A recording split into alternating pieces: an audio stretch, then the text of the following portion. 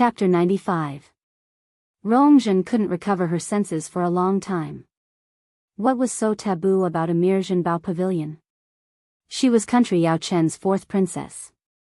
Now that she was in such a state, she didn't even have the right to pursue the matter. Mother, what's Jianbao Pavilion's background? Why is father so protective of them? Does he not even care about his daughter's life? Rongzhen couldn't understand. It was the same for brother Crown Prince previously. Jianbao Pavilion snatched the hunting ground that he meticulously maintained, but nothing happened in the end. You also know that even the Crown Prince can't do anything to Jianbao Pavilion. The Empress interrupted her. One was her son, and the other was her daughter. How could she not hate them? Thus, even if she knew that His Majesty treated Jianbao Pavilion differently, she still went to beg them. But the outcome was as expected. His Majesty had no intention of punishing Jianbao Pavilion at all. Besides, Jianbao Pavilion rejected you multiple times when you wanted to go to the hunting ground. In the end, they made an exception and agreed because of your insistence. Many people know about this matter. Now that you're injured, who can you blame? So many people at the hunting ground saw it clearly. You insisted on chasing that bastard and ended up falling off the cliff. Even if they want to pursue the matter, what reason do they have? The Empress was also exasperated. Rongzhen wasn't in the right at all. Now that she was in such a state, she could only admit defeat. Rongzhen was speechless. But she had always been proud and conceited. How could she admit her mistake and regret it? Even so, aren't they in the wrong at all?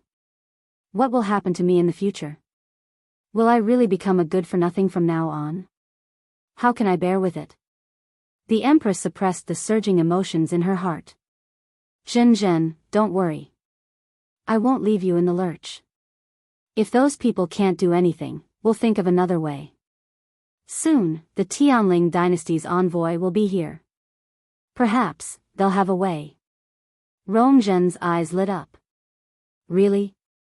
The Empress forced a smile. You know a thing or two about how powerful the Tianling dynasty is. Perhaps, they really have a way. When the time comes, I'll definitely help you. At night. Chu Luiyue returned home and waited for a long time before Chu Ning returned. Chu Ning briefly explained the situation to her, then shook her head and sighed. It's a pity that the fourth princess was indeed quite talented in the past. Otherwise, His Majesty wouldn't have been so arrogant. From now on, I'm afraid. She recalled how Rongzhen had made things difficult for you, at the Crown Prince's birthday banquet and mocked you, for being a good-for-nothing. Who would have thought that in a blink of an eye, you, would become a genius envied by everyone, and she would become a cripple henceforth. Back then, the father and daughter pair had been bullied so much. Who would have thought that things would turn out this way? Chu Luiyue smiled. Life is unpredictable. You have to pay back what you owe. No matter how she looked at it, Rongzhen was the one who caused this. She couldn't blame anyone else, especially not her. However, she inexplicably felt that this matter was a little strange. It was as if there was an invisible hand controlling everything. But she didn't know who it was. Oh right, father, have you found the magical beast that injured the fourth princess? Not yet. It's an extremely powerful high-level magical beast. Even the people protecting the fourth princess weren't its match. They don't even seem to know what it is. Although His Majesty ordered a thorough investigation, it's probably going to be difficult. I'll be busy during this period, so you have to be careful. Chu Ning was a little hesitant as he spoke. We're in the limelight these 2 days, so those people won't do anything.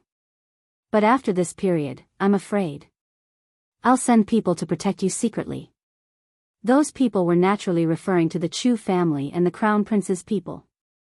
He didn't believe that they would let this matter rest. Chu Luiyue smiled until his eyes turned into crescents. Don't worry, father. After the banquet ends in 2 days, the academy will start classes again. You've just taken office, and you're caught up with all these things. You'll be very busy, so I plan to stay at the academy during this period. What do you think? Chu Ning heaved a sigh of relief. He had actually almost forgotten about this. Compared to the outside world, Tianlu Academy was much safer. You can make the decision. Of course, father agrees. You're going to stay at the academy? Chu Luiyue had just returned to his room when he smelled a familiar cold fragrance. He looked up and saw that it was indeed Rongxiu. His deep gaze landed on her body. It was gentle but contained some kind of power. Chu Luiyue wasn't surprised by his arrival. This lord hid very well, and she couldn't do anything to him now. However, if he wanted to come, couldn't she just leave? Chu Luiyue nodded, took out his black cloak from the cupboard, and handed it to him with a smile. She smiled and said, "So, your highness shouldn't come in the future. It's more important for you to recuperate in your residence." Rongxiu glanced at the cloak and took it with a slight smile. "I didn't expect you, to be so concerned about my health." Chu Luiyue shrugged. "Now that you've offended the crown prince, I'm afraid your days won't be easy." The crown prince clearly saw him as a thorn in his side. She could tell that during the birthday banquet in the palace. Now that he was on her side, the crown prince would only be angrier. When Rongxiu heard this, he suddenly bent down and moved closer to her. The distance between the two of them suddenly shortened, and they could smell each other's breaths. Chu Luiyue was about to step back when she saw two small versions of herself reflected in his eyes. His gaze was deep as if there was a surging undercurrent. His deep voice was like the wind plucking the strings of a zither. "He gave up on you. I can't thank him enough." Digression. Today at 5 p.m. Tomorrow, mobile users, please browse and read. A better reading experience comes from Love Network. Chapter 96. A thought flashed through Chu Luiyue's mind. That day at the Crown Prince's birthday banquet, he did it on purpose. But why? "Your Highness," Chu Luiyue was about to ask clearly, but Rongxiu had already stood up. "You have been busy all day, so this king will not disturb you." He stiffly put on his cloak and turned to leave. The tall black figure quickly disappeared into the ink-like night. Chu Luiyue looked in the direction he disappeared for a while, then gently exhaled, her fingers curling. Just now when Rongxiu was so close to her, her heart suddenly beat faster. Logically speaking, she would never allow a person to offend her again and again, but she did not seem to be annoyed by Rongxiu's proximity. Faintly, she seemed to firmly believe that Rongxiu would not harm her. However, she herself did not know where this inexplicable trust came from. After experiencing the heart-wrenching betrayal in her previous life, she thought that she would never get close to anyone again.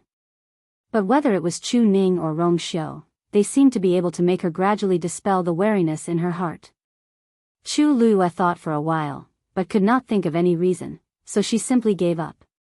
As usual, she sat cross-legged on the bed, continuing to cultivate and absorb the yuan qi of heaven and earth. After completing a cycle, she lay down to rest. For the next 2 days, the celebration at Phoenix Restaurant continued, but Rongxiu did not go again. This made those who wanted to use this opportunity to establish a relationship with Prince Li very disappointed. But his status was high, and it was already very rare for him to come, so it was normal for him not to come again. Many people wanted to ask Chu Luiyue for some information, but they were all dismissed by Chu Luiyue with a few words. Everyone could only vaguely guess that perhaps Chu Ning and Prince Li had some relationship, but they could not find out the specifics. From their conversation, Chu Luiyue and Prince Li did not seem to be familiar with each other. This could also be guessed. With Prince Li's status, how could he have any relationship with Chu Luiyue? Even if she was admitted to Tianlu Academy and was a martial artist and mystic master double genius, there was still a huge gap between her and Prince Li without the support of an aristocratic family. On the other hand, Chu Ning, the new Imperial Guard's commander, was the emperor's trusted aide, so he was worth interacting with. But these 2 days, Chu Ning had been busy with the fourth princess's matter and did not appear at Phoenix Restaurant, which made many people feel regretful. With these few things stacked together, the crowd's attention on Chu Luiyue lessened significantly. Shio shio shio shio shio, shio shio you shio shio.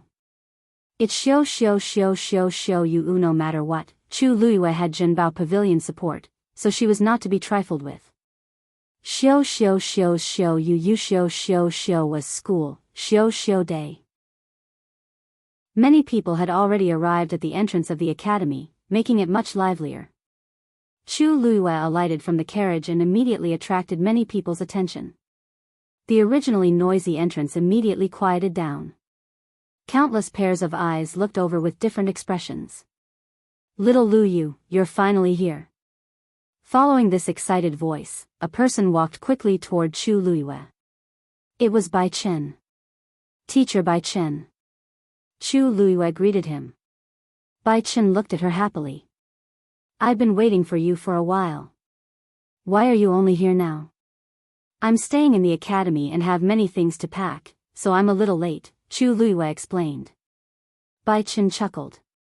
Your residence has already been arranged. Just follow me.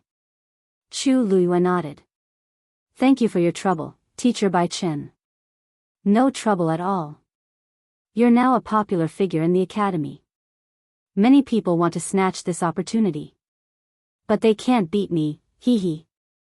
Chu Luiyue's talent was obvious to everyone. After she chose to cultivate as a mystic cultivator, she had yet to choose a teacher. The mystic cultivator teachers were all very excited. Who wouldn't want such a talented disciple? Today was Chu Luiyue's first day of school. They naturally couldn't miss such a great opportunity to get close to her. Although Bai Chen didn't have much hope for himself, he liked Chu Luiyue from the bottom of his heart, so he was happy to come. Is this your luggage in the carriage? Yes. It's all daily necessities. Then I'll find someone to help you. Before Bai Chen could finish speaking, a mocking female voice suddenly sounded from the side. Where did this lousy carriage come from? It actually dares to stop at the academy's entrance? This voice was somewhat familiar. Chu Luiyue's eyes turned and saw a familiar face. Lu Fian. She stood in the distance and covered her nose as she looked at Chu Luiyue's carriage in disgust. She didn't hide her disdain at all. Is this carriage made of rotten wood? Why does it have a moldy smell? Her gaze swept over Chu Luiyue and she sneered. She deliberately raised her voice and said to the people around her, Look, that horse's fur is of a mixed color. It's obvious that it's an inferior breed. Why would any respectable daughter of an aristocratic family use this kind of carriage? The other women behind her also echoed her words. She's no longer a daughter of an aristocratic family. Of course, she can't compare to us. That's right. So what if she's a genius? Isn't she still poor? What a joke. Bai Chen's face darkened. He was about to flare up when Chu Luiyue stopped him. Teacher Bai Chen, I know that carriages can't enter the academy, but I brought a little too many things. Can you call a few people to help? Bai Chen was stunned. Of course. Chu Luiyue looked at Lu Fian and the others, who were laughing together, and smiled. Then I'll leave it to you guys. A better reading experience came from the Love Network. Chapter 97. Lu Fian's smile froze on her face. Who do you think you are? How dare you order me around? Chu Luiyue had already left the Chu family and was nothing. Even if she was still the first miss of the Chu family, she did not have the right to do so. Lu Fian, this is the academy, not the Lu family. Why are you throwing a tantrum? Bai Chen was used to such situations, so he was not affected at all. He spoke harshly. If you want to throw your weight around, go back to the Lu family now. Lu Fian was reprimanded, so she restrained herself. However, it was impossible for her to be Chu Luiyue's assistant. Mr. Bai Chen, Chu Luiyue just enrolled today. Although she's in the same batch as us, it's not up to us to do these things, right? Bai Chen sneered. Although it's her first day here, she's much stronger and more talented than all of you. In Tianlu Academy, the strong are respected. Besides, I'm just asking you to help me carry something. Why are you so unwilling? Or is it that the words of a teacher don't work here? Lu Fian and the rest did not dare to go against Bai Chen. Seeing that they could not avoid it, they could only walk over unwillingly. Lu Fian glanced at the carriage. What good things could a poor family with no one to rely on have? She was worried that she would dirty her hands. Chu Luiyue walked over and took out a black carved wooden box. A faint fragrance filled the air. Bai Chen took a deep breath and felt the fragrance instantly fill his internal organs, making him feel comfortable all over. His eyes lit up. This is a green plum tree. Mr. Bai Chen, you have good eyesight. Lu Fian frowned when she heard a green plum tree. Actually, when Chu Luiyue took out the wooden box, she had smelled the faint plum blossom fragrance. She guessed that it might be a green plum tree, but she did not want to believe it. This tree was extremely precious and only grew in extremely cold places. It grew an inch every 3 years, and it would only bloom after 100 years. Ordinary people might not even see it once in their lifetime, let alone own it. Yen, your bracelet seems to be carved from green plum tree, right? A woman beside him couldn't help but ask in a low voice. Lu Fian's face turned pale. When she had been admitted to Tianlu Academy, her mother had specially bought her a bracelet made of plum wood as a reward. She liked it very much and often wore it on her hand, so everyone who was close to her knew about it. This bracelet had attracted the envy of many people. But now, Chu Luiyue actually took out a wooden box carved from green plum wood. Just the material alone was several times more expensive than the bracelet. Her wooden box must have cost a lot, right? Another woman murmured. What do you know? There were also good and bad plum trees. Don't be fooled by the size of this wooden box. It might just be made from some cheap leftover materials. Lu Fian said snappily. Chu Luiyue raised his eyebrows. So Miss Lu has seen the green plum wood before. Then I'm relieved. You can take this thing. Lu Fian was stunned. She felt something heavy in her hand. Chu Luiyue had already placed the item in her hand. It was warm and delicate to the touch. She could even vaguely feel the veins on it. The fragrance was also stronger than before. She could not help but look down and see the exquisite carvings of plum blossoms on the wooden box. They were very lifelike. She burst out laughing and could not hide her disdain. You were indeed born poor and have not seen much of the world. This plumwood grows very slowly and is always in a place of ice and snow, so it is cool and heavy. It has the effect of calming one's mind. However, once the veins are destroyed and something is randomly carved on it, the spirit within will quickly dissipate. In the end, it will become a piece of rotten wood. This plum wood of yours is completely ruined. Chu Luiyue was criticized by her, but he did not look upset at all. Instead, he laughed. Everyone says that the Lu family is as rich as a country. Miss Lu, you really know a lot. It is indeed easy to damage this plum wood if you carve it rashly. However, if you squeeze the plum blossoms into juice and soak them for a month, there won't be such a problem. Lu Fian stuttered. What? Green plum, juice, soak? Plumwood was already so rare, let alone plum blossoms. Even she had not seen it before. If Miss Lu doesn't believe me, you can take a closer look at the plum blossoms. It is because of the juice that the stamen is green. Lu Fian hurriedly looked down and saw that the plum blossoms were suffused with a faint green color. The fragrance was also exceptionally strong and refreshing. Lu Fian widened her eyes in disbelief. This thing could be considered extremely precious. Just this plumwood box alone was worth 1,000,000 taels of silver. If the plum juice was added, Lu Fian was shocked, but she refused to admit defeat. She could only stubbornly say, I say, you treasure this thing so much. I'm afraid this is your entire fortune. You even brought it with you to the academy. This is the box I use to store the tea. Naturally, I have to bring it. Chu Luiyue smiled faintly. Lu Fian choked and then sneered. Tea? What good tea do you have? Chu Luiyue did not have any tea that could match this plumwood box. Chu Luiyue nodded lightly. I really don't have any good tea. I just casually put some flower tea and soak my feet when I have nothing to do.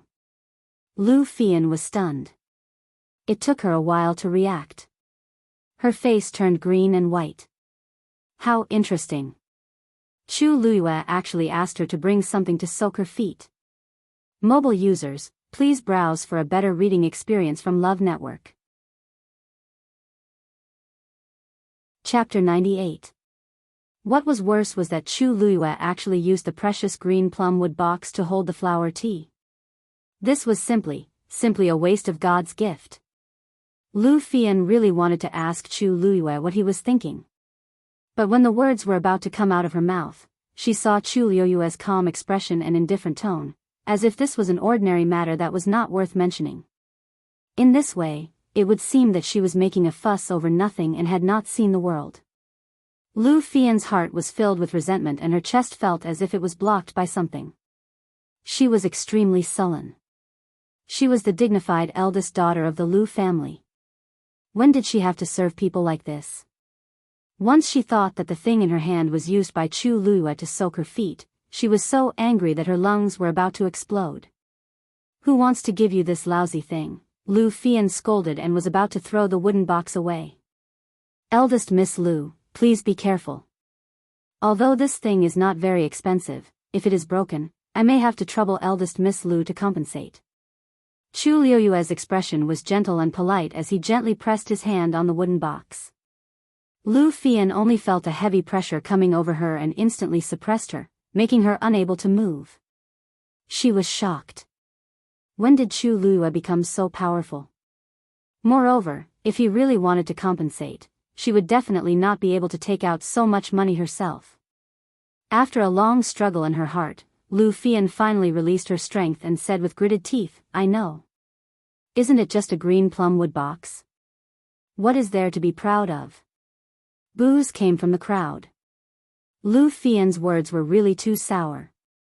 When she wore the green plumwood bracelet, her chin was raised to the sky. Moreover, this Chu Luiyue was only used to hold flower tea. How could this be compared? Chu Luiyue curved his eyes in satisfaction. Eldest Miss Lu is really a tactful person. After saying that, Chu Luiyue took out something from the carriage.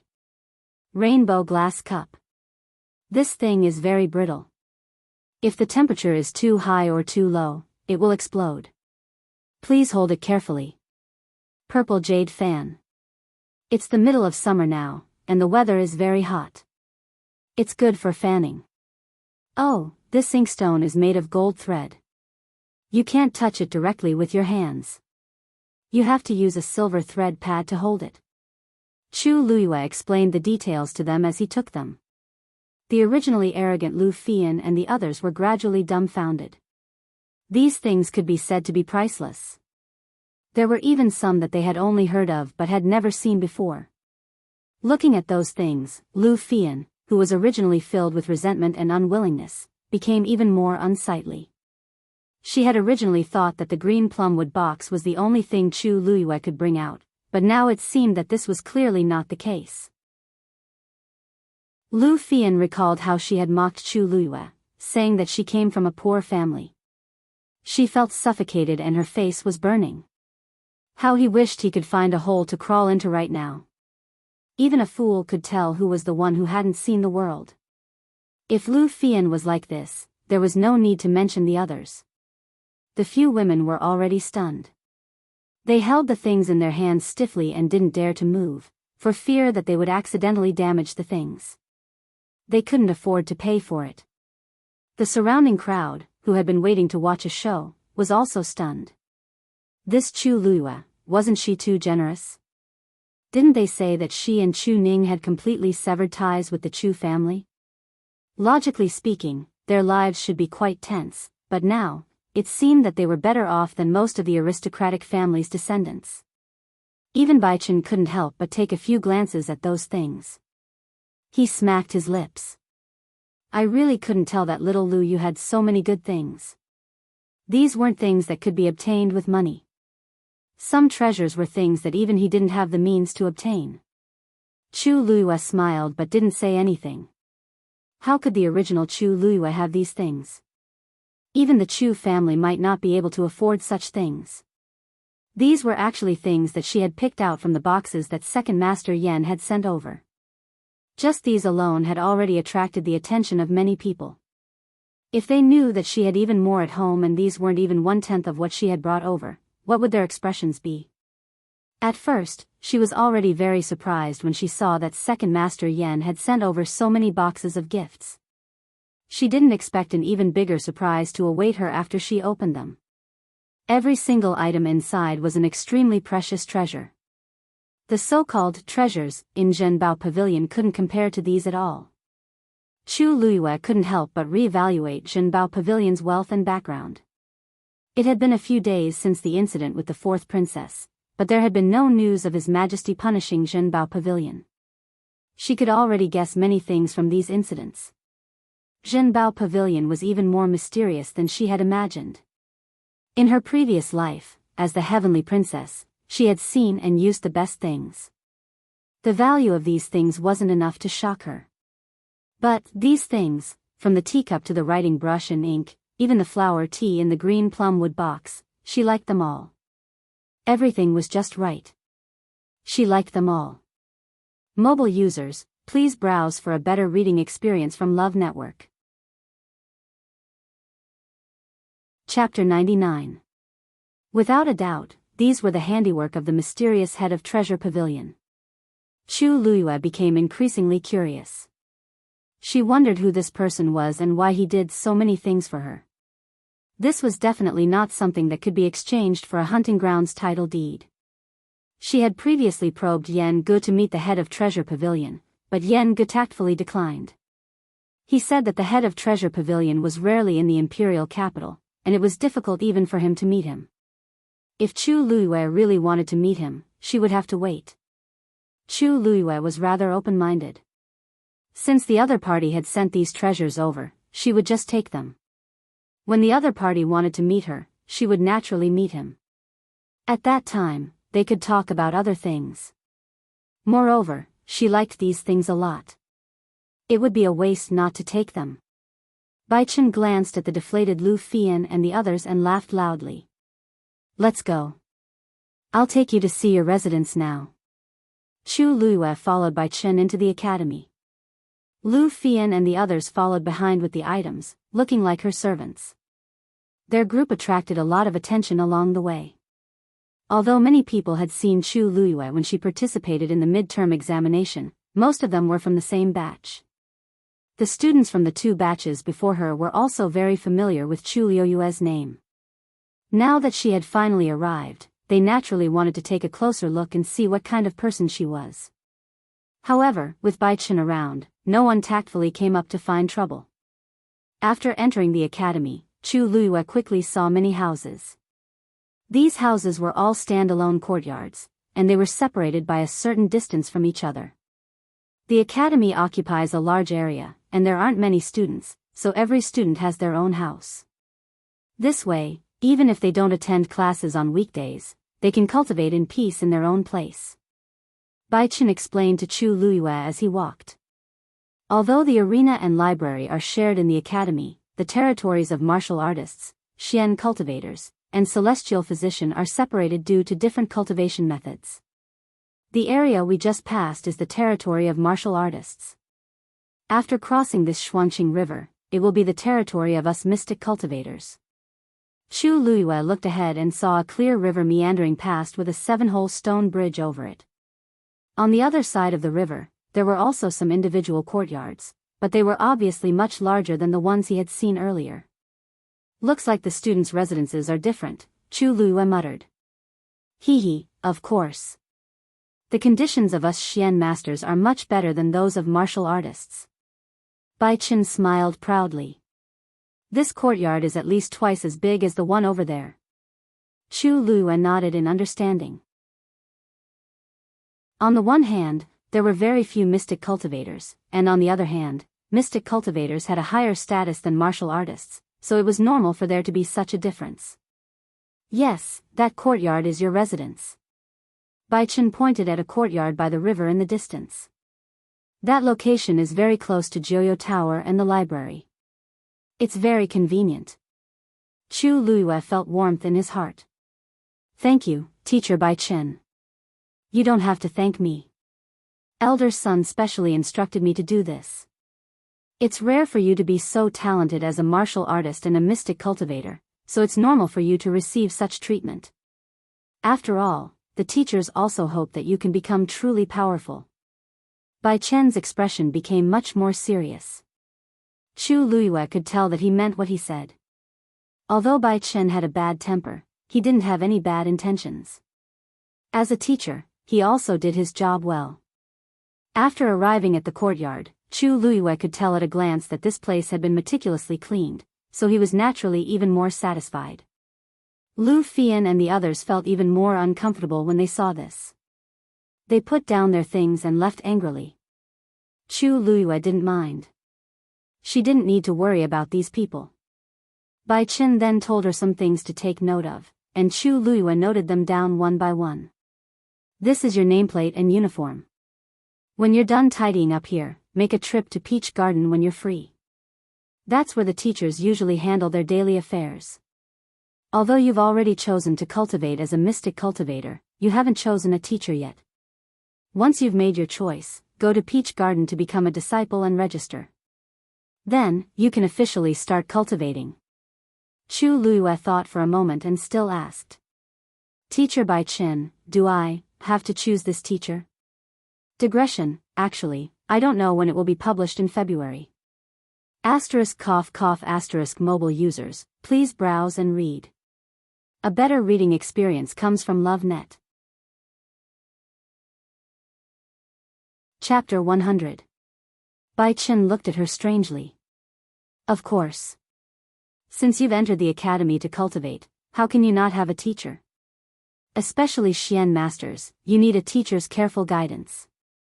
Otherwise, you will definitely take many detours. Why, you don't want to choose a teacher? Chu Luiyue wanted to say something but hesitated. Seeing his surprised expression, she shook her head with a smile. That's not it. Lu Yu was just asking casually. There are many teachers in the academy, but I just came and don't know much about them, so I haven't thought about it yet. Bai Chen didn't suspect anything and laughed. I see. Actually, you don't have to be so conflicted. It won't be too late to make a choice after you reach Peach Garden and meet all the teachers. Chu Luiyue heaved a sigh of relief. Then Lu Yu can be at ease. Bai Chen winked. Actually, when you enter the academy, most students are like you and don't know much about the teachers. However, they don't have as much choice as you do. Your midterm assessment results were first in the Warrior Assessment and second in the Xian Master Assessment. Now, all the teachers want to take you in as a disciple. It's all up to you. This kind of treatment isn't something that everyone can get. Only a rare genius like Chu Luiyue could make those fellows restless. Okay. Then I'll pack up and go later. Chu Luiyue's courtyard was a small 2-story building. It was clean and tidy. She looked around and realized that everything she needed was already prepared. There was no need for her to bring anything. However, she still put away the things she brought and changed into the academy uniform. She pinned a nameplate on her left chest before leaving for Peach Garden. Bai Chen had already told her how to get to Peach Garden, so Chu Luiyue had a smooth journey. From afar, Chu Luiyue saw a simple and spacious courtyard. Just as she stood in front of the door, Chu Luiyue felt a heavy pressure coming at her. She narrowed her eyes, but she didn't move. She just stood there. Whoosh! Just as that biting cold aura was about to reach her, it suddenly dissipated. The wind ruffled the hair on her forehead. Chu Luiyue's expression did not change. He cupped his fists and saluted. Student Chu Luiyue greets teachers. A moment later, a warm laugh was heard. I already said that this girl is really capable, yet you still insist on personally trying. Aren't you afraid of being laughed at by this girl? It was Sun Zhongyan's voice. Girl, come in. As soon as she finished speaking, the invisible force in front of Chu Luiyue completely dissipated with the wind, and she stepped in. Contrary to its name, there were no trees or flowers in the peach garden. There were only some rough stones that were placed messily. However, Chu Luiyue could tell at a glance that these stones were arranged into a special Xian formation. With this place as the center, the power of the Xian formation spread out in all directions.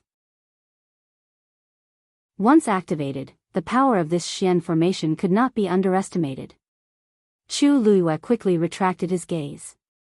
Sun Zhongyan was sitting on a stone bench in the courtyard, playing chess. When he saw her, he put down the chess piece in his hand. Chu Luiyue noticed that the chessboard was exactly the same as the one she used to take the Tianlu Academy exam. However, the chessboard today was filled with scattered chess pieces. It was obviously many times more complicated than the one she used to play that day. "Girl, have you chosen your teacher?" Chu Luiyue hesitated for a moment and shook her head. "Teacher Baichen asked me to visit all the teachers first." As she spoke, she looked around and realized that there was no one else in the courtyard other than Elder Sunday. There were a few rather obscure auras in the room. Elder Sun, the other teachers, Chu Luiyue did not understand.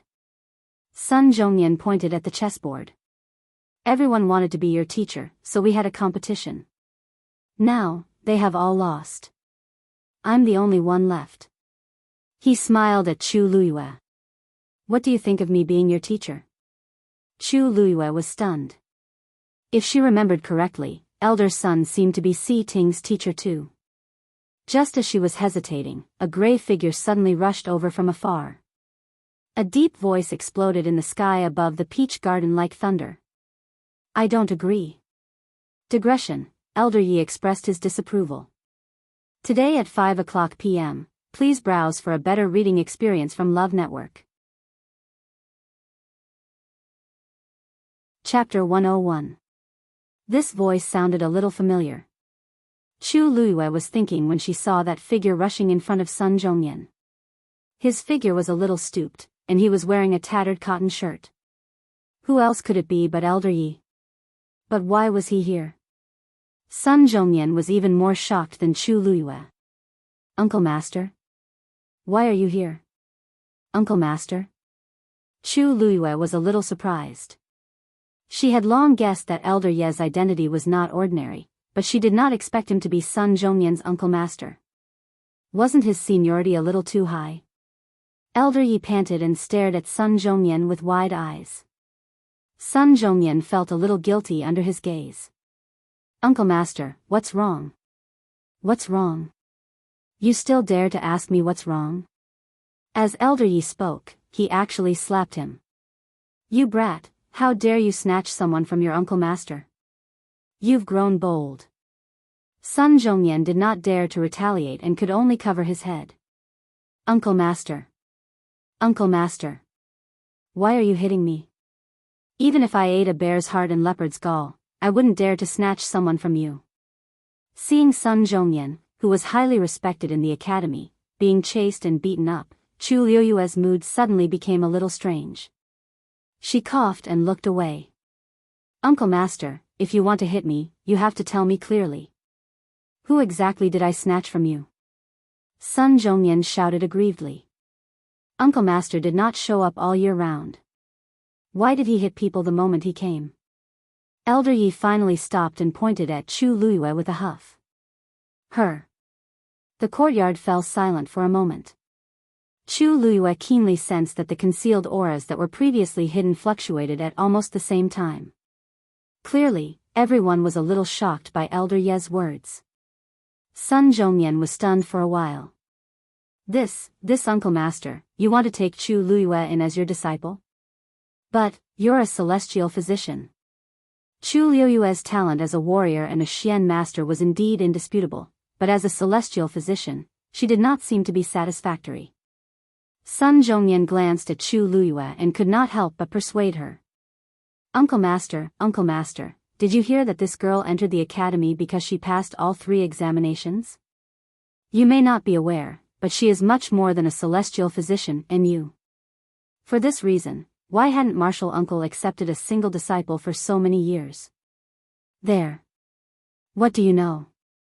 Mr. Yi interrupted him impatiently. Chu Luiyue sighed in her heart. She had wanted to choose a teacher in a low-key manner and begin her cultivation in the academy. Now, it seemed impossible.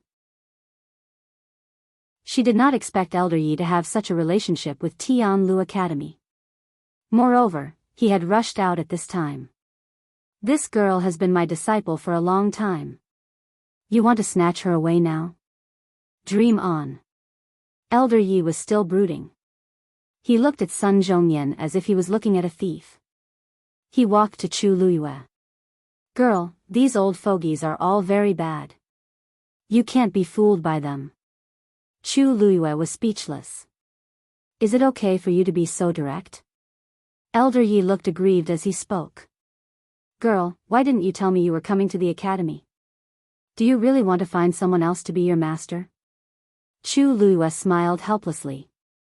Master, you misunderstood. I was in seclusion for a few days. I went to the Chu family to look for you as soon as I came out. Who knew that I could not find you? I asked around and found out that such a big thing had happened. If I had been a little later, wouldn't you have become this bastard's disciple? Sun Zhongyan, who was being scolded, did not care about being aggrieved or defending himself. The conversation between Elder Yi and Chu Luiyue contained too much information, and he could not react in time. Chu Luiyue paused and did not say anything. If she had known that Elder Yi was from Tianlu Academy, she would not have gone through so much trouble. However, when she thought about how Elder Yi had hurriedly looked for her, she was not completely unaffected. Elder Yi looked at the girl in front of him. Actually, he did not have enough time to dote on her. How could he bear to scold her? His voice softened as he patted Chu Luiyue's arm. Luckily, I came quickly. You can't do this in the future. Chu Luiyue responded with a bright smile. Yes, master. While the master and disciple were overjoyed, Sun Zhongyan and the other teachers in the room were all dumbfounded. Seeing that Elder Yi was about to take her away, Sun Zhongyan finally could not help but step forward and ask, Elder Yi, you really accepted this girl as your disciple? Elder Yi glanced at him. Didn't you hear her call me master? Sun Zhongyan choked. But her talent, as Elder Yi spoke, Chu Luiyue gently tugged at the corner of his shirt. Elder Ye's heart skipped a beat. He glanced at Chu Luiyue and guessed what she was thinking. It seemed like this girl did not want to expose herself. That's right. If she really exposed everything, it would be too eye-catching. Elder Yi coughed. Anyway, she passed the Celestial Physician exam, and we hit it off very well. We have already gone through the ceremony. Whatever you say is useless. He looked like he had made up his mind.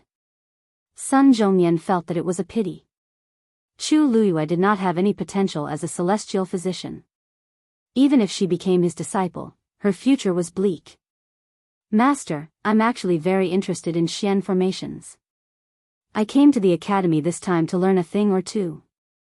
Chu Luiyue's words worried Elder Yi. You really want to be this brat's disciple? Chu Luiyue held back her laughter and shook her head. Since I already have a master, it's naturally not good for me to take someone else as my master. This disciple wants to cultivate as a Xian master on her own. Can you agree? On your own? Sun Zhongyan felt that this was unacceptable. Girl, you have to think carefully. If you don't have a teacher to guide you seriously, the path of a Xian master won't be easy. Chu Luiyue nodded insistently. Thank you, elder son, but I've already made up my mind. Master, you don't have any objections, right? Elder Yi wanted to say something but stopped. Actually, he had already vaguely guessed that perhaps Chu Luiyue really did not need a Xian master teacher. Just like her cultivation as a celestial physician, her realm was unfathomable, and she was more than qualified to be his teacher. Why would master stop you from doing whatever you want to do? This matter is settled.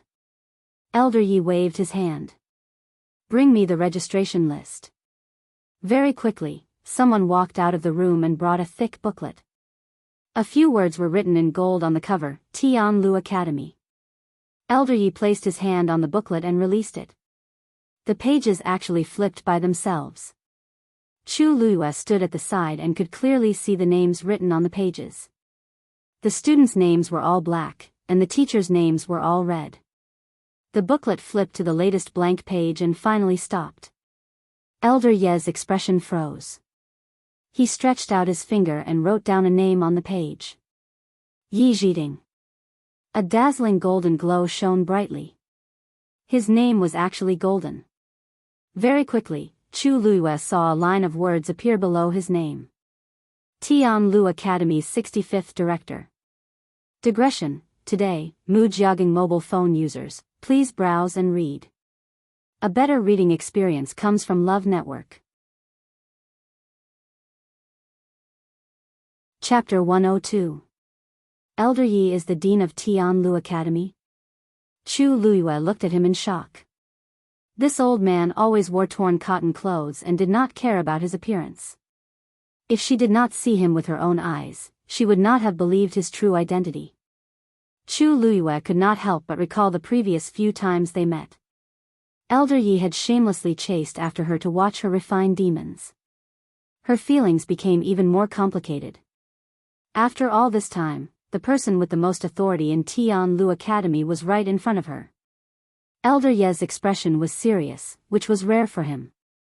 His fingers continued moving. Another name appeared on the page of the book. Chu Luiyue. Chu Luiyue realized that her name was actually red. It was the same color as the teachers in the academy. Then, a small line of words appeared below her name. Cultivation, Celestial Physician, Xian Master, Martial Artist. Due to the limitations of their talents, normal students would only cultivate one skill. However, Chu Luiyue was different. Elder Yi knew that her talents might be stronger than he had imagined. Thus, he simply wrote down all 3 skills for her. This would be much more convenient in the future. When he wrote down the last word, a golden ray of light flew out from Elder Ye's name and entered Chu Luiyue's nameplate on her left chest. Every student's nameplate has a trace of their teacher's power. Not only can it be used to identify one's identity, but it can also be used as a trump card in times of danger. Elder Yi explained as he let go of his hand. The page slowly closed on its own and returned to the teacher who had sent the book over. All right. Your name has been registered. From now on, you will be my true disciple. Elder Yi looked at Chu Luiyue emotionally. He could not hide the excitement in his heart. Even though Chu Luiyue had already served him tea previously, only the 2 of them knew about it at that time.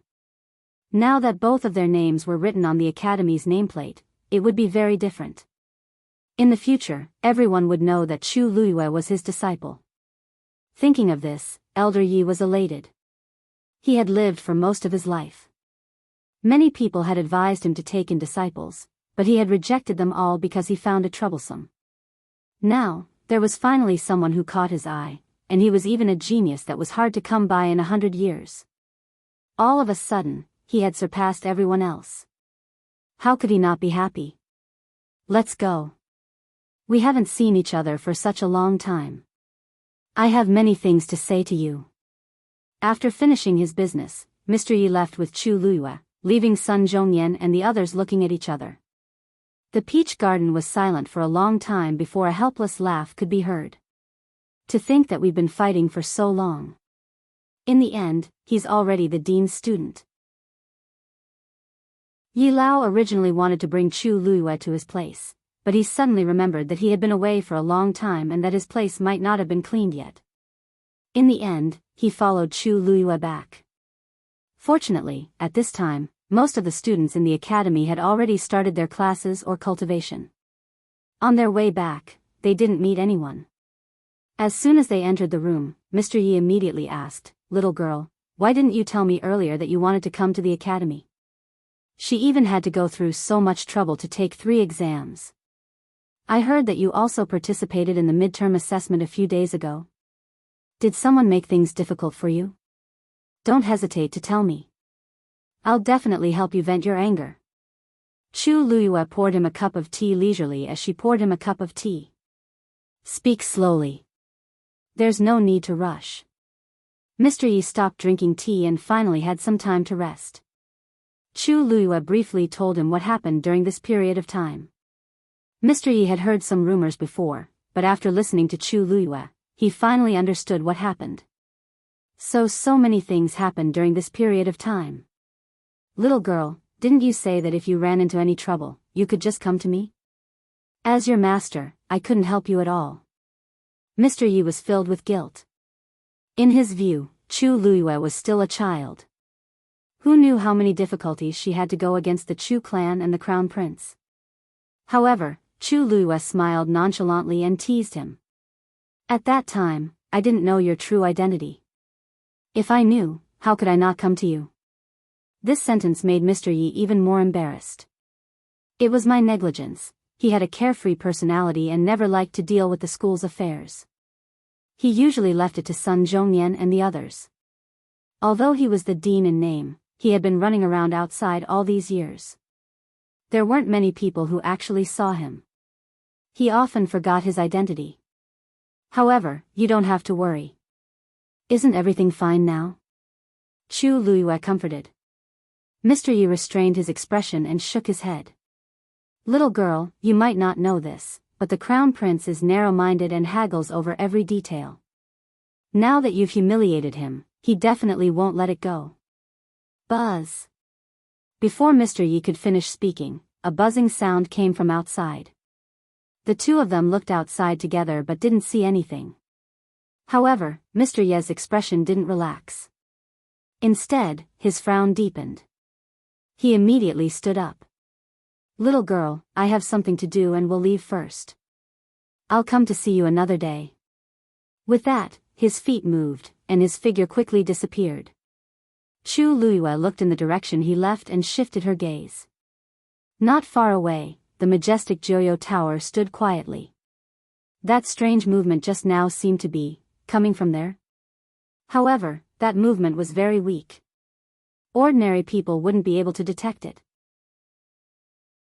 She could sense it because she was very sensitive to the changes in heaven and earth force. Although she hadn't regained the strength of her previous life, her senses were still there. If she remembered correctly, Tianlu Academy seemed to be under Jianghu Tower. Knock, knock, knock. A knock on the door interrupted Chu Luiyue's thoughts. Who is it?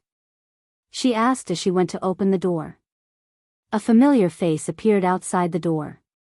Chu Luiyue was a little surprised. Si Ting? Why are you here? Si Ting didn't seem to expect her to come so quickly. He was stunned for a moment but quickly recovered. You've already chosen your teacher? Chu Luiyue nodded. Si Ting paused but didn't ask her who she had chosen. There's a meditation class this morning. Mr. Dongfang asked me to come and see if you're ready. Meditation class? Chu Luiyue was a little confused. Si Ting explained. Although most of the Xian master's cultivation is done independently, there are common classes. This class is taught by Mr. Dongfang. Chu Luiyue then understood that Si Ting was here to ask her to go to class. She sized him up and couldn't help but tease him. Mr. Dongfang actually sent you over for such a small matter? Si Ting averted his gaze, his handsome face still expressionless. It's just that I solved the first round first, so I had time to come. If you're ready, come with me. Chu Luiyue didn't ask much and followed him to class. Mobile users, please browse and read. A better reading experience comes from Love Network. Chapter 103. The meditation class was held at the Autumn Frost Garden. Chu Luiyue followed Si Ting and soon arrived at their destination.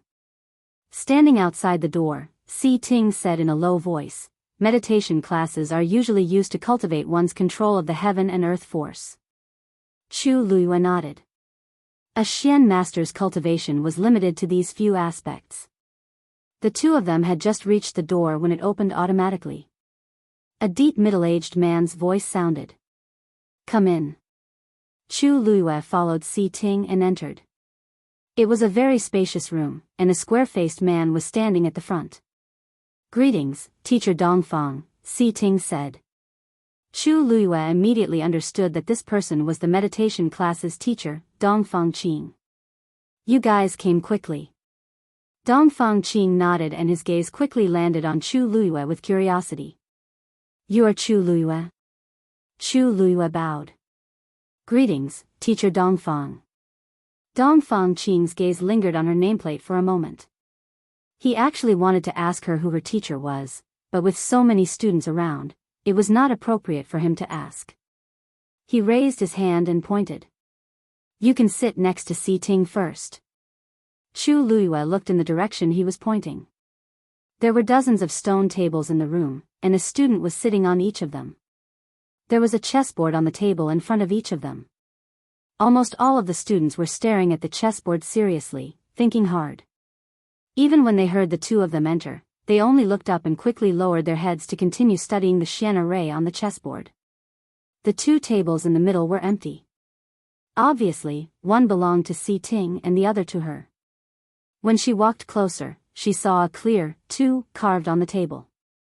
She looked sideways and saw the 1 carved on Si Ting's table. It seemed like it was arranged according to the midterm assessment ranking. Chu Luiyue had just stepped onto the stone table when a chessboard suddenly appeared on the originally empty table in front of her. There was a Xian array on the chessboard. Today's lesson is very simple. As long as you can find the formation cores of these two Xian formations, you will pass. Dongfang Qing looked at Chu Luiyue with anticipation.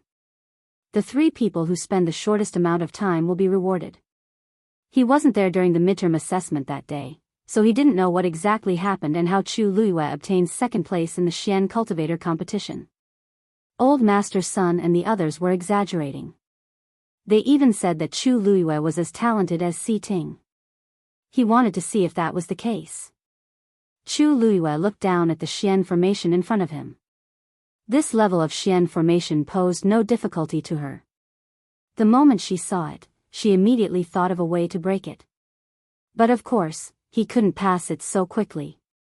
Sensing Dongfang Qing's gaze on him, Chu Luiyue knew that he was testing him. She looked at Si Ting and asked in a low voice, citing. "How long did you take for the first round?" Dongfang Qing's eyes lit up. Chu Luiyue wanted to challenge Si Ting.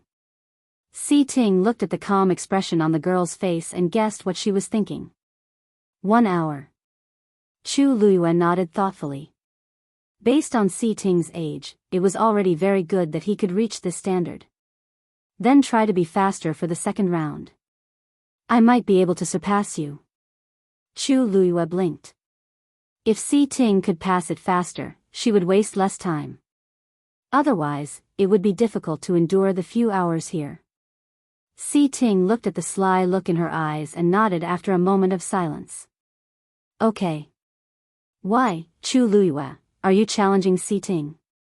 A girl's voice suddenly sounded from behind. Chu Luiyue turned around and saw that the person who spoke was a girl who looked about 15 or 16 years old. She looked beautiful, and her phoenix eyes were filled with undisguised pride and hostility as she looked at Chu Luiyue. Hostility? Chu Luiyue frowned slightly. She did not know this girl. Why was she treating her like this? "Gu Mingzhu, why are you so nosy?" "It's normal that Lu Yu wants to challenge my brother. After all, he came in second place. How can you, who came in fourth place, have the right to speak?" Si Yang, who was sitting behind Chu Luiyue, said impatiently. Hearing this name, Chu Luiyue immediately knew who this girl was. She was the second daughter of the Gu family, Gu Mingzhu.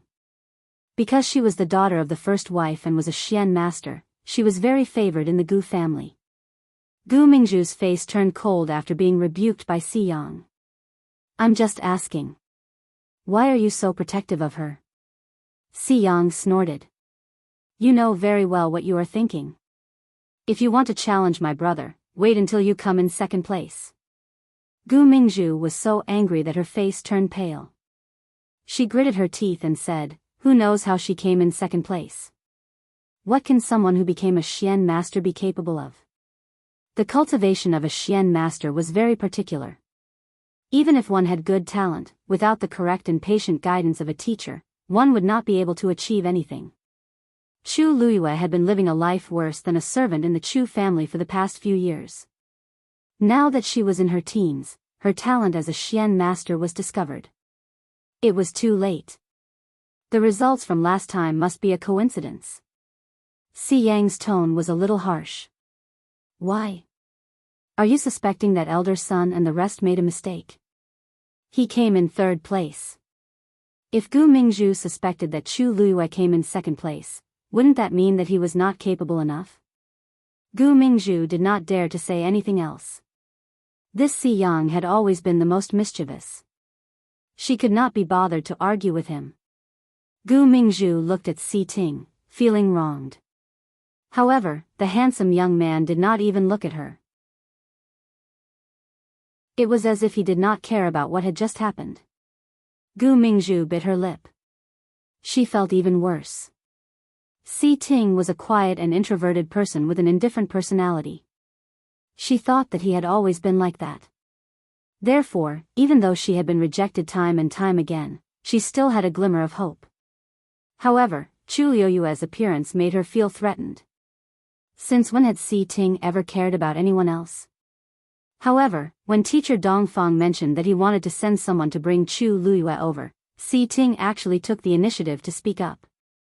Although Si Ting said that he had time to go because he had solved the first round, Gu Mingzhu did not think that way. When Chu Luiyue spoke to Si Ting just now, she could clearly feel that Si Ting's attitude towards her was different. This was a woman's intuition. Therefore, this made Gu Mingzhu dislike Chu Luiyue even more. She placed one hand on the chessboard. Because she was using too much force, her knuckles turned pale. Chu Luiyue, do you dare to compete with me? If you lose, you have to give up your second place to me. If I lose, I will give you the dragon string array. How about that? The surrounding people were all shocked and raised their heads to look over. The dragon string array was a legendary 5th-level Xian array. Gu Mingzhu was indeed the second young mistress of the Gu family. She was so generous. No one would reject such a prize. However, unexpectedly, Chu Luiyue did not look excited at all. Instead, he shook his head and smiled kindly. Let's not. After all, I really don't like to bully others. Chapter 104. How could Gu Mingzhu not understand what Chu Luiyue meant? He was obviously looking down on her. She was so angry that she laughed. Chu Luiyue, don't tell me you're scared. Chu Luiyue shrugged. If you think so, then so be it.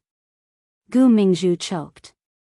She did not expect Chu Luiyue to be so stubborn. She raised her voice in defiance. Then I'll add a Greenwood Xian formation. Do you agree or not? The room was in an uproar. Greenwood Xian formation. That was a Xian formation that would not lose to the dragon string formation. Gu Mingzhu was willing to take out 2 level 5 Xian formations just to compete with Chu Luiyue. She was really putting in a lot of effort. Chu Luiyue finally turned around and looked at her lazily. Really? I'm the second lady of the Gu family. Of course I'm serious. Gu Mingzhu raised her chin. Chu Luiyue nodded. Okay. She was not a fool. Why would she not take advantage of the other party's initiative? Gu Mingzhu was delighted when she saw that Chu Luiyue had finally agreed. However, she was immediately disdainful. She sneered. Looks like you didn't agree just now because the stakes were too small. In other words, Chu Luiyue was obviously greedy for money. Chu Luiyue smiled and admitted it. It's good that you know. If you want to ask someone to teach you, you should at least show some sincerity. Otherwise, she really did not want to waste her time on this kind of person. You. Gu Mingzhu was so angry that she was about to explode. However, she suddenly felt someone looking at her. It was Si Ting. Gu Mingzhu suppressed the anger in her heart and returned to her usual cold and arrogant attitude. Then let's use the 2 Xian formations that Mr. Dongfang set up as a competition. Whoever solves them first will win. Gu Mingzhu, how dare you say that? You've been here for almost 2 hours. Chu Luiyue just arrived. Aren't you bullying him? Si Yang could not stand it anymore. Gu Mingzhu looked at Chu Luiyue and sneered. Unraveling a profound formation can easily take several hours. Sometimes, it can take a whole day to unravel it. Chu Luiyue was late because of himself. Can you blame me? What's more, she had gotten second place previously. She wouldn't be so calculative about this little bit of time, right? Chu Luiyue, what do you think? Chu Luiyue waved his hand carelessly. I'll let you. His casual attitude annoyed Gu Mingzhu once again. Let's start. After she finished speaking, she lowered her head and once again focused on studying the profound formation on the chessboard in front of her. This time, she must win. Chu Luiyue retracted his gaze and looked at Si Ting. Si Ting felt inexplicably nervous when he saw her. Chu Luiyue smirked. This trouble was obviously caused by Si Ting. However, on account of how Si Ting had helped her before, she did not want to be calculative about this. Si Ting was the first to look away. Chu Luiyue raised his brows and looked at the profound formation in front of him. Imperial Palace, Imperial Study. Emperor Jiawen leaned against the chair and looked at Rong Jin, who was standing with his hands by his side, expressionlessly. I'll say it one last time. Let's forget about this matter. Don't pursue it anymore. A deep and heavy voice sounded in the empty study room, with the dignity and majesty of a person in a high position. Rong Jin clenched his fists in his sleeves. In actual fact, he had already thought of this answer before he came. However, he really did not understand. Father, Zhenzhen's injury is really strange. I've always been the one managing the hunting ground, and such a situation has never happened before. Why did something like this happen once Zhenbao Pavilion took over? If we don't investigate carefully, how can Zhenzhen be at peace? Emperor Jiawen looked at him solemnly. Crown Prince, are you blaming me? Rong Jin's heart tightened, and he immediately knelt down. I don't dare. Zhenbao Pavilion tried to stop her multiple times, but Zhenzhen insisted on going in to hunt high-level fiends. She can only blame herself for this. At the end of the day, I've spoiled her too much. All these years, I've always let her do whatever she wants, and I've never punished her. This is what led to today's situation.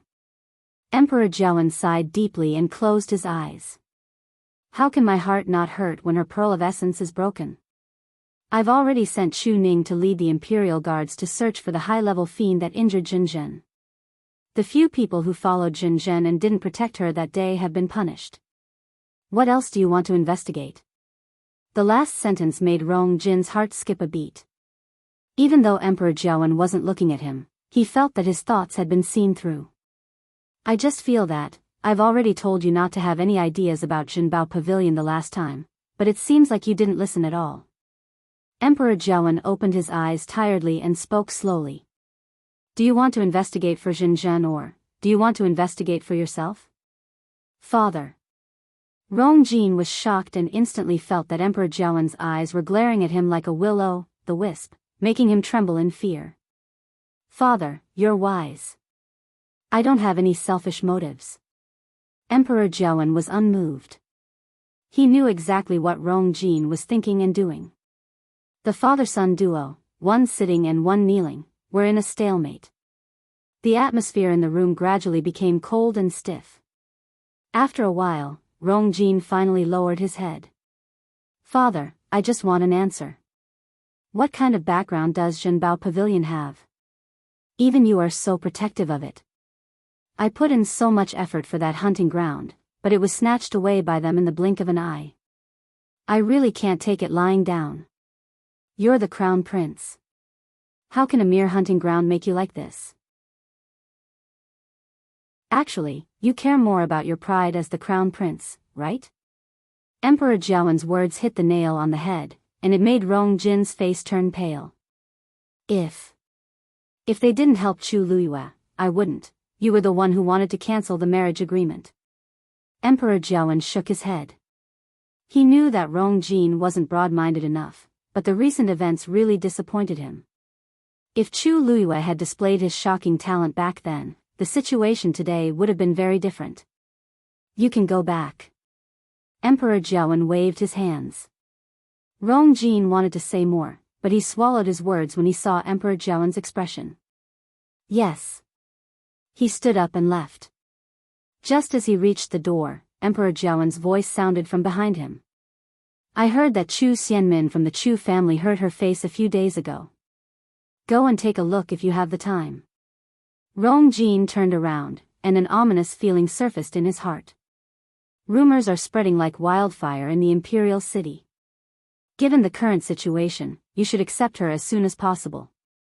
Father, Chu Xianmin and I don't. As the crown prince, you should think about what you should do.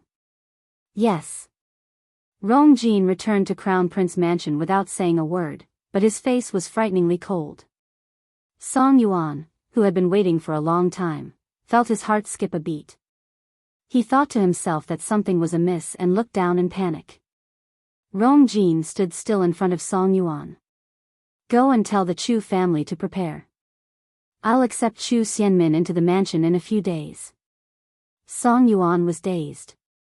Your Highness, is that a secondary consort's gift? Rong Jin sneered. Secondary consort? Does she even deserve it? Love Network has a better reading experience. Chapter 105. 3 days later, Crown Prince Mansion will welcome her as a concubine. Song Yuan asked hesitantly. Your Highness, third Chu Missy is the Chu family's legitimate daughter after all. Isn't it inappropriate for her to be a concubine? That's already giving her too much credit. Rong Jin's expression was cold. There was no affection in his eyes at the mention of Chu Xianmin. This series of events had already caused him to lose all face. It was already a huge favor that he was still willing to give Chu Xianmin a place in Crown Prince Mansion. Song Yuan looked at Rong Jin's expression and knew that the matter was settled. There was no turning back, so he did not say anything else. Yes. Rong Jin heaved a sigh of relief. Just as he was about to walk in, he saw that Song Yuan was still standing at the same spot with a strange expression. He could not help but frown. Why are you still standing there? Song Yuan bowed and whispered, Your Highness, Your Highness. The people we sent to investigate Jinbao Pavilion are gone. Rong Jin was shocked, and his frown deepened. How is that possible? Those people were all stage 4 warriors. He knew that Jinbao Pavilion was not to be trifled with, so he did not hold back. Who would have thought, Your Highness, those people were just secretly investigating Jinbao Pavilion, and they were assassinated one after another. The assassins were very strong and did not leave any traces behind. We can't even find any evidence to prove that they did it. Rong Jin clenched his fists, and his voice was almost squeezed out from between his teeth. You mean to say that this time, this consort can only suffer in silence and swallow this anger? Your Highness, I didn't mean that. Song Yuan hurriedly knelt on the ground. Rong Jin closed his eyes and thought for a long time before he sneered. If we can't do it secretly, then we'll do it openly. Song Yuan was worried. Your Highness, didn't His Majesty say that he won't investigate anymore? If you do it openly, I'm afraid it will be difficult to explain to His Majesty. Of course, I won't get involved in this. However, Jinbao Pavilion has been operating in the Imperial City for many years. Who knows if there are any problems with their private accounts? It just so happens that the people from the Ministry of Personnel Affairs have some free time recently. They can investigate all these in the Imperial City, the Chu family. Chu Yan and Lu Yao stared at Song Yuan with their mouths agape. They couldn't believe their ears. Lord Song, you said earlier that the Crown Prince wants Minmin to enter the residence as a concubine? Song Yuan smiled. Yes. His Highness the Crown Prince has always been fond of third Miss Chu and has long wanted to marry her. Both of you know this. Although time was a little tight, the Crown Prince had said that third Miss Chu's injuries had not yet healed. For the sake of her health, everything should be kept simple. But don't worry, although the rules and etiquette are simple, His Highness will definitely not mistreat third Miss Chu. Chu Yan and Lu Yao trembled in anger. Lord Song, no matter what, my Min Min is still the young miss of the Chu family. Even if she is injured and can't be the official wife, she should at least be the concubine. A mere concubine, isn't that too much? Chu Yan's anger was almost uncontrollable, and his tone was a little harsh. The smile on Song Yuan's face did not change, but it became colder. Lord Chu Yan, don't you know the reason behind this? Third Miss Chu's face was injured, and she might not recover for the rest of her life. The Crown Prince's official wife and concubine will have to go to the royal family's ancestral hall to greet their ancestors. Is it appropriate for third Miss Chu to do this? Besides, not only did third Miss Chu hurt her face, but she also hurt the Crown Prince's reputation. Now that the Crown Prince is willing to give her the status of a concubine, he is already very magnanimous. Both of you should discuss this properly and not spoil the Crown Prince's good intentions. Who could not hear the threat in his words? Chu Yan and Lu Yao looked at each other and felt very aggrieved. They only had one daughter, Chu Xianmin. Originally, they hoped that she would be able to marry the Crown Prince and become the Crown Prince's concubine, but it was obviously impossible now. There was no time to prepare anything in 3 days. It was really embarrassing to marry him like this. Who knew how the people in the imperial city would laugh at her? I'll marry him. Just as the few of them were in a deadlock, a woman's voice suddenly came from outside the door. It was Chu Xianmin. At this moment, she was wearing a veil that covered most of her hair and face, only revealing a pair of eyes. However, her eyes were no longer proud and arrogant like before. Instead, they had a sinister coldness that made people feel uneasy. Song Yuan muttered in his heart, this third Miss Chu seems to be different from before. Min. Why did you come out? Lu Yao hurried over and sized her up worriedly. Just now, you heard everything? Chu Xianmin nodded. I heard it. I'm willing to marry him. Song Yuan smiled. Then, third Miss Chu, please prepare at home and enter the residence in 3 days. With that, he did not stay any longer and turned to leave. When Song Yuan's figure disappeared, Chu Yan regained his senses and looked at Chu Xianmin with a complicated gaze. Min, you have to think carefully.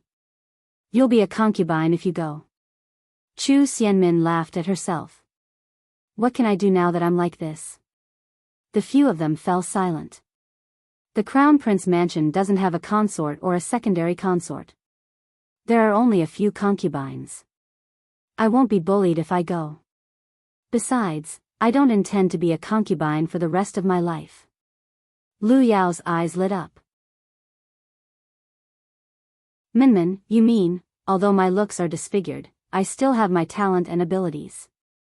Besides, I can borrow the Crown Prince's power if I become his woman. I haven't forgotten who caused me to become like this. Chu Luyue, let's settle our scores bit by bit. Meditation class. The room was very quiet. Everyone was focused on studying the chessboard in front of them. Ka. A crisp sound was heard.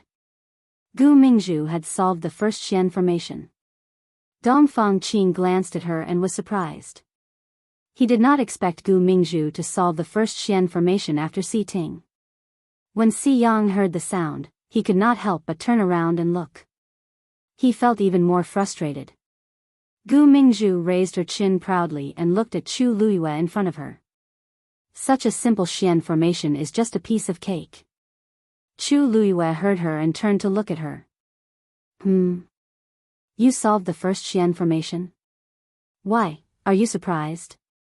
It can't be that such a simple Xian formation could trap you, right? Gu Mingzhu's eyes were filled with mockery.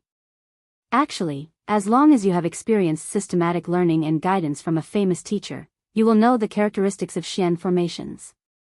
Naturally, you will be able to solve them quickly. However, I don't think you have seen any decent Xian formations. It's normal that you don't know where to start. Chu Luiyue nodded seriously. I have not seen many Xian formations like this. She had stopped playing after she was 6 years old. Of course, she had not seen many of them. Gu Mingzhu rolled her eyes. Why don't I wait for you to solve the first Xian formation before we proceed to the second Xian formation? I don't want someone to say that I won disgracefully when they lose. Chu Luiyue rejected her suggestion, and her lips curved up. That's not necessary. With that, she turned around and placed a chess piece on the chessboard. Ka. The sound of the Xian formation being solved could be heard. I've been waiting for you for a long time, so I don't want to trouble you to wait for me. Love Network has a better reading experience. Chapter 106. Everyone's jaws dropped. Chu Luiyue solved the first Xian formation. Wasn't this too easy? If she remembered correctly, it had only been an hour since she came in. She actually followed Gu Mingzhu and passed the first round? No, she had already solved it long ago. She was just waiting for Gu Mingzhu. Gu Mingzhu's smug smile froze on her face. Her eyes slowly widened as she stared at the chessboard in front of Chu Luiyue. You also solved the first round? Chu Luiyue smiled faintly. Isn't it obvious? Gu Mingzhu felt her mind go blank. She was completely stunned when she saw Chu Luiyue's nonchalant expression. How was this possible? This Xian formation was very complicated. Without some skills, it was impossible to solve it so easily. She had said it was simple just now. In fact, she had exaggerated it to mock Chu Luiyue. If it was really so easy, the dozens of people in the room would not have racked their brains for so long. However, this did not seem to be a problem for Chu Luiyue at all. Chu Luiyue is too amazing. Didn't she just come in not long ago? She solved it so quickly. Although Gu Mingzhu was one step ahead of her, if we calculate carefully, Chu Luiyue used less time. Hey, can't you guys tell that Chu Luiyue already thought of the answer long ago? She was waiting for Gu Mingzhu on purpose. I think Gu Mingzhu will definitely lose this round. Tisk tsk, rumor has it that she used to be a good-for-nothing. How did she become so powerful in the blink of an eye? Her talent is probably comparable to Si Ting's. Gu Mingzhu's expression turned even uglier when she heard the whispers around her. Continue. As the second young mistress of the Gu family, she was used to being arrogant. How could she admit defeat at this time? Chu Luiyue did not care. She turned back to look at the chessboard. After the first Xian formation was solved, the chess pieces on it changed automatically and formed the second Xian formation. Gu Mingzhu retracted her gaze in annoyance, but a trace of uneasiness surfaced in her heart. Chu Luiyue, how could he be so strong? She had just stepped onto the path of a mystic cultivator and clearly didn't have the qualifications to hire a teacher to teach her, so how could she be more outstanding than her? At first, he thought that the midterm examination was a coincidence. But now, he really couldn't afford to be careless. Gu Mingzhu took a deep breath and tried her best to focus all of her attention on the second profound formation. She wanted to break it as soon as possible and defeat Chu Luiyue. However, her mind was in a mess, and her mind was in a mess. She couldn't calm down at all. The more it was like this, the more anxious she became. Looking at the profound formation on the chessboard, the more complicated and difficult it was to decipher. Unknowingly, beads of sweat appeared on her forehead, and her eyes were slightly red. Dongfang Qin, who was standing in front of her, saw her expression the clearest. He couldn't help but shake his head. Gu Mingzhu's talent was indeed not bad, and she had the right to be arrogant. However, if she was too arrogant, she would become arrogant. She didn't think about how the Xian formation in the forest during the midterm examination was personally set up by Elder Sun and the rest. How could she have passed it by luck? It would be difficult for Gu Mingzhu to defeat Chu Luiyue. Time always passed very quickly when she was deep in thought. Gradually, the sunlight outside the window turned from warm to gentle and then to dim. Chu Luiyue looked up and realized that it was already evening. She had already spent close to 3 hours here. Thinking of this, her gaze turned and landed on Si Ting, who was beside her. His back was straight, and his expression was cold. He was focused on the profound formation in front of him. The light shone on his face, outlining a sharp and clear outline. This youth was like a sharp blade that was ready to be unsheathed at any time. He always had a cold aura around him. Although he looked noble, restrained, and polite, Chu Luiyue secretly felt that this person was not as simple as he looked on the surface. Si Ting felt Chu Luiyue's gaze on him. His entire body tensed up, and the hand that was holding the chess piece froze for a moment. Was she getting impatient from waiting? Si Ting couldn't help but think in his heart. Then, he felt a strange emotion. Her talent was indeed stronger than he had imagined. If he had guessed correctly, she had already solved the second Xian formation. However, for some reason, she hadn't taken the final step. It was as if she was waiting for him. Si Ting pursed his lips and looked at the profound formation. Then, he turned his wrist slightly, and the chess piece changed its direction. It landed in a position that he hadn't planned to move to just now. Crack. The second Xian formation was solved. The chess pieces on the chessboard in front of him suddenly flew up. They were black and white and automatically fell into the chess box beside him. Dongfang Qing looked at Si Ting in surprise. I thought that you would have to spend 4 hours on this. I didn't expect. Si Ting, you seem to have improved very quickly recently. Si Ting nodded slightly. I happened to see a similar Xian formation a few days before I started. That's why I solved it faster. Dongfang Qing stroked his beard in understanding. I heard that you've been borrowing Xian formation diagrams from the library recently. Now, it seems like it's quite useful. All right. Since you've already passed these 2 stages, you can end class early today. Many students looked at Si Ting enviously after he said that. The first place was indeed different. Not only could they leave in the middle, but they could also end class early. They didn't know how long they would have to solve it here.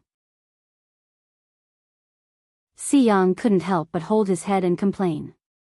Big brother, why do I feel like you're even more powerful than before? Do you still want others to live? Si Ting stood up and looked at him nonchalantly. You can be like this if you work harder. Si Yang couldn't help but mutter softly, do you think everyone is like you? You can solve it just because you've seen something similar.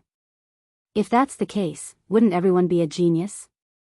Those who could enter Tianlu Academy were all rather talented.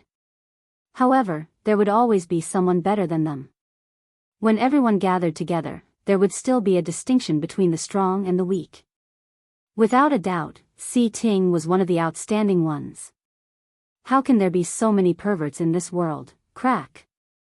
Before Si Yang could finish speaking, another sound rang out in the room. Everyone perked up. Another person solved the second stage.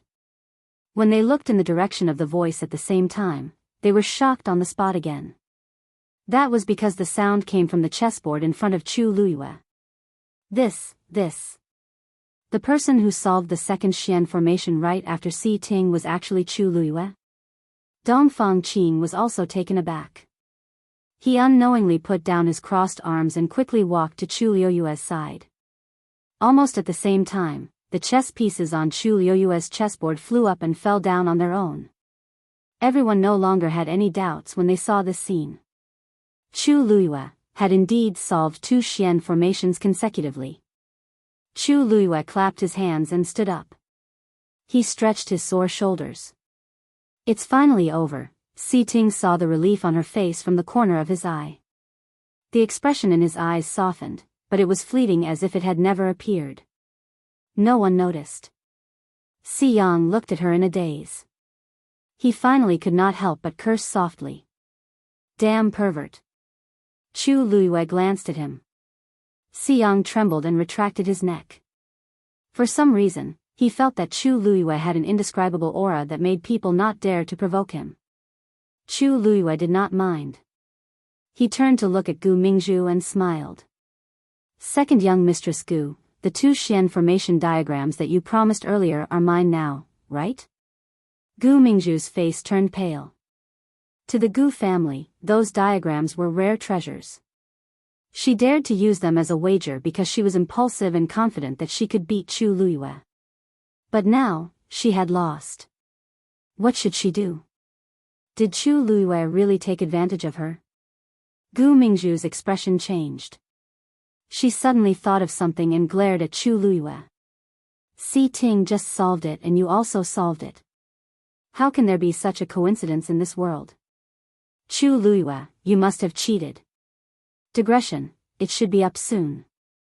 Mobile users, please browse and read. A better reading experience comes from Love Network. Chapter 107. Chu Luiyue raised his eyebrows. Cheating?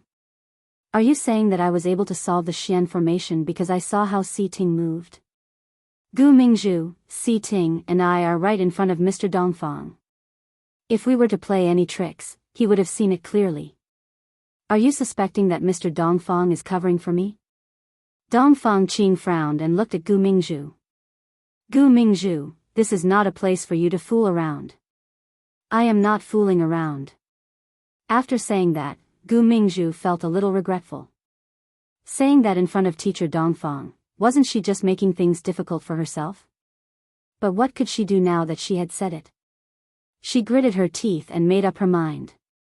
Mr. Dongfang, don't you find it strange? Why did Chu Luiyue succeed right after Si Ting? Isn't this too strange? Everyone looked at each other and were somewhat suspicious. Dongfang Qing was so angry that he laughed. Gu Mingzhu, this is not the first time you have attended classes here. Don't you know whether you can cheat or not by seeing how the people around you solve the Xian formation? The room was silent for a moment. Although everyone was sitting next to each other, they were all quite a distance away from each other.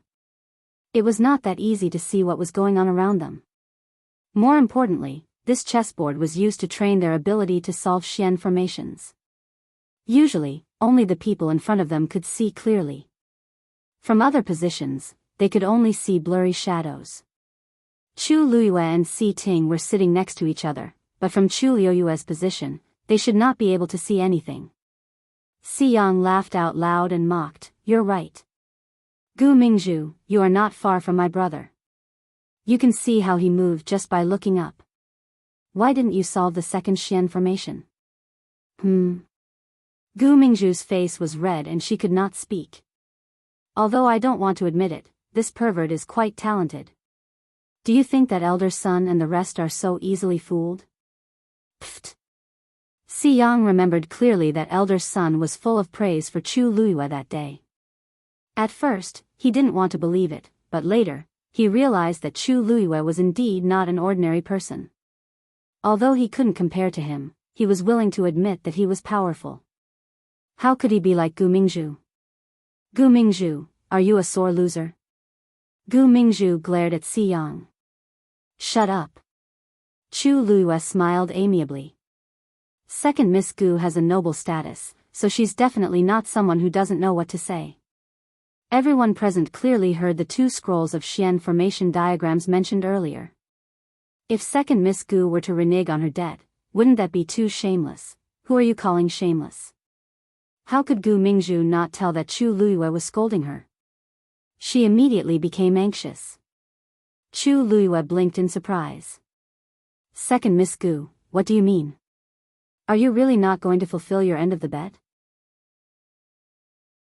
Gu Mingzhu felt extremely aggrieved. Since Chu Luiyue had already spoken, what else could she say? She couldn't help but glance at Dongfang Qing. As expected, she saw that he was also a little impatient. She knew that it wouldn't do her any good if she continued to make a fuss. Isn't it just two scrolls of Xian formation diagrams? I'll give them to you. She pressed her hand firmly on the chessboard, barely restraining the anger in her heart. At the same time, she was thinking about how to explain it to her family. Everything else was fine, but if the family head knew that she lost these things in a bet, second Miss Gu is really generous. Then, Lu Yu will thank you here. Although Chu Luiyue didn't care about the two Xian formation diagrams, since the other party had delivered it to her door, how could she not accept it? After speaking, Chu Luiyue looked at Dongfang Qing. Teacher Dongfang, can I also leave class now?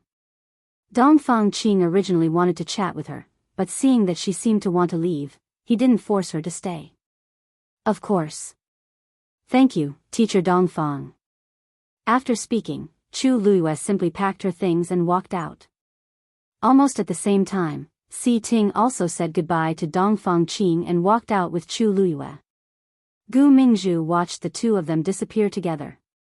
She bit her lower lip and punched the chessboard angrily. B*TCH. You're going to cause trouble for me again if you come out with me. After walking out of the door, Chu Luiyue looked at Si Ting, who was following behind her. Si Ting frowned slightly. I'm sorry to cause you trouble. But there's really nothing between me and Gu Mingzhu. He knew that Gu Mingzhu was interested in him, but the two of them didn't usually talk in private. He also didn't know that Gu Mingzhu would deliberately cause trouble for Chu Luiyue today. It was obvious that Chu Luiyue was very smart and had already figured out the reason. For some reason, he was a little nervous. He was afraid that Chu Luiyue would misunderstand, but he also had an inexplicable sense of anticipation. This has nothing to do with me.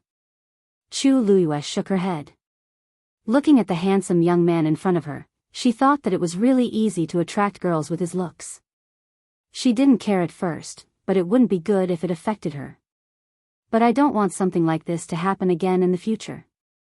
So, if there's nothing important, it's better that we don't interact too much.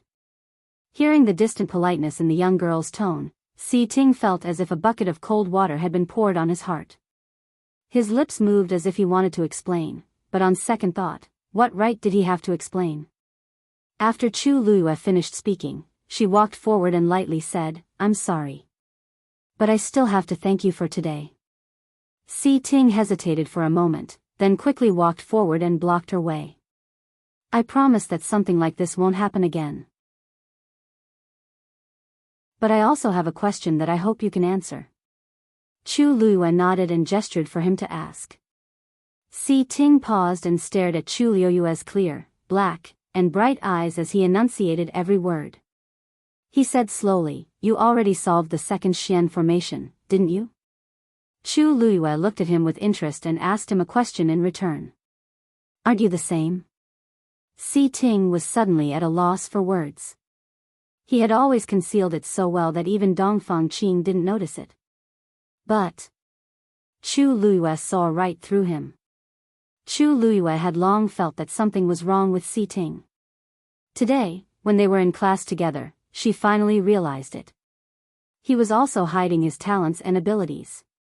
Although she didn't know the reason, Chu Luiyue wasn't interested in asking further. Then, how long did you take? Si Ting didn't deny it. Instead, he looked at Chu Luiyue with an inquisitive gaze. Chu Luiyue's lips curved up as she walked past him. I've already answered one of your questions. As for the rest, I have no comment. Si Ting turned around and saw that the slender young girl had already left. By the time she returned to her room, the sky was already dark. The moment she entered the room, she immediately stopped in her tracks. Then, she quickly chopped behind her. Who is it? Her wrist was grabbed by a warm and strong hand. Then, with a strong pull, she was easily pulled into an embrace. Chu Luiyue was shocked. She flipped her wrist and a silver light flashed across her eyes. At this moment, a familiar cold fragrance wafted over and made her stop in her tracks. Are you trying to kill your husband? A lazy voice sounded beside her ear. Chu Luiyue looked up and saw a beautiful face that could infuriate anyone. Rongxiu. Digression. Happy Queen's Day la la la la la. A better reading experience comes from Love Network.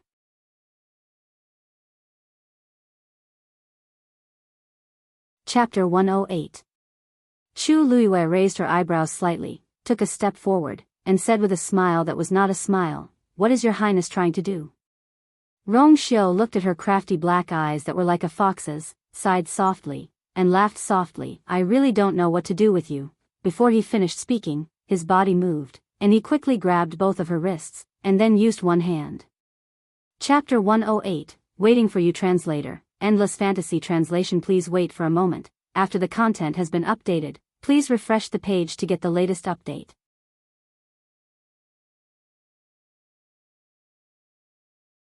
Chapter 109. Although the residence that the academy had arranged for Chu Luiyue was not big, there were still spare rooms. Seeing that Rong Xiao had once again snatched her bed, Chu Luiyue was no longer angry. She had even gotten used to it. She went to the room next door, closed the door, and listened carefully for a while. She did not detect any movement in the room next door, so she calmed down. Since Rong Xiao could sneak into Tianlu Academy without anyone noticing, he would not be discovered so easily. She was not worried about this. It was already late, but Chu Luiyue did not go to bed immediately. Instead, she sat cross-legged, held her breath, and focused on absorbing the heaven and earth force. Waves of invisible energy gradually merged into her body, passing through her limbs and bones before silently flowing into the water droplet in her dantian.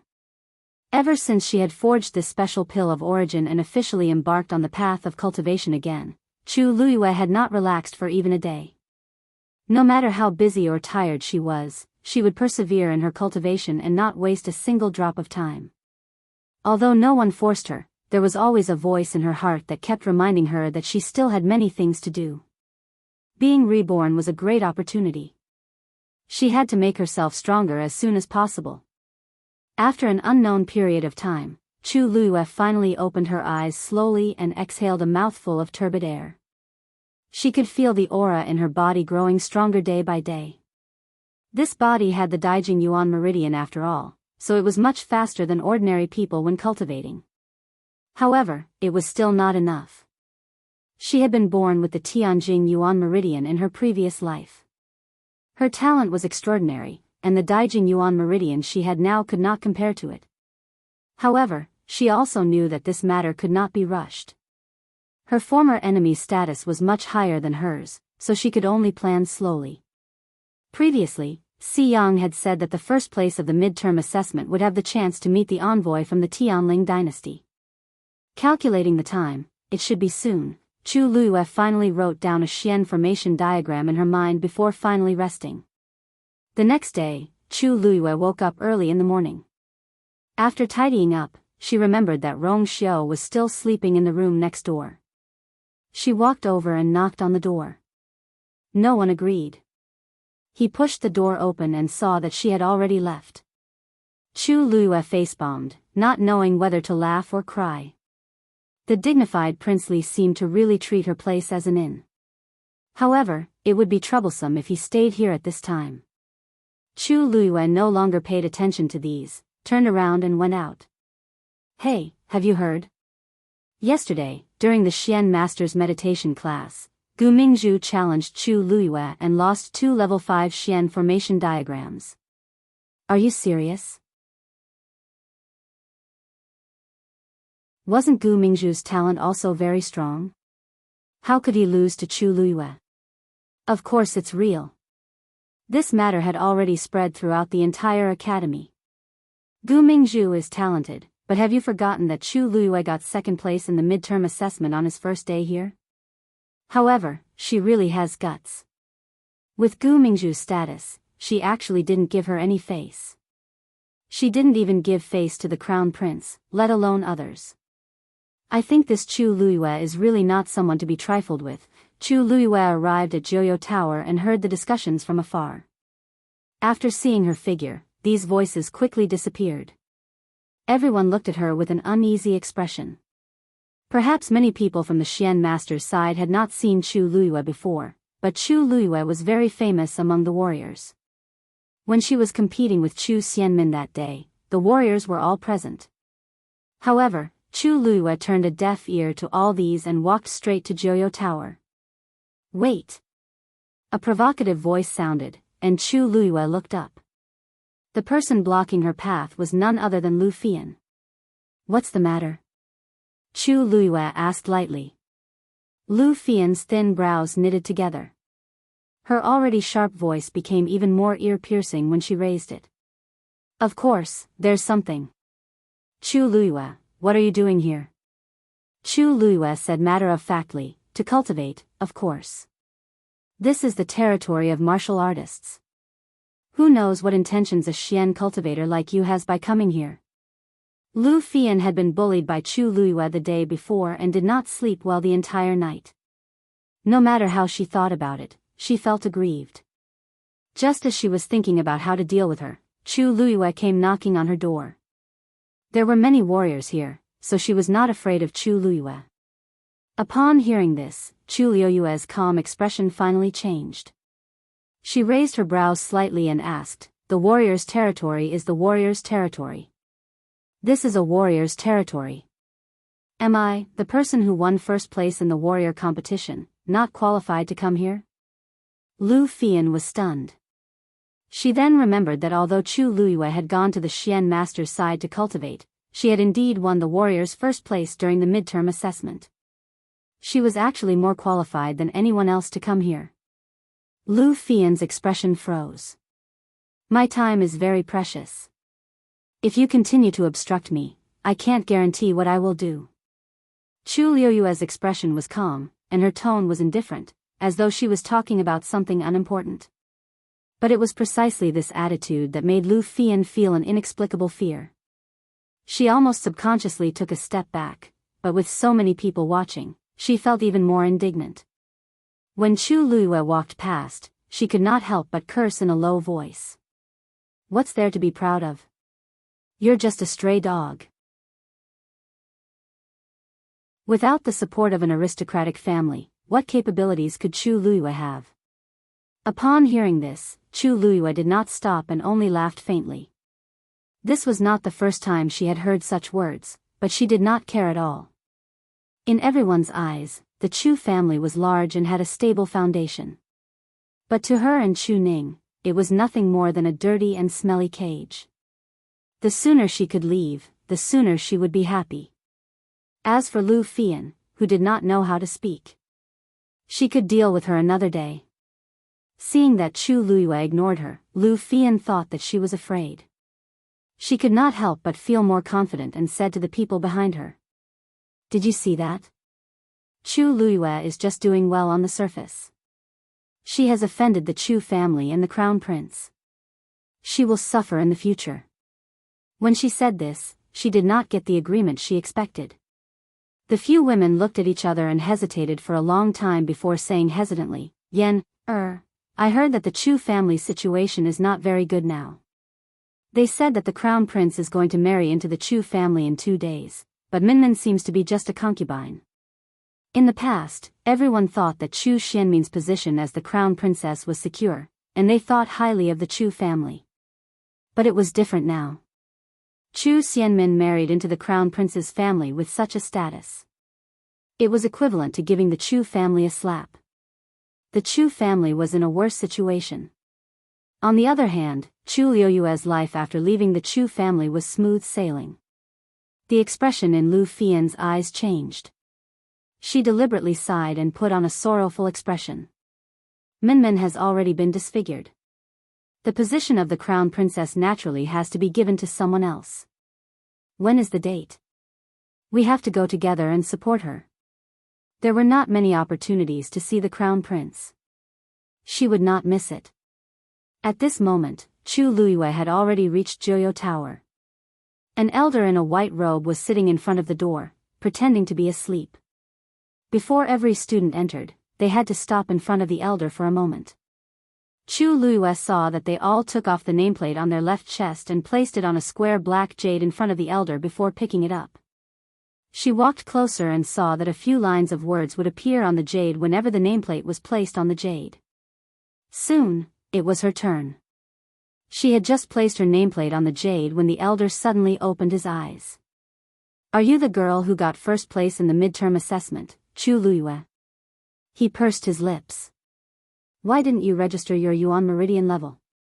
Digression: mobile users who are working hard to save their manuscripts, please browse and read. A better reading experience comes from Love Network.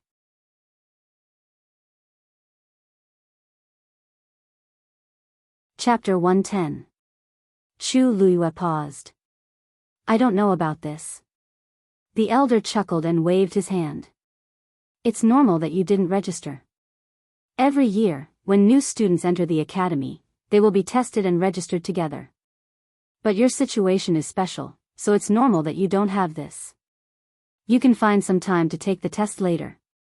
Chu Luiyue then remembered that when the first few people placed their nameplates on the black jade stone, not only would their names be displayed, but it would also display their yuan meridian and cultivation level.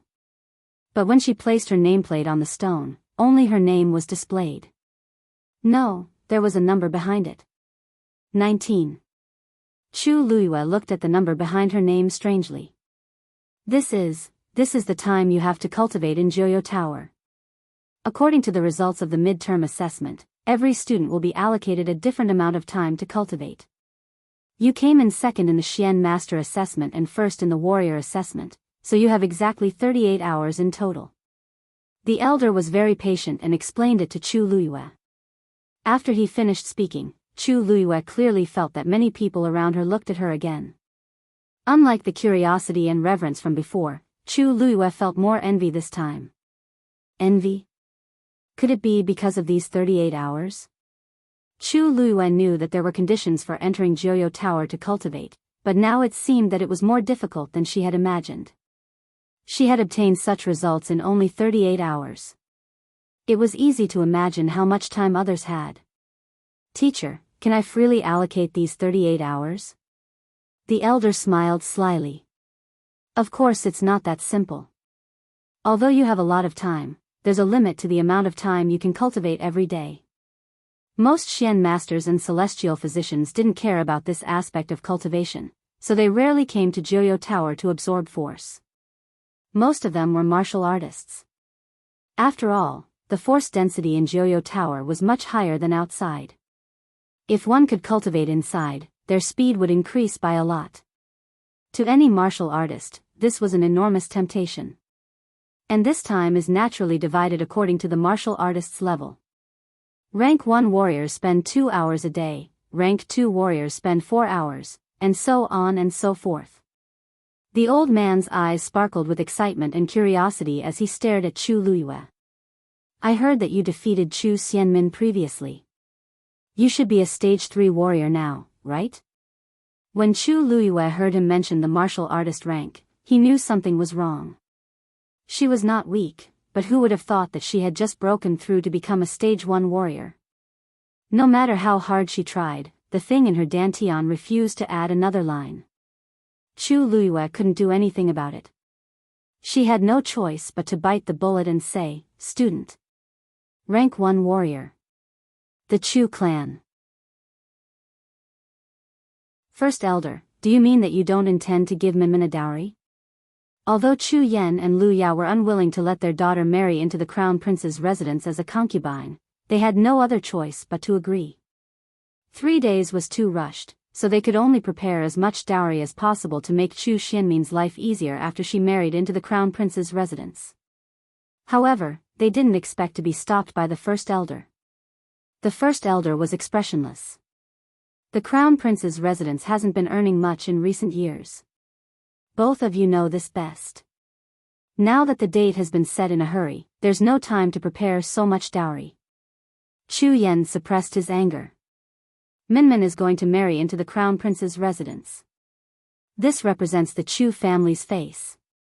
If Minmin is looked down upon, it will embarrass the Chu family as well. It's not bad to marry into the crown prince's residence, but she's just a concubine. The first elder put down the teacup in his hand and looked at the two with a sullen face. If her dowry is too generous now, how will she live when the crown princess and secondary consort enter the residence? Instead of being in the limelight for a while, it's better to keep a low profile and avoid more trouble. These words made Chu Yan and Lu Yao speechless, but the anger in their hearts burned even brighter. Although the Chu family wasn't the same as before, it wasn't to the point where they couldn't even afford such a small amount of money. Moreover, Chu Xianmin was the Chu family's first daughter. Ever since she got close to the crown prince's residence had been secretly preparing the dowry. The first elder said there wasn't any because Chu Xianmin had lost her position as the crown princess, so he purposely treated her harshly and wanted to keep this sum of money. How could Chu Yan and Lu Yao agree? First elder, although Minmin can't marry into the crown prince's residence as the crown princess, it's hard to say what the future holds. If you insist on this, that's all in the future. Who can say for sure? Hearing this, the first elder interrupted him, but his heart was still shaken, so he said, "That's right. However, seeing that you only have one daughter, the crown prince's residence will give you 32 dowries." Lu Yao sneered in her heart. Are you trying to dismiss a beggar with this amount of money? The Chu family is so big, but giving out 32 dowries is embarrassing enough. The first elder seemed to have seen through her thoughts and added calmly, "Lu Yao, you've been serving the crown princess for a long time. I'm sure you've already saved up some dowries for Minmin. The crown prince's residence giving you this is already very benevolent. Don't you think so?" Lu Yao gritted her teeth. The first elder was threatening her with the matter of her pocketing the money. However, she didn't dare to make a big deal out of it. After all, her reputation would be ruined if word got out. However, she couldn't say anything about it. It was true that she took the money, but which of her daily necessities didn't cost money? Her family of 3 was used to luxury and liked to choose the best for everything. They didn't have much money left. Most importantly, Chu Xianmin spent hundreds of thousands of silver taels to buy things at Jinbao Pavilion a month ago. She originally wanted to wait for Chu Xianmin to win first place in the academy and win the crown prince's favor before going to her parents' house to ask for the money. However, who knew that Chu Luiyue would appear and mess up all her plans? The Lu family was now mocking and ridiculing them. Why would they give them a single cent? Zhenbao Pavilion was pressing her, and she didn't dare to offend this family. She could only take the money from her own pocket. How would she have the money for Chu Xianmin's wedding? However, the first elder's behavior made it clear that he wouldn't change his mind. If she continued, she would only be humiliating herself. Lu Yao resisted the urge to stand up. She glanced at Chu Yan, who still wanted to say something, and the two of them left with grievances. Tianlu Academy, Joyo Tower. Chu Luiyue ignored the various gazes around him and put the nameplate back on his left chest. He calmed himself down and looked forward. Joyo Tower had a total of 9 floors. It was made of black iron and was thick and majestic. Looking from the bottom, it looked like a sharp sword piercing through the clouds as if it could tear the sky apart at any time. Every floor had 8 corners that were raised up like eaves with bells hanging from them. When the wind blew, one could hear the crisp sound of the bells nearby. Chu Luiyue had already walked in through the greenish-black bronze door. There was a strange carving above the door. It seemed to be an eagle. Its head was slightly lowered, and its eyes were tightly shut. A pair of huge wings were folded in front of its body, and it looked extremely majestic. The remaining karmic fire seemed to be crazily spreading and burning it. For some reason, Chu Luiyue felt an inexplicable murderous aura with just one look. She covered up this strange feeling and reached out her hand to push the door open. At this moment, the eagle's tightly shut eyes suddenly opened. Scarlet. Brutal. Terrifying. The piercing murderous intent went straight for Chu Luiyue. Digression, it will be published tomorrow, and the editor will have to approve it. Hence, it will be published around noon. It will be more convenient for everyone to read it in the afternoon. Thank you for all your support. I will work hard in writing in February. Wax. Mobile users, please browse and read. A better reading experience comes from Love Network.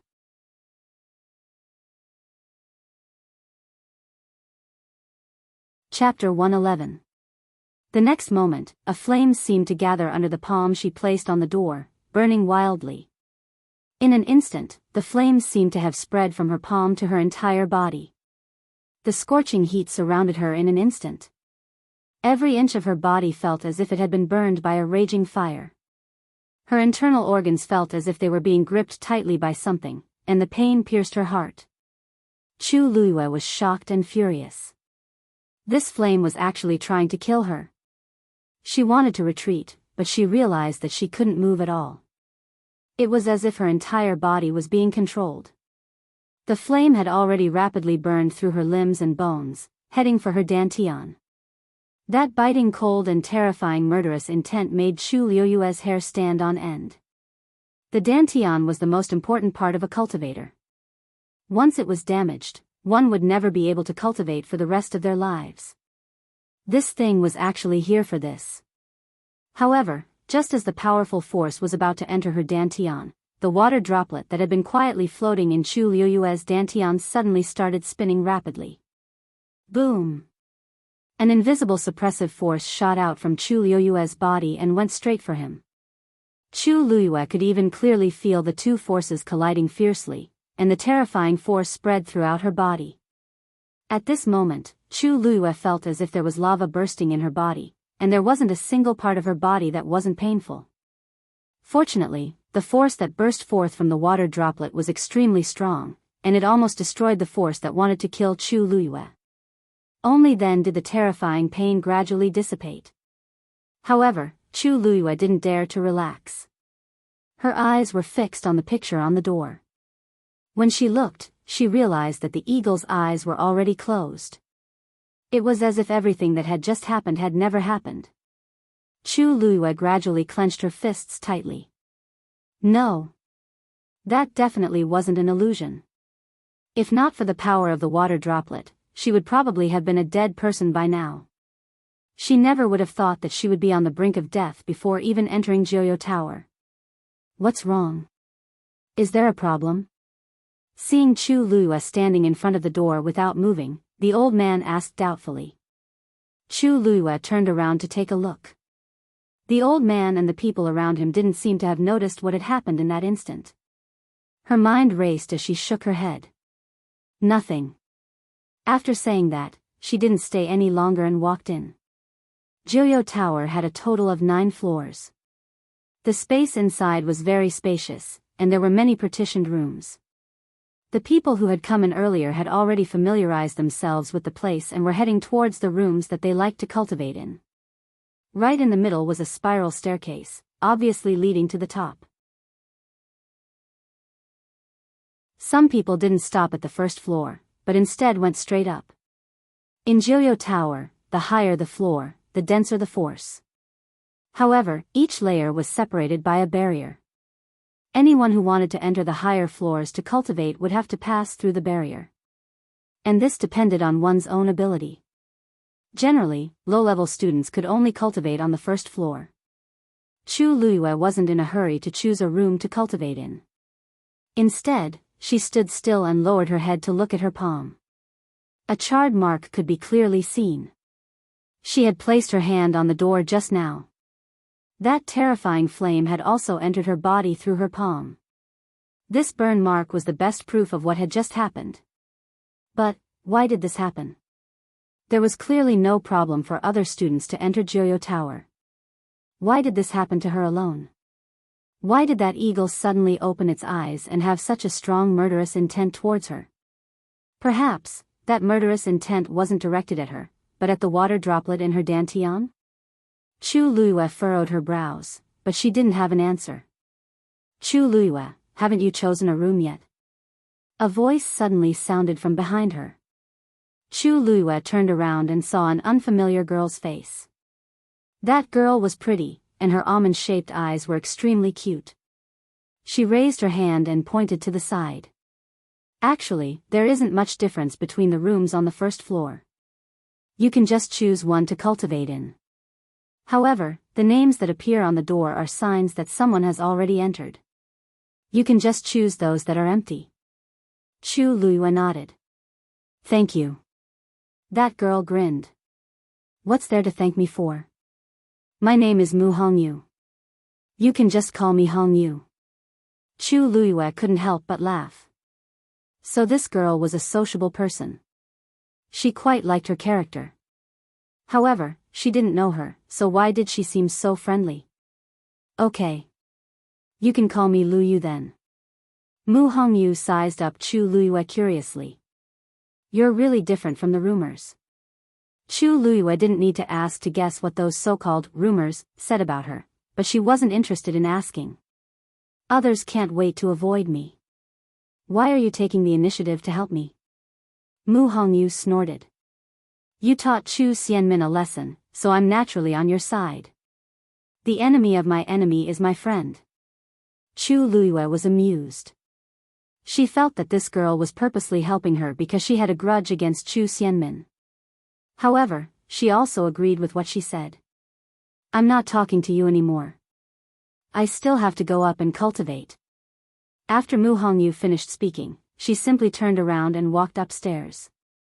Chu Luiyue originally wanted to go up, but she hesitated when she thought of what had just happened. She still chose to stay on the first floor. Chu Luiyue roughly looked around and realized that the layout of every room was almost the same. In the end, she chose a very secluded spot and went in. After closing the door and isolating herself from all kinds of gazes, Chu Luiyue sat cross-legged on the stone platform in the room. She wasn't in a hurry to cultivate. Instead, she looked at the burn mark on her palm again. However, it still seemed to hurt slightly. Chu Luiyue fell into deep thought. Jianghu Tower was the most important place in Tianlu Academy. It was also the foundation of the academy.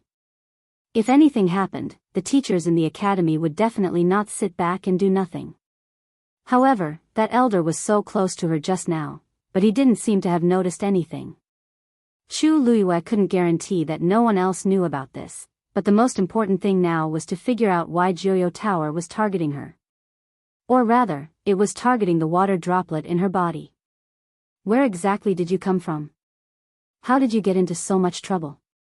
Chu Luiyue asked in her heart. However, the water droplet didn't move. It's my first time here, so it's scary but not dangerous.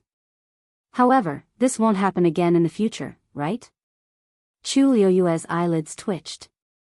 If this happens every day, I don't need to come to Jianghu Tower anymore. Isn't it troublesome enough? This time, the water droplet trembled slightly, and a line of words finally appeared. What's there to fear from a mere evil creature? Evil creature? Chu Luiyue was stunned for a while, and a chill rose from the bottom of her feet. You mean that there's a fiend in Jianghu Tower? How is this possible? Mobile users, please browse and read. A better reading experience comes from Love Network.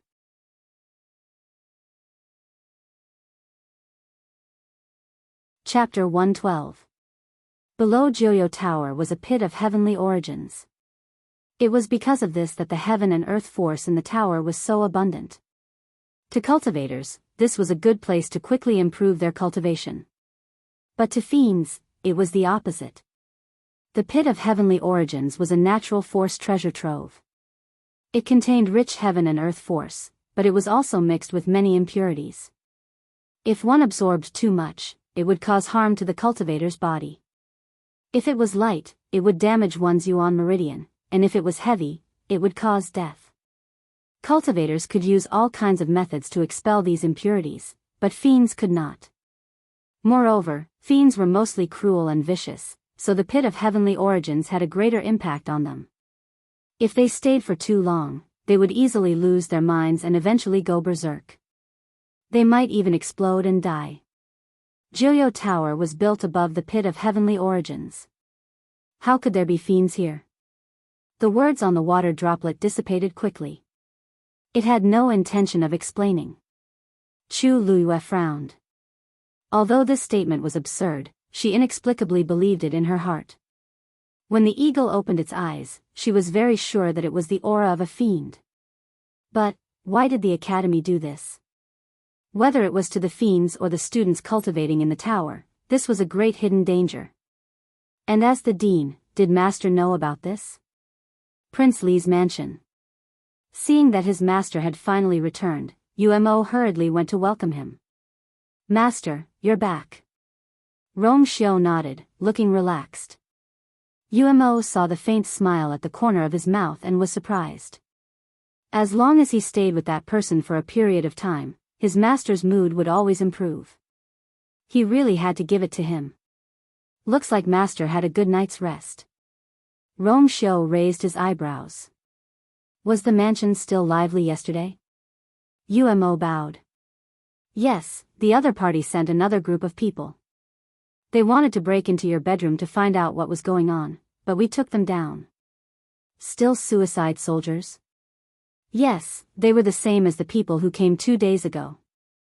They didn't care about their lives. Seeing that they couldn't break in, they wanted to commit suicide by taking poison. However, one of them didn't die and is now locked up. Yan Qing interrogated him all night and used a lot of tricks. Finally, that person spat out something. Rongxiu stopped in his tracks. Oh. Umo lowered his voice. It's the Crown Prince's men.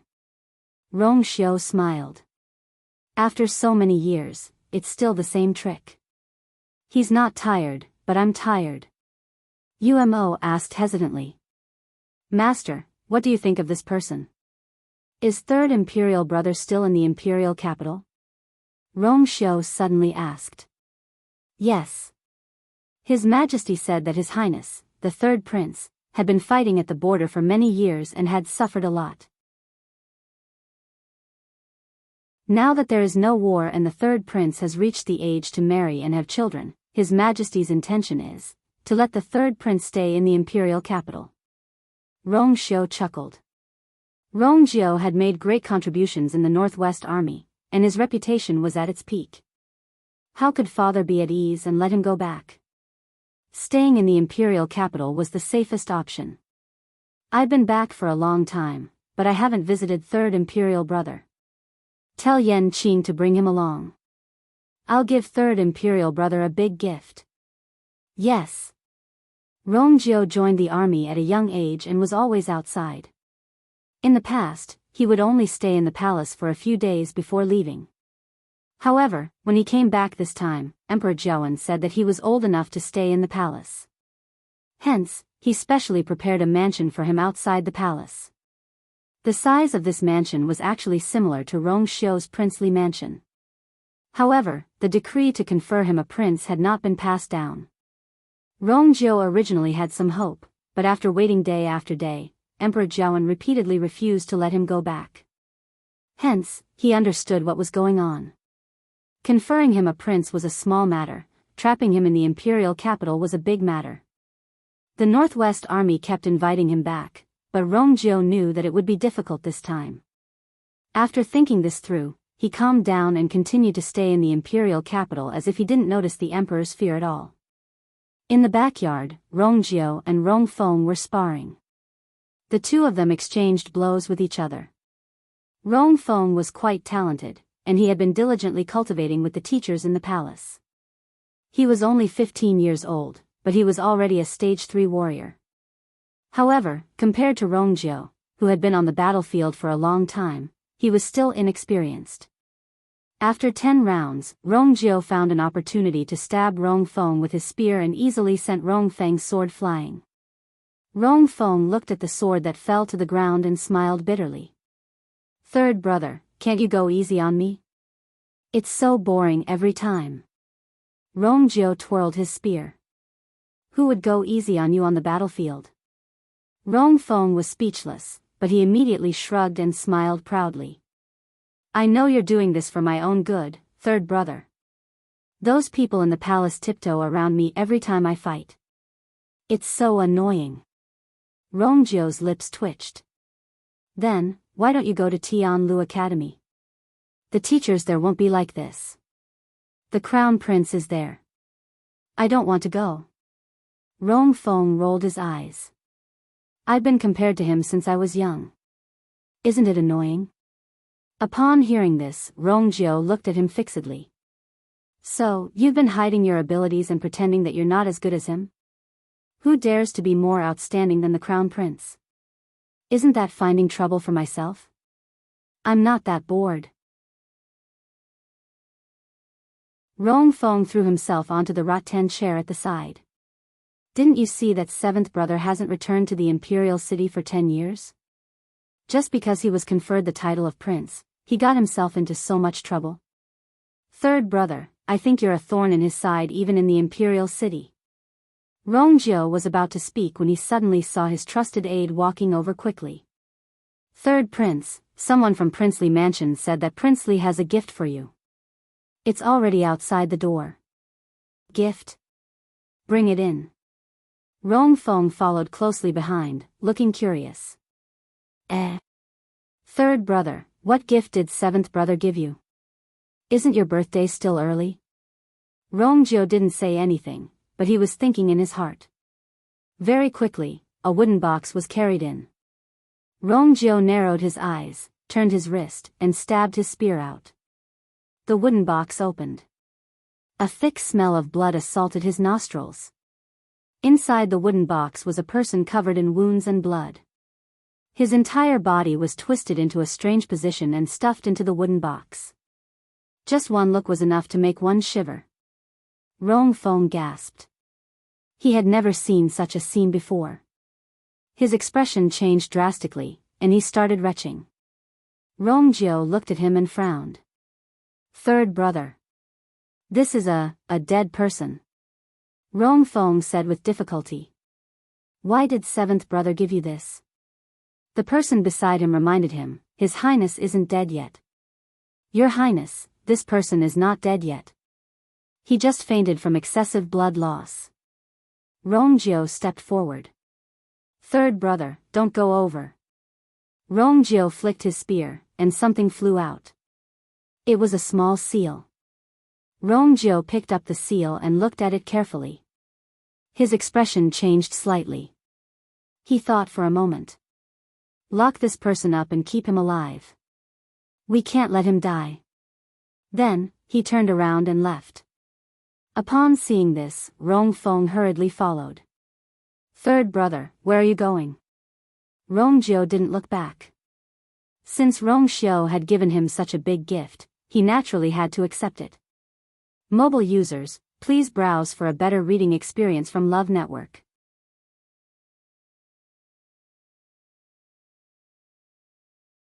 Chapter 113.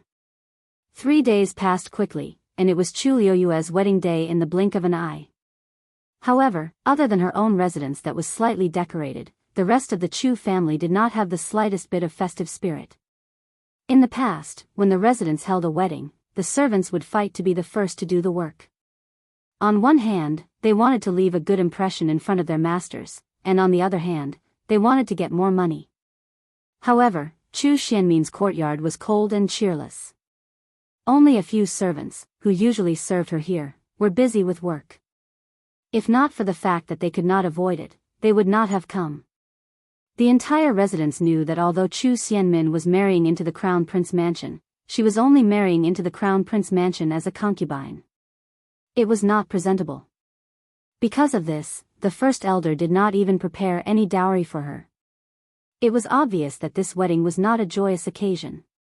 A few servants discussed softly as they packed up. With third Missy's status, I thought she would marry into the Crown Prince consort. I didn't expect her to be a concubine. Where is our Chu family's face? That's right. The Chu family's life has not been good these few years. Now that the first Missy is marrying into the Crown Prince consort's life, we are a joke for no reason. Third Missy used to be so glamorous, but many people are laughing at her now. Who can be blamed for that? Third Missy's face is disfigured, and she has to wear a veil wherever she goes. Besides, her reputation is long gone. Even if she is willing to marry, no one will want her. Where can she go other than the Crown Prince Mansion? Shoo! She's coming out. The door was pushed open, and Chu Xianmin walked out with the help of someone. The servants in the courtyard immediately stopped talking, but their eyes kept sizing her up. She was wearing a red wedding dress and a veil, but she did not wear a phoenix coronet. She only wore a golden jade hairpin from the Crown Prince Mansion. It was not that she did not want to dress up, but the rules were as such. Only the first wife had the right to wear a phoenix coronet. For someone like her who entered the Crown Prince Mansion as a concubine, she had to dress simply. Chu Xianmin walked out of the room, and the courtyard was cold and empty. Other than her original servants, there was no one else who came to celebrate. It's good that they didn't come. Wasn't he just making fun of her by coming at this time? Chu Xianmin clenched her teeth and dug her nails deep into her palms to suppress the anger and indignation in her heart. It's so quiet. Is the crown prince not here yet? Why didn't I hear any gongs or drums? Asked Chu Xianmin as she suppressed her anger. Those people in the crown prince's residence were really something. In the past, they used to curry favor with her. Now that she was in dire straits, they even dared to neglect her wedding. Everyone looked at each other. Lu Yao stood at the side with a stiff expression on her face. She had actually forgotten to tell Min Min that the crown prince did not need to personally come over to welcome this marriage. At this moment, someone walked over quickly. Isn't it already packed? Why aren't you leaving yet? The sedan chair is already waiting outside. Third Miss Chu, please come in. This man looked familiar to Chu Xianmin. He was just a normal guard in the crown prince mansion. He used to bow and scrape when he saw her, but he dared to speak with a straight back in front of her now. But that wasn't the most important thing. The most important thing was, what do you mean? The crown prince is not coming? Chu Xianmin widened her eyes. Lu Yao pulled her and whispered, Min Min, don't worry. According to the rules, there's nothing wrong with this. Chu Xianmin finally recovered her senses. The crown prince would not even come to her so-called wedding. He would just send someone over casually. That guard smiled with a hint of mockery on his face. Third Miss Chu, His Highness is busy with work. How can he have the time for such a small matter? Small matter. He actually said that the most important thing in a woman's life was a small matter. Chu Xianmin had fantasized about marrying into the crown prince mansion countless times. It should be colorful and grand. It should not be as simple and disgusting as it was now. It was only at this moment that she realized that she was a concubine. Chu Xianmin did not know how she suppressed the surging emotions in her heart. She also did not know how she walked to the sedan chair outside the door.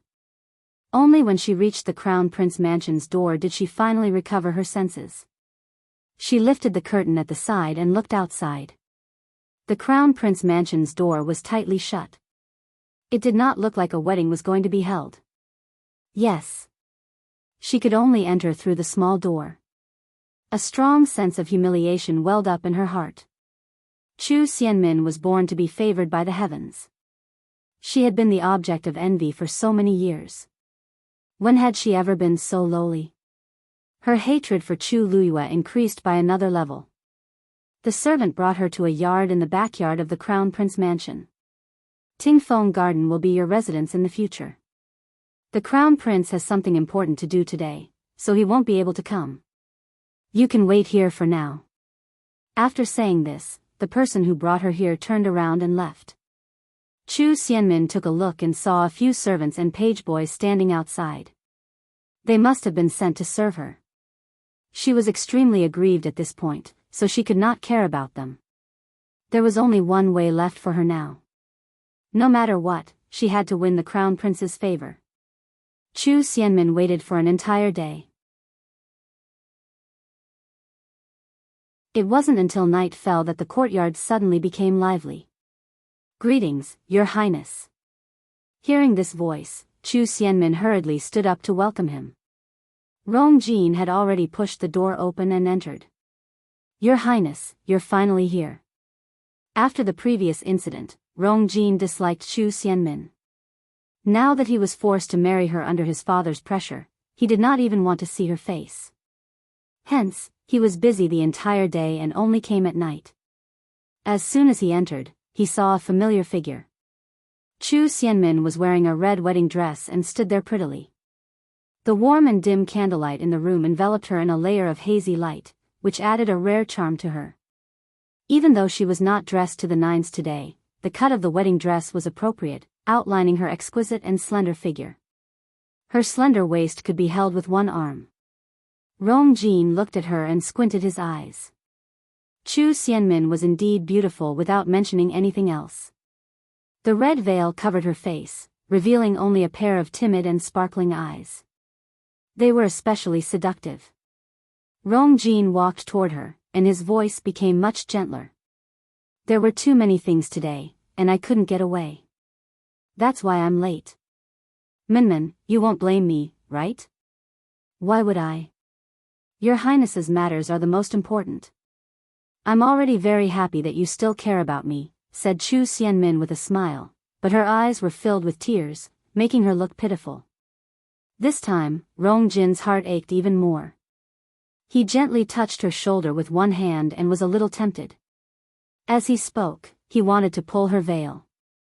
Minmin, Chu Xianmin did not expect him to be so direct. She immediately wanted to stop him, but it was too late. Rongjin had already seen the scarlet and scary scar on her face. Your face. As if he had seen something terrifying, he quickly retreated, and the ambiguity just now disappeared in an instant. Chu Xianmin seemed to have been slapped harshly. When she hurriedly put on the veil and wanted to explain herself, Song Yuan's anxious voice suddenly came from outside. Your Highness. Her Majesty urgently summons you.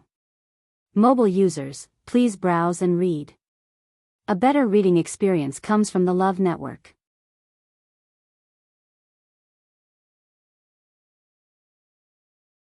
Chapter 114. Upon hearing this, Rongjin heaved a sigh of relief. Why, you should rest today. I'll come and see you another day. Then, without waiting for Chu Xianmin's reply, he turned around and left quickly. Your Highness. Chu Xianmin was flustered and instinctively wanted to follow him to explain. However, Rongjin suddenly turned around and frowned. Oh right, don't go out and show your face if you have nothing to do.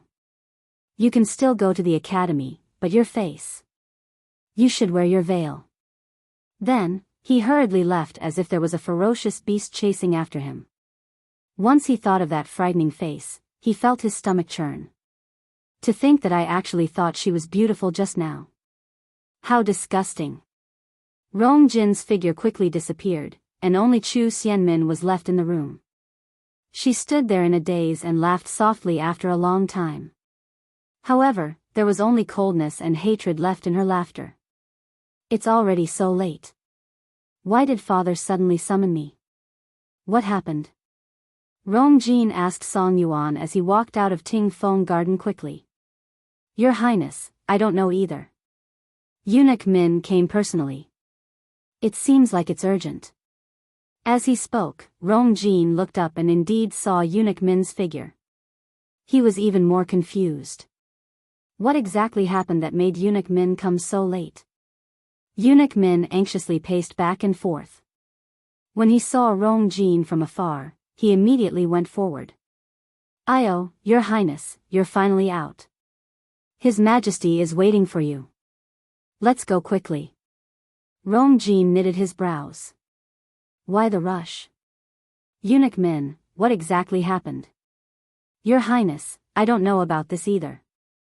It's just that the third prince went to the palace in the afternoon and talked to His Majesty in the imperial study for a long time. After the third prince left, His Majesty ordered you to quickly enter the palace. Eunuch Min hesitated and touched the horsetail whisk in his arms. This. Your Highness, there's something I need to tell you. His Majesty is in a fit of anger right now. When you arrive, you must be careful. Angry? Rongjin knitted his brows even tighter. Is it related to Rongjio? However, I didn't have much contact with Rongjio during this period. Why is it related to him?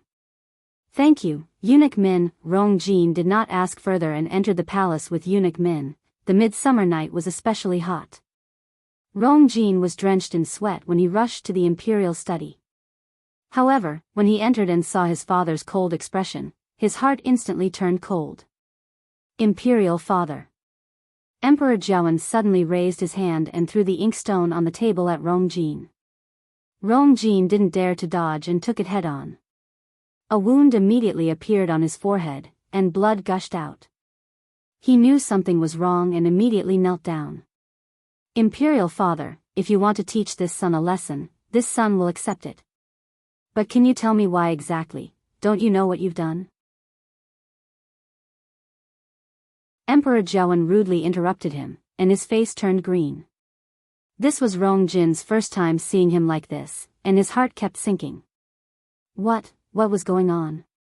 Rong Jin, you're already the crown prince. Why are you still doing this to your brothers? Are you really that intolerant of others? Emperor Jiawen hollered. Rong Jin suddenly recovered his senses and was shocked. Could it be that Imperial Father knows that I sent someone to investigate Rongxiu? I know that Rongjiu has many military achievements and can go against you. You don't like him. But he's your brother after all, and you're already the crown prince. How can you still be so narrow-minded? Rong Jin was dazed. Rongjiu? That's not right. The people I sent were clearly Imperial Father. I didn't. You still dare to deny it. Your men have already been detained by Rongjiu. Rong Jin's remaining words were stuck in his throat, and he couldn't say them. If it weren't for the fact that he's been in the military for many years and is alert enough, I don't even know if he's dead or alive. Emperor Jiawen sighed heavily. You disappoint me too much. Rong Jin felt as if he was struck by lightning, and his heart was in turmoil. That's not right. My men went for Rongxiu and didn't do anything to Rongjiu. There must be a problem here. He was indeed afraid of Rongjiu, but he didn't even want to do anything. This was because he clearly knew that Rongjiu's military achievements overshadowed the emperor's, and his father had long had this thought. His father made him stay in the imperial city for so long because he wanted to weaken Rongjiu's control over the Northwest Army. I can just sit on the mountain and watch the tigers fight. Why would I find trouble for no reason? Could it be that Rongxiu and Rongjiu teamed up? Thinking of this, Rong Jin's face was especially ugly. In Emperor Jiawen's eyes, this change in expression naturally meant that Rong Jin admitted to it. Brothers killing each other. You've really grown up. Rong Jin couldn't refute or say a single word. Since Rongjiu dared to come here to complain, he must have solid evidence. If he denied it and continued investigating, it would only bring him trouble. Besides, he couldn't say that he originally went for Rongxiu. The consequences would be even worse. After much thought, Rong Jin could only clench his teeth and admit it. I know my mistake. I just wanted to test Rongjiu's abilities, and I didn't have any murderous intentions. Father, please understand. However, I was rash and made a big mistake. Father, please punish me. Emperor Jiawen stared at him solemnly. Cultivation time always passed very quickly. In the blink of an eye, Chu Luiyue had already stayed in the academy for 5 days. In these few days, she gradually understood the various classes in the academy and started to get used to life in the academy. Actually, most of the students chose their own classes, and the teachers wouldn't force them. In addition, Chu Luiyue cultivated a few classes, so she had more freedom when it came to time.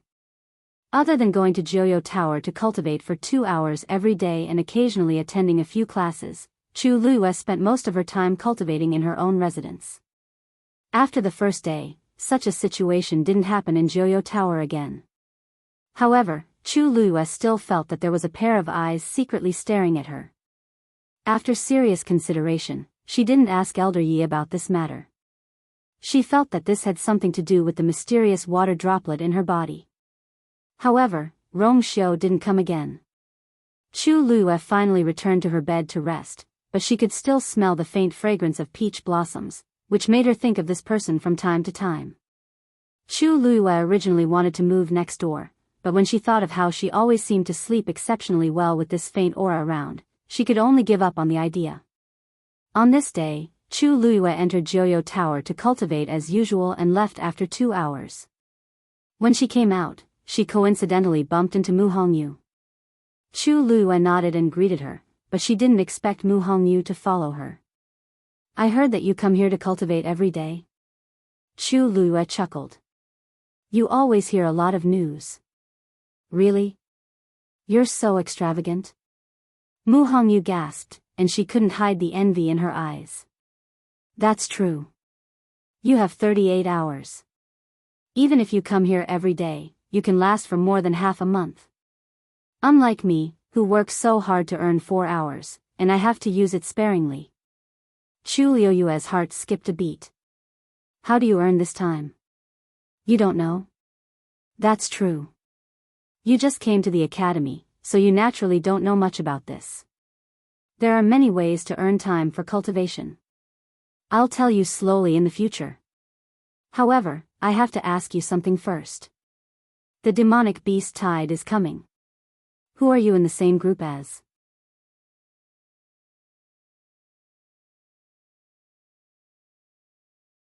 Chapter 115. Fiend title? Chu Luyue was confused. You don't know about this? Every year at the end of August, there will be a fiend title in Wanling Mountain. Countless fiends will fight to go there, and many of them are mid-stage fiends. If you're lucky, there will be high-level fiends. This is a great opportunity to hunt fiends, so the elders from the academy will lead the team there every year. The students are free to form teams. After entering Wanling Mountain, everyone will move in groups. The level of fiends you can hunt will depend on your own abilities. Mu Hongyu explained. Chu Luyue suddenly understood. The original owner seemed to have a vague impression of this because the crown prince, Rong Jin, personally hunted a 4th-grade fiend, a red-eyed fire leopard, during the fiend title a year ago. When this matter spread, Rong Jin was in the limelight for a while. Everyone knew that the crown prince was very powerful and could even hunt such a ferocious beast personally. One had to know that 1st-grade to 3rd-grade fiends were considered low-level fiends. 4th-grade to 6th-grade fiends were intermediate-level fiends. As for the legendary 9th-grade fiends, they were considered high-level fiends that only existed in rumors. Even though a 4th-grade fiend was only 1 grade higher than a 3rd-grade fiend, the difference was like night and day. However, Chu Luyue had been busy cultivating these few days, so she did not pay much attention to this matter. Mu Hongyu told her this. You want to team up with me? Asked Chu Luyue. Yes. Mu Hongyu didn't hide anything and nodded graciously. You're the top warrior and a Xian master. You're considered one of the most capable students in our batch. Who else can I look for but you? But don't worry, I won't drag you down. I should be able to break through and become a stage 4 warrior in half a month. Chu Luyue was not worried about this. During the previous midterm assessment, Mu Hongyu lost to Gu Mingfeng and came in 3rd place. With this kind of ability, she was definitely considered an expert.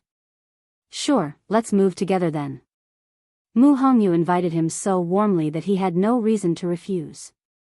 The fact that Chu Luyue agreed so readily surprised Mu Hongyu. You really agreed?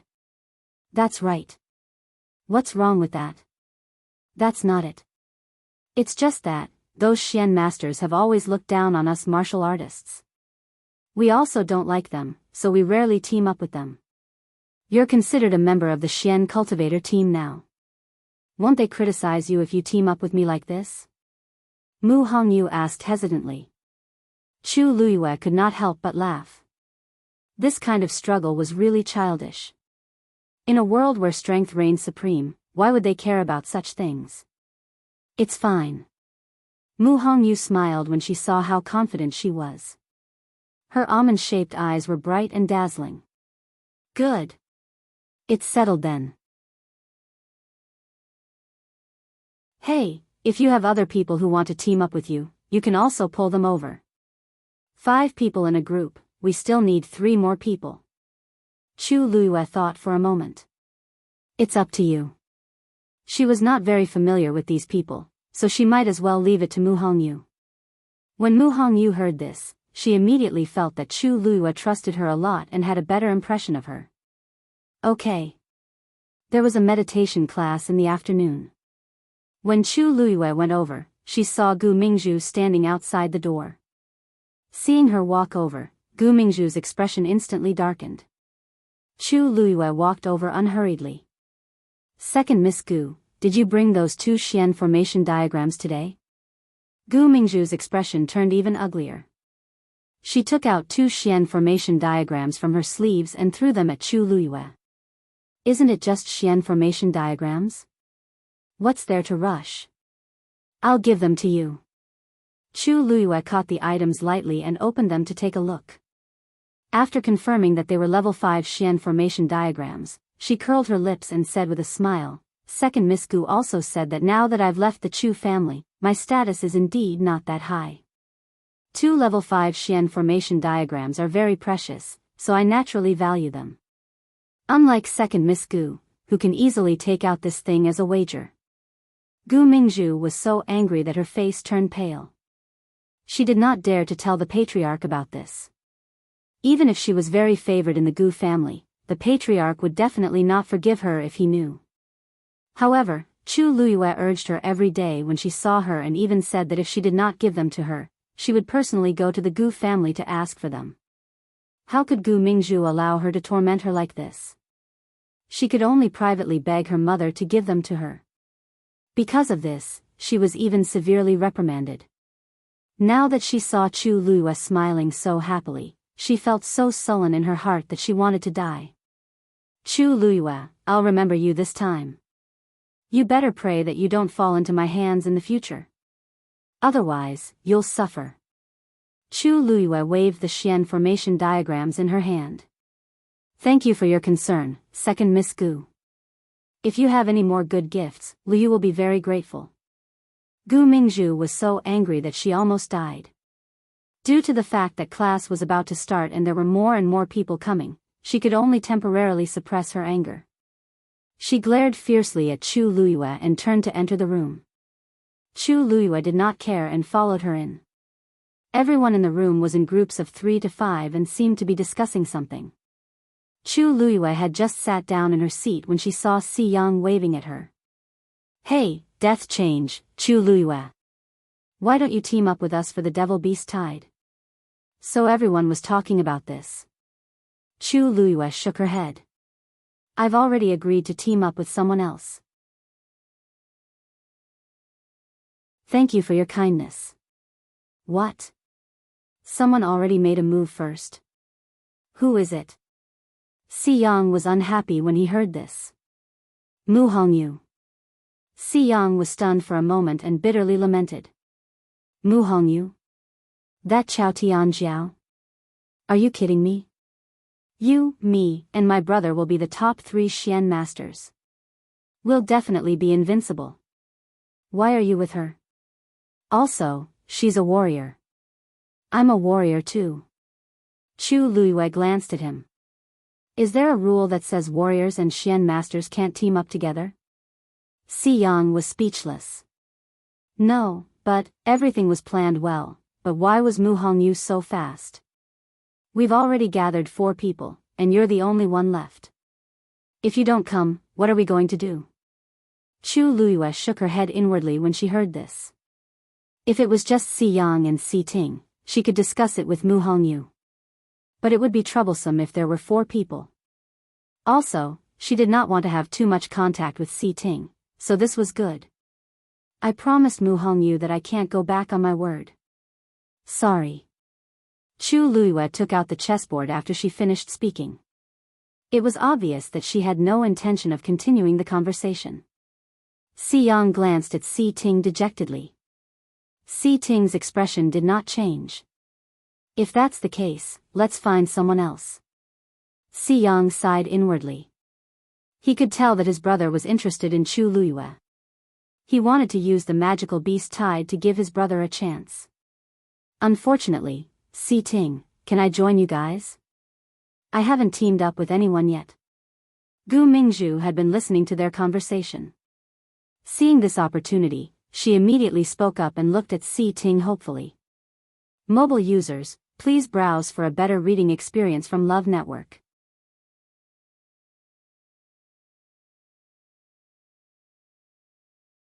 Chapter 116. Si Yang glanced at her from the corner of his eyes. No. With Gu Mingzhu's temper, it would be very troublesome to team up with her. Moreover, couldn't she tell that Big Brother was not interested in her at all? Gu Mingzhu felt her face burning after being rejected so directly in front of everyone. She looked at Si Ting pitifully, but Si Ting did not even look at her. His expression was indifferent as if he did not care at all. Gu Mingzhu felt even more upset. She felt a fire surging in her chest, burning her whole body. She bit her lower lip and suppressed her urge to fly into a rage. However, his jealousy and hatred toward Chu Luiyue increased by another level. Why did they take the initiative to invite Chu Luiyue, but she was rejected when she took the initiative to invite him? Chu Luiyue threw away the things that he wished for like a pair of worn-out shoes. She did not believe that Chu Luiyue could continue to be so smug. Dong Fangqing quickly walked in. The discussions in the room immediately became much quieter. Dong Fangqing chuckled as he looked at everyone. It seems like all of you are looking forward to the fiend tide. There is still half a month to go, and you are already itching to take action? Teacher Dongfang, it is rumored that high-level fiends will appear during the fiend tide. Is that true? A student asked curiously. Dong Fangqing stroked his beard. During the fiend tide, hundreds and thousands of fiends will gather at Wanling Mountain. If you are lucky, you can indeed see a high-level fiend. The moment he said that, many students' eyes lit up. They could not hide the excitement in their eyes. If cultivators can successfully hunt fiends, it will undoubtedly increase their combat power greatly. The higher the level of the fiend, the greater the help. Especially for Xian masters like us, whose physical strength is slightly weaker, if we have a fiend, we will not have to worry. Xian masters had a higher status than warriors, but they also had a weakness. They were not good at close combat. Especially when setting up Xian formations, they needed time and energy. At this time, if they had a fiend's help, it would be like adding wings to a tiger. Therefore, compared to martial artists, mystic cultivators were more interested in fiend beasts. Some of you already have your own fiends, but most of you do not. You can take this opportunity to find a suitable one. If you have magical beasts, you can also give it a try. Teacher Dongfang, can't a cultivator only have one magical beast? Not bad. Magic beasts were ruthless, but they were also proud. They would never serve the same master. If you want to hunt new magical beasts, you have to release or kill the previous magical beasts. However, once a magical beast recognized a human as its master, its body would be tainted with the scent of the human. Even if it returned, it would be rejected by its own kind. Therefore, in most cases, once a magical beast is abandoned by its master, only death awaits it. Everyone nodded in understanding. Even though this magical beast is ferocious, it seems to have some pride, Dong Fangqing sighed. Yes. Once a magical beast recognized a master, it would be forever loyal, living and dying with its master. Therefore, when the time comes for you to hunt magical beasts, you must be extremely cautious and choose carefully. The students were all very excited. Yes. Chu Luiyue looked at the chessboard in front of him and suddenly stopped.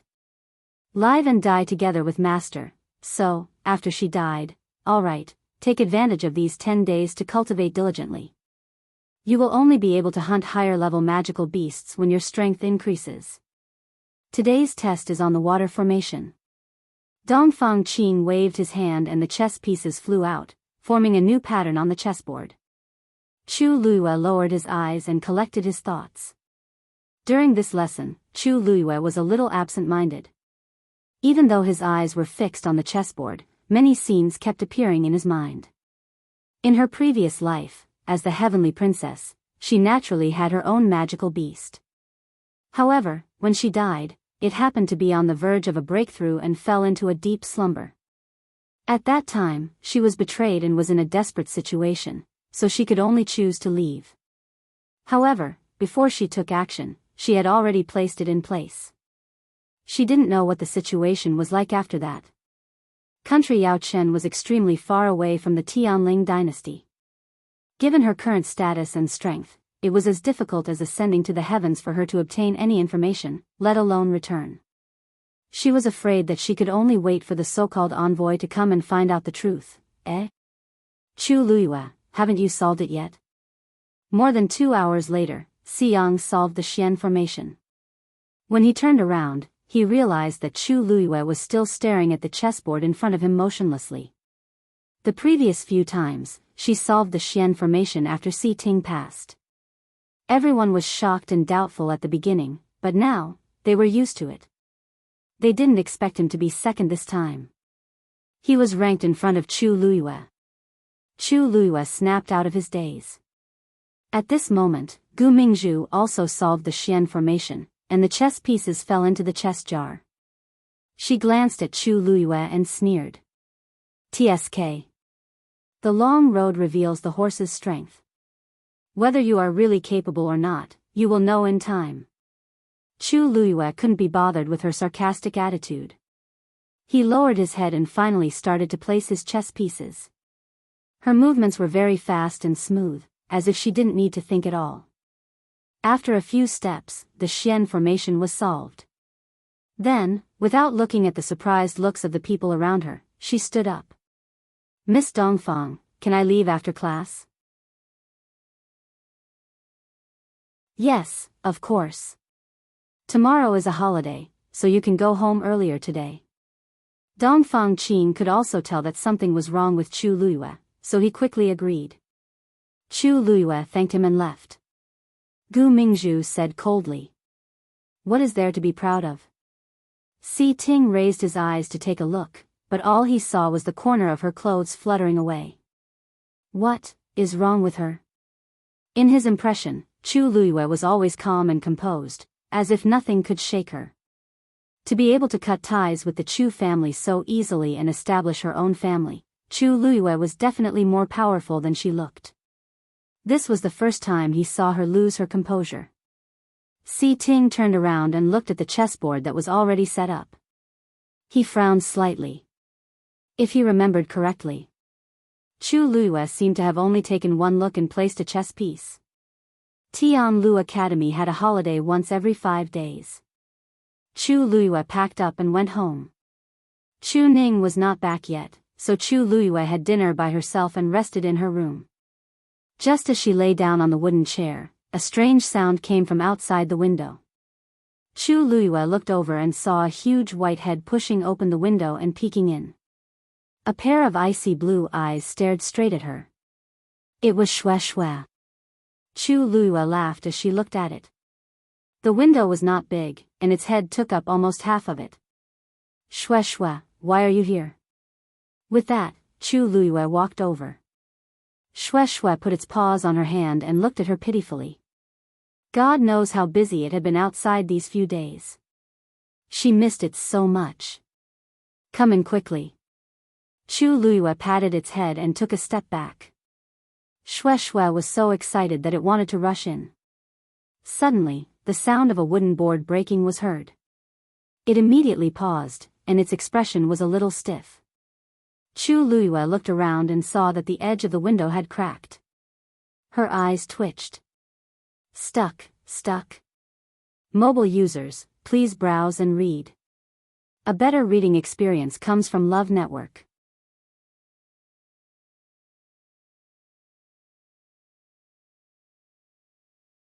Chapter 117.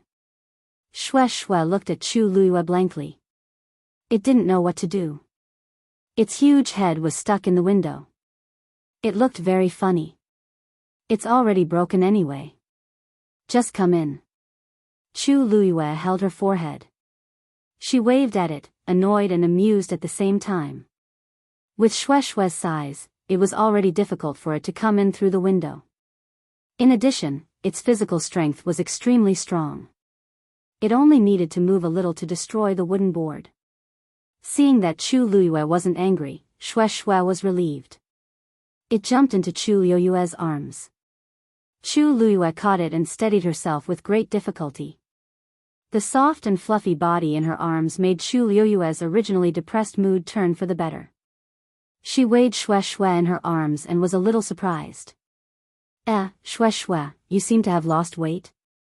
Compared to the first time they met, it seemed to be a little smaller. Shui rubbed against her face affectionately. Chu Luiyue kept moving back from the itch. All right. Shui, stop fooling around. It's ticklish. Shui pestered her for a long time before it stopped. It lay down by her feet obediently. Its tail kept wagging, looking very obedient. Chu Luiyue couldn't help but smile. If others saw this scene, they would probably think that Xue Xue was her magical beast. Thinking of this, Chu Luiyue's mood became a little strange. It was strange. Rong Xiu was Xue Xue's master, but it seemed to be very close to her. From the first time they met until now, Chu Luiyue had an inexplicable sense of closeness to Xue Xue. It was as if she felt from the bottom of her heart that it wouldn't hurt her. Magical beasts were fierce, especially high-level magical beasts like this. They were extremely proud. Logically speaking, they wouldn't be polite to anyone other than their master. But Xue Xue, I haven't seen you recently. Where have you been, Chu Luiyue stroked its fur and asked casually. Xue Xue closed its eyes comfortably. When its master was here, when had it ever enjoyed such pleasure? It wasn't a waste that it had been running around outside for the past few days. Chu Luiyue didn't mind seeing Xue Xue enjoying herself as if she didn't hear him at all. At this moment, with Xue Xue by her side, her loneliness was dispelled. But then again, you and your master are very similar. Xue Xue moved and opened an eye to glance at her. Chu Luiyue tapped its wet and rough nose with a slender, white finger. They all like to barge into other people's houses in the middle of the night. Xue Xue closed her eyes guiltily and rubbed her head against Chu Luiyue's palm. Chu Luiyue sighed inwardly. His shameless look was even more like, you're back. Chu Ning's voice suddenly came from outside the door. Chu Luiyue happily got up to open the door, but Xue Xue was faster than her. With a move of her body, she jumped out of the window again. The crack on the already broken window became even bigger. Chu Luiyue looked at her speechlessly.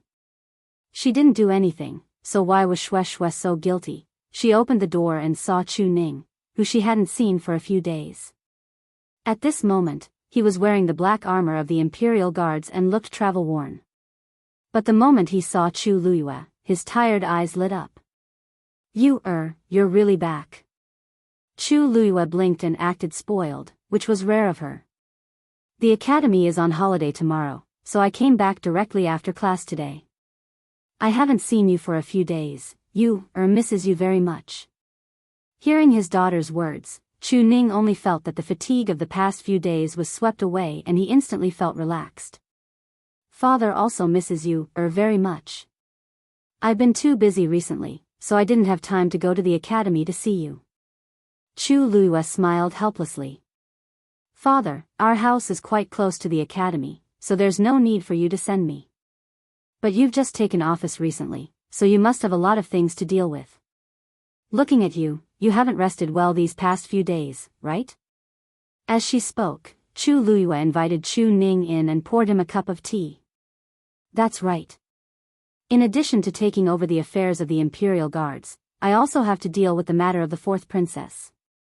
Previously, the fourth princess met with an accident at the hunting ground and her pearl of essence was shattered. His Majesty was very distressed and has been investigating these past few days. He has already punished dozens of people. Chu Luiyue faintly said, oh.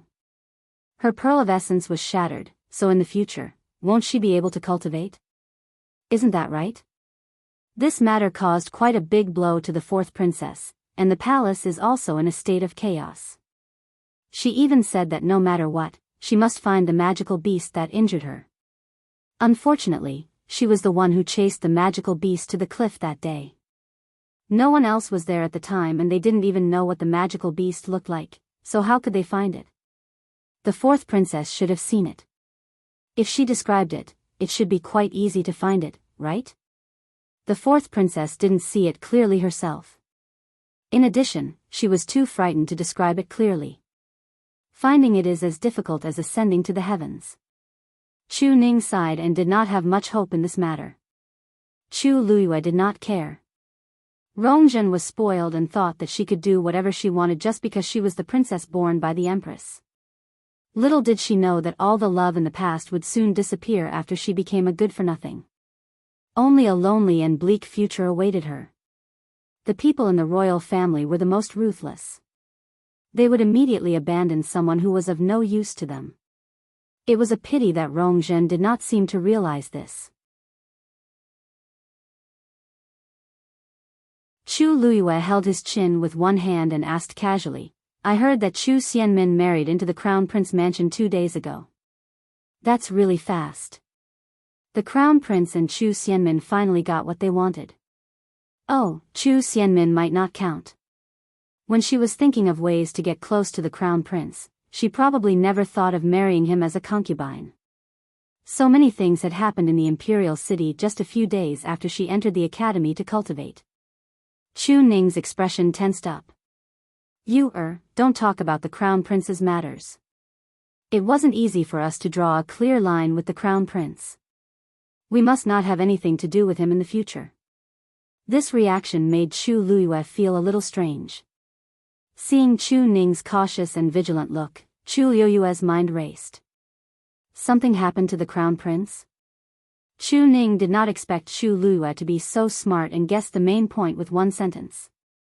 After thinking for a moment, he knitted his brows and sighed. This matter has too many implications. It's better if you don't ask. Anyway, be careful with your words and actions.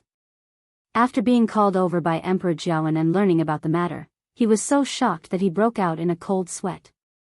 Luckily, they had already cut ties with the Chu family and annulled their marriage agreement with the Crown Prince first. If not, even the father and daughter would be implicated. In the past, he hated Rongjin, but now, he was only thankful. "Father, don't worry. I know." As Chu Luiyue spoke, he was thinking about what the Crown Prince had done to make Chu Ning react this way. When she came out of the academy today, she did not hear any news. It was obvious that the palace had kept it a secret. However, the Crown Prince's situation might be precarious. As the Imperial Guard's commander-in-chief, Chu Ning was actually a knife in Emperor Jiawen's hand. Now, this knife is hanging over the Crown Prince's head? Mobile users, please browse and read. A better reading experience comes from Love Network.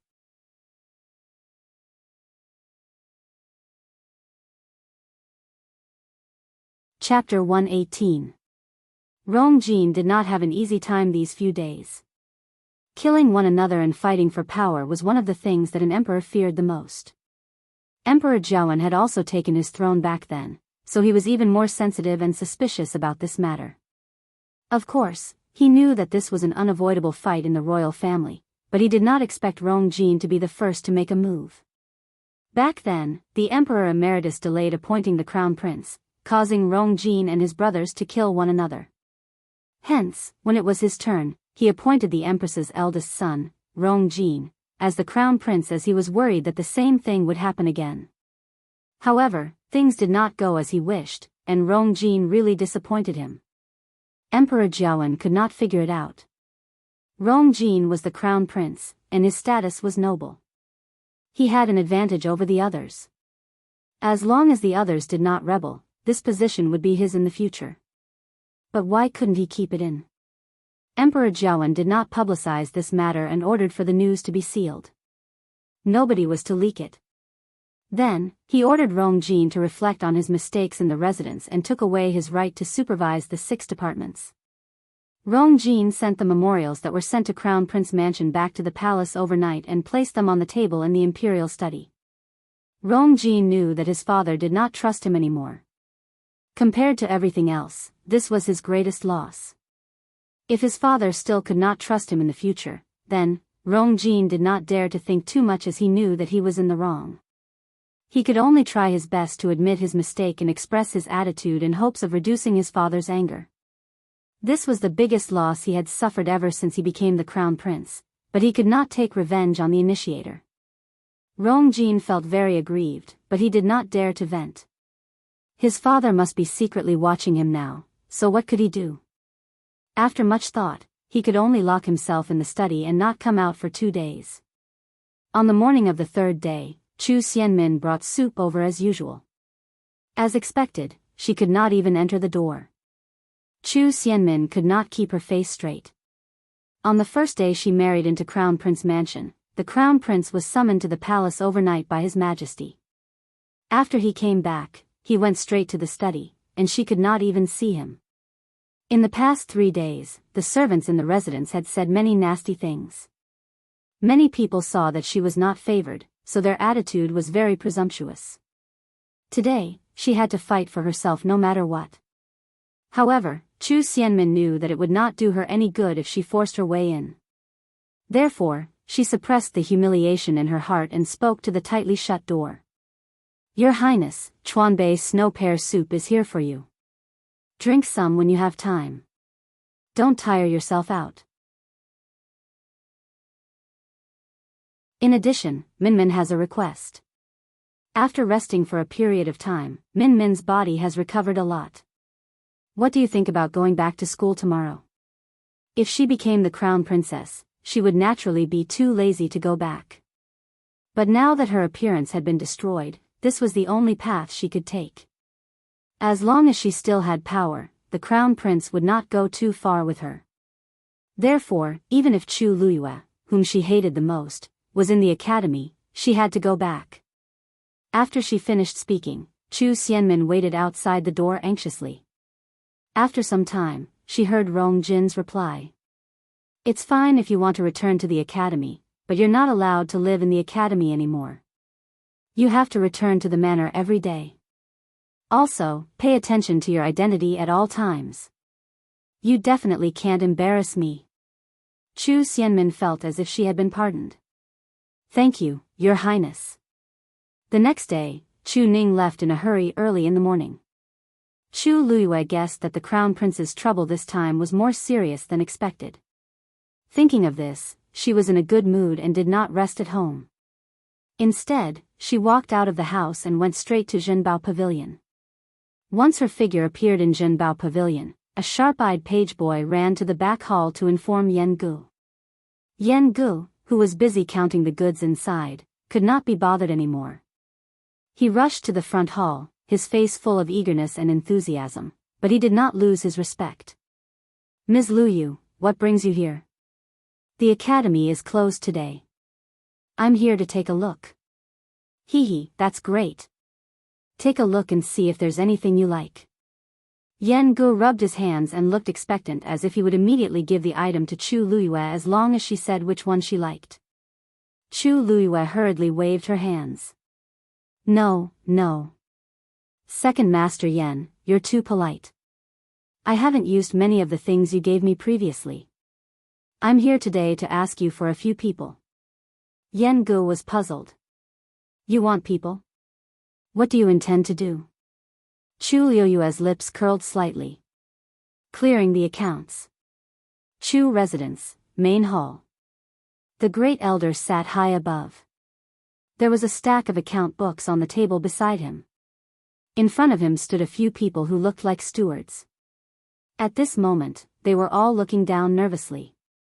The room was very quiet. Only the sound of the Great Elder flipping through the account books could be heard. Every time he flipped through a book, the Great Elder's face turned uglier. By the end, his expression had completely darkened.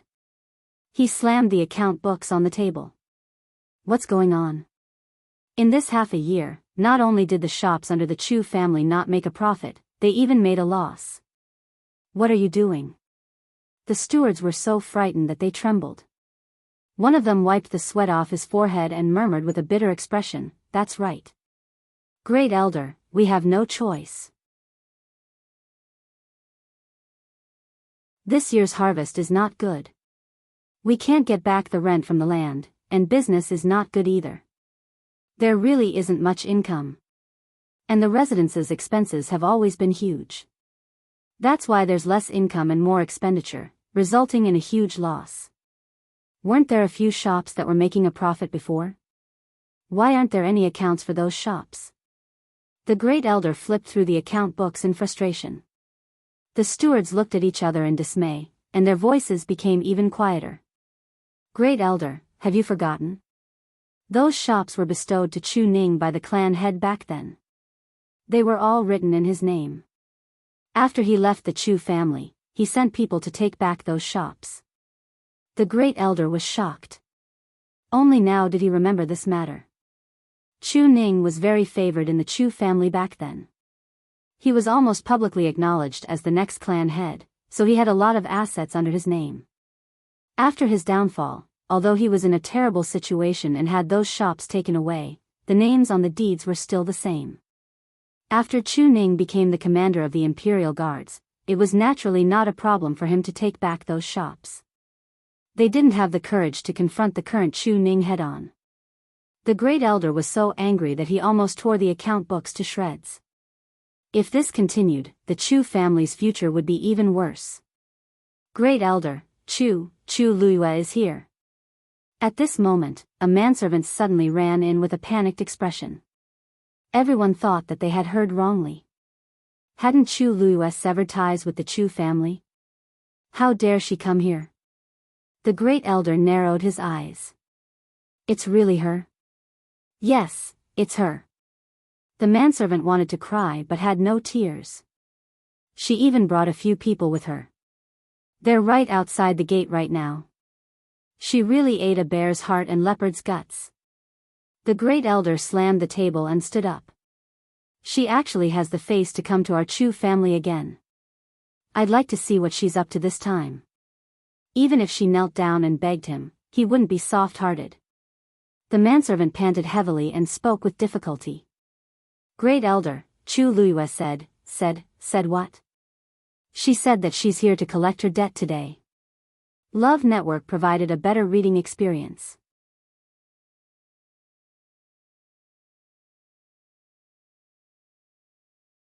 Chapter 119. She wants to settle the debt? The first elder was so angry that he laughed. Why would she want to settle the debt? The servant took a step back in fear. She said that you haven't given her the family property that you promised to give her when you signed the separation agreement. Also, she wants to take away the dowry that her mother brought with her today. The first elder's heart skipped a beat. He had almost forgotten about this matter. That day, he was nearly driven mad by Chu Luiyue. He didn't even check the amount carefully before signing the agreement. Now that he thought about it, it was a huge sum of money. Just the dowry that Chu Luiyue's mother brought with her back then was already extremely generous. If he were to return it all to Chu Luiyue, it would be no different from causing a huge loss to the Chu clan. The first elder paced around in frustration. He glanced at the scattered account books on the table, and his mood worsened. The Chu clan was currently struggling to make ends meet. If they were to take out this sum of money, it would only make things worse. How could Chu Luiyue be so thick-skinned as to come knocking on our door to ask for it? First elder, you should hurry up and take a look. Chu Luiyue said that if they don't get the money today, they won't leave. Right now, they've already blocked the entrance. It's useless. The first elder cursed angrily as he strode out of the room. Could a mere Chu Luiyue really tear down the Chu clan? The first elder rushed to the entrance, and when he saw the scene before him, he nearly fainted from anger. Chu Luiyue was standing in front of the main entrance, and there were already quite a few people gathered around her to watch the commotion. She was speaking to the people around her with a sorrowful expression. That's right. When I was very young, my mother passed away, leaving only my father and I to rely on each other. I'm sure you all know that back then, my father was injured in order to save the emperor and couldn't continue cultivating. The Chu clan said that we didn't have the energy to take care of my mother's dowry, so they told us to hand it over to Biyao for safekeeping. After so many years, my father and I have finally made it. I don't think that the other things are important, but the dowry belongs to my mother. It's the last thing my mother left me. If I don't come back, I won't be able to rest easy. Everyone nodded as they listened. Chu Ning and Chu Luiyue were also considered celebrities in the capital. People often talked about them in private, so they more or less knew that Chu Luiyue was telling the truth. In fact, everyone knew that the Chu family was doing this because they wanted to seize Chu Luiyue's mother's dowry. Although the Chu clan appeared to be wealthy, they were actually very greedy. Yes. This dowry is yours, no one else can touch it. You must come back. Exactly. In any case, the Chu clan is one of the 4 great clans. If they really refuse to return the item to you, wouldn't that be too much? That's true. If the Chu clan really did that, wouldn't they be throwing away their face? The great elder's face turned ashen when he heard this. He shouted angrily, Chu Luiyue. What are you doing? Chu Luiyue lifted his eyes and glanced at him lazily. Oh, great elder Chu, don't you know what I'm doing here? Previously, you agreed to split the family and said that you would send over the items that belonged to me and my father.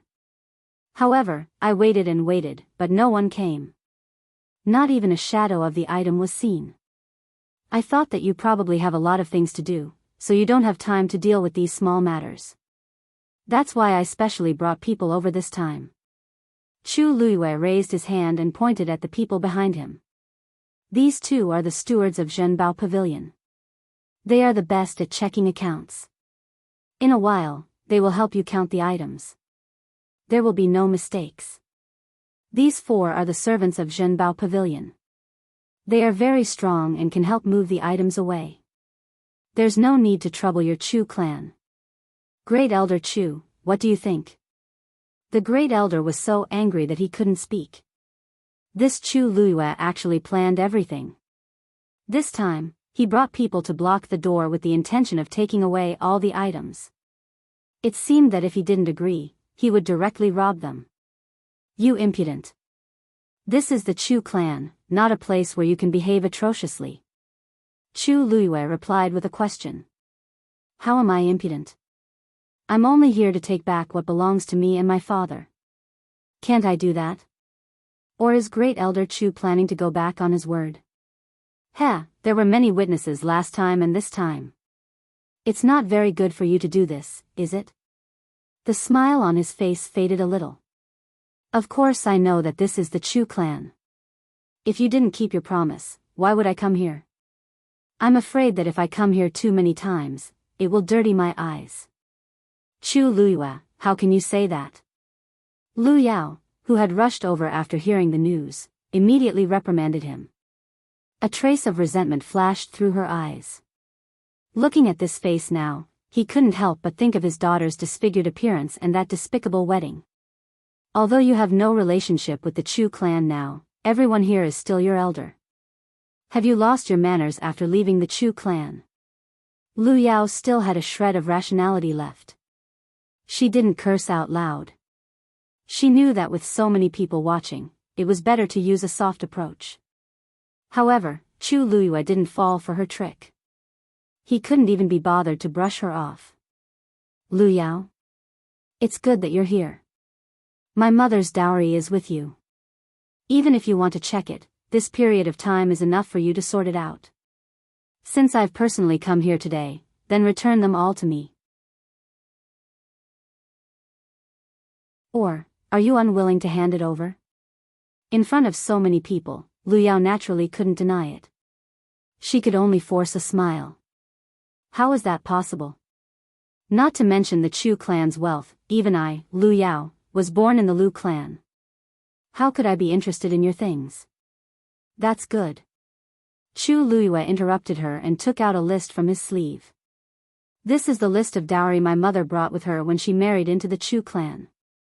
Later, I'll hand it over to Steward Wu and Steward Zhang to check. These are the last things my mother left behind. If even half of it is missing, I won't let this matter rest. As he spoke, Chu Luiyue passed the list to the 2 people behind him. Lu Yao was dumbfounded. That list was something from more than 10 years ago. How could Chu Luiyue have it? She felt like something was stuck in her throat. Her back was covered in cold sweat. All these years, she had indeed touched those things. She originally thought that Chu Ning and Chu Luiyue would never have a chance to make a name for themselves in this lifetime. Naturally, she planned to take those things for herself. Who would have thought that they would one day make a comeback? Now, she actually wanted to check carefully. What should she do? Chu Luiyue saw her expression. How could he not know what she was planning? He couldn't help but sneer in his heart. If she didn't skin the entire Chu clan alive today, they wouldn't know that she, Chu Luiyue, wasn't someone to be trifled with. Xiao 1, bring me a chair. Chu Luiyue ordered. A burly youth behind him immediately responded. He quickly walked to the side of the carriage and brought out a red sandalwood chair. He placed it behind Chu Luiyue. Chu Luiyue sat down casually and leisurely. First Elder Chu, Lu Yao, hurry up. There are so many things, and I only have one day off today. I have to count them quickly.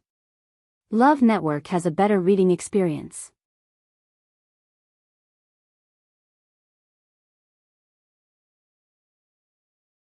Chapter 120. If not for the fact that there were so many people watching, First Elder would have rushed over to teach Chu Luiyue a lesson himself. Such an arrogant look really made people fly into a rage. Lu Yao.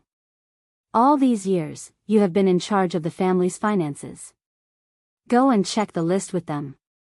Give them what they deserve and don't touch what they don't deserve. Lu Yao was shocked by this shout. Seeing the anger on First Elder's face, she subconsciously agreed. Yes. First Elder still felt that it wasn't enough. He shouted at the other stewards. And the few of you, go and watch together. We can't make any mistakes in this account. The few of them hurriedly agreed. Lu Yao's body was tense and her footsteps were heavy. However, she knew that she had to do it even if she didn't want to.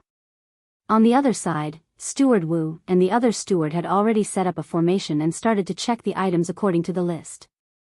A pair of 8 colored glass lamps, 2 sets of white jade December tokens, a pair of gilded horse pots, 2 painted Kongho. Lu Yao had no choice but to grit her teeth. Didn't you hear? Go and get the items from the storeroom. The servants responded and hurried over. When they took out the items one by one, the people Chu Luiyue brought over would immediately go forward and take the items. After checking carefully, they would put them back in the carriage. Chu Luiyue smiled. These are the most capable people in Zhenbao Pavilion. Although their positions aren't high, they are the best at identifying treasures. They will know whether it's real or fake with one look. Wouldn't it be more convenient for everyone if they check carefully like this? This sentence shattered the last trace of hope in Lu Yao's heart. She closed her eyes and accepted her fate. Chu Luiyue was going to go against them to the end today. In a tea house not far from the Chu residence, someone saw this scene clearly. His temper is still the same as before. A low laugh came from behind the beaded curtain. Did you get these people from your place? When Yan Gu heard this, he bowed again and said respectfully, Yes, First Master. Madam came to Zhenbao Pavilion early this morning and said that she wanted to borrow some people. I didn't expect. At that time, he was still very puzzled. He didn't know why Chu Luiyue needed a steward to look after the accounts. Who would have thought that the steward would come to cause trouble for the Chu family? Yan Gu could be considered to have seen many things, but this was the first time he had seen such a situation. Chu Luiyue wasn't going to collect debts at all. Most importantly, this request was reasonable and couldn't be denied. The Chu clan had many people. If Chu Luiyue came alone, he would definitely be defeated. Therefore, she deliberately found a few people and exposed the matter in front of everyone. This way, the Chu family would have no choice but to do as she said. After all, the Chu family still cared about their reputation in the capital. You did a good job. Hearing the praise in the first master's tone, Yan Gu was flattered. He had followed the big master for so many years, but he had rarely heard such praise. Today, he had only transferred a few people to Chu Luiyue, and the first master was so happy. He had really made a big profit. First master, you flatter me. I really didn't do much in this matter. Everything was Madam's idea. The person behind the beaded curtain seemed to shake his head and smiled. Naturally, only she could think of such an idea, and only she could do it in the most straightforward way. If it were someone else, who would dare to go against the Chu family alone? Yan Gu thought for a while and couldn't help but say, First Master, Madam doesn't seem to be very clear about your identity, and she doesn't know what you have done for her. Do you want to? When it's time for her to know, she will naturally know. You just have to do your own thing well. Yan Gu lowered his head. Yes. In front of the Chu family's main gate, Steward Wu and the steward were still going through the list. This pair of half-moon feather glasses is fake. And this bamboo jade flute is also fake. The people Chu Luyue brought over were very efficient. As they moved the items, they didn't forget to distinguish the real from the fake. They also picked out the fake items and put them aside. Every fake item that was taken out was equivalent to a slap to Lu Yao's face. The Chu family was also embarrassed. Some of them couldn't help but look at Lu Yao with resentment. Who would have thought that Lu Yao, the head of the household, would be so arrogant as to fill her own pockets?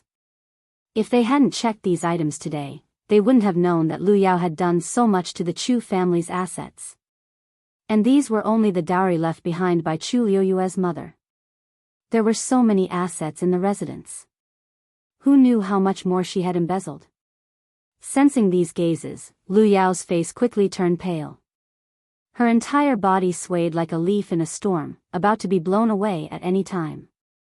If possible, she really wanted to find a hole in the ground to hide in. Every minute and every second of standing here was incomparably torturous. Chu Luyue held his chin with one hand and glanced at the fake items that were taken out. He seemed to be smiling. It seems like your family has been doing well all these years. I was wondering why Chu Xianmin was so generous to spend 200,000 silver taels for a random set of jewelry. Red chalcedony items aren't something that ordinary people can afford.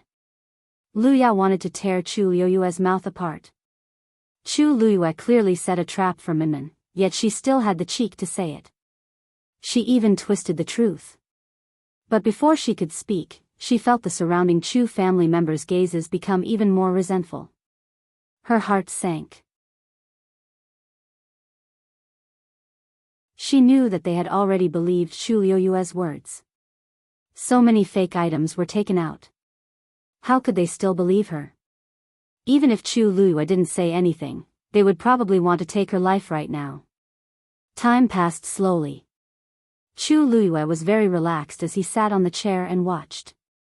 In between, shopkeeper Wu even specially served her tea and exquisite snacks so that she wouldn't starve. Chu Luyue followed all the good advice. Instead of saying that she was here to ask for money, she might as well say that she was here to take her life. It wasn't until noon that the list of dowries was taken care of. After that, Chu Luyue requested to split the assets according to the contract that day and forcefully took away a lot of silver taels from the Chu family. When the silver taels were moved onto the horse carriage, even the strong-willed first elder couldn't help but feel heartache. The few managers looked at it and felt even more heartache when they thought of the messy account books. The surrounding crowd was already stunned when they saw so many treasures. I didn't expect Chu Liuyue's mother to bring such a generous dowry when she married into the Chu family. Rumor has it that Chu Luyue and Chu Ning had a hard time in the Chu family. Sometimes, their food and clothes couldn't even compare to the servants. Selling some of these treasures should be enough for them to survive, right? Chu Ning and his wife are deeply in love. I think he's unwilling to sell them. Besides, these things are in someone else's possession. I'm afraid he hasn't seen them before, let alone sell them. That's true. The Chu family really spent a lot of money this time. The horse carriage made several trips and finally took away all the treasures. In front of the door, there were only the fake goods that were kicked out. It was especially awkward. Chu Luyue stood up and lazily rubbed her shoulders. She was really tired after sitting for so long. All right, that's all for today. First Elder Chu's eyelids twitched. What did she mean? She's coming again. Chu Luyue seemed to have seen through his thoughts and waved her hand casually. Don't worry, I won't be coming again. However, shopkeeper Wu has already taken note of these fake goods. Please make up for it in the future. You can send it to my house or I'll send someone to pick it up. First Elder couldn't hide his anger and looked at Lu Yao. This is what you've done in the past few years as the head of the family. You'll have to fill this hole yourself. Lu Yao's body swayed. Chu Luyue smiled meaningfully. Why are you angry, First Elder Chu? It's just some small things. Even if the Chu family doesn't want to take them, the Lu family's wealth is comparable to that of a country. Isn't this a piece of cake? Don't you think so, Lu Yao? The best reading experience came from the Love Network.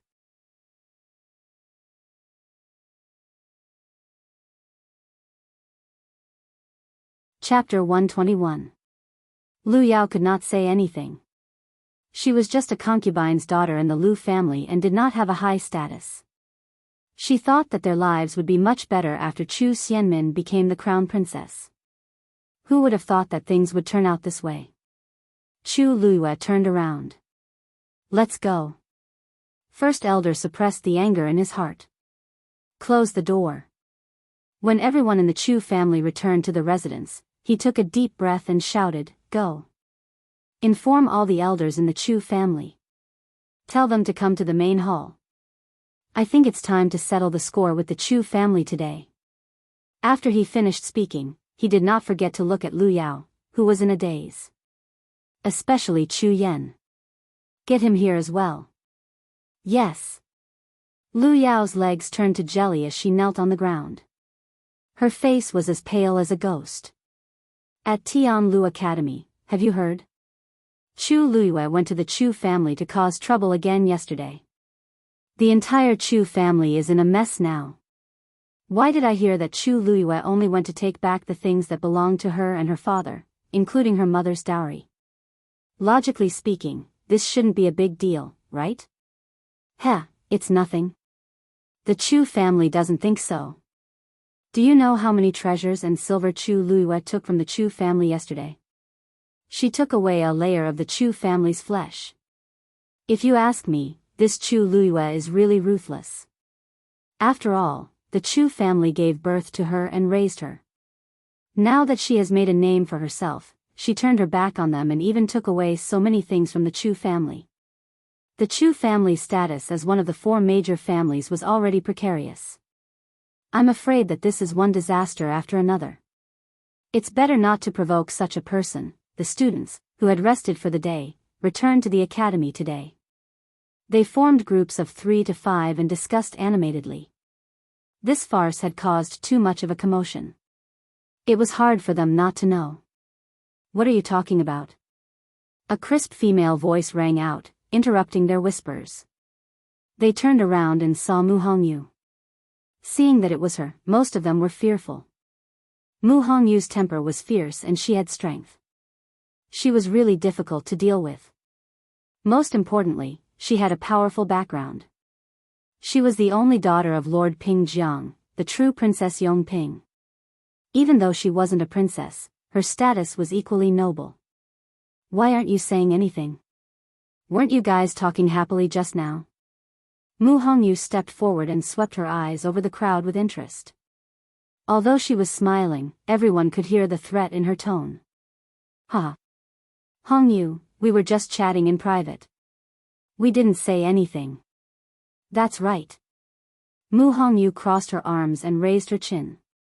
Her voice was crisp. I heard everything you said just now very clearly. Let me tell you, Chu Luiyue is Mu Hongyu's friend. If I hear anyone bad-mouthing her again, don't blame me for being rude. It was quiet all around. Everyone looked at each other. They didn't expect Mu Hongyu to say something like that. Friend. When did she become friends with Chu Luiyue? Chu Luiyue, who had just walked over, happened to hear what she said. She stopped in her tracks and looked at Mu Hongyu, who was not far away, in surprise. Actually, they had only spoken twice, but Mu Hongyu was willing to stand up for her. Chu Luiyue's heart felt like it was being rubbed by something.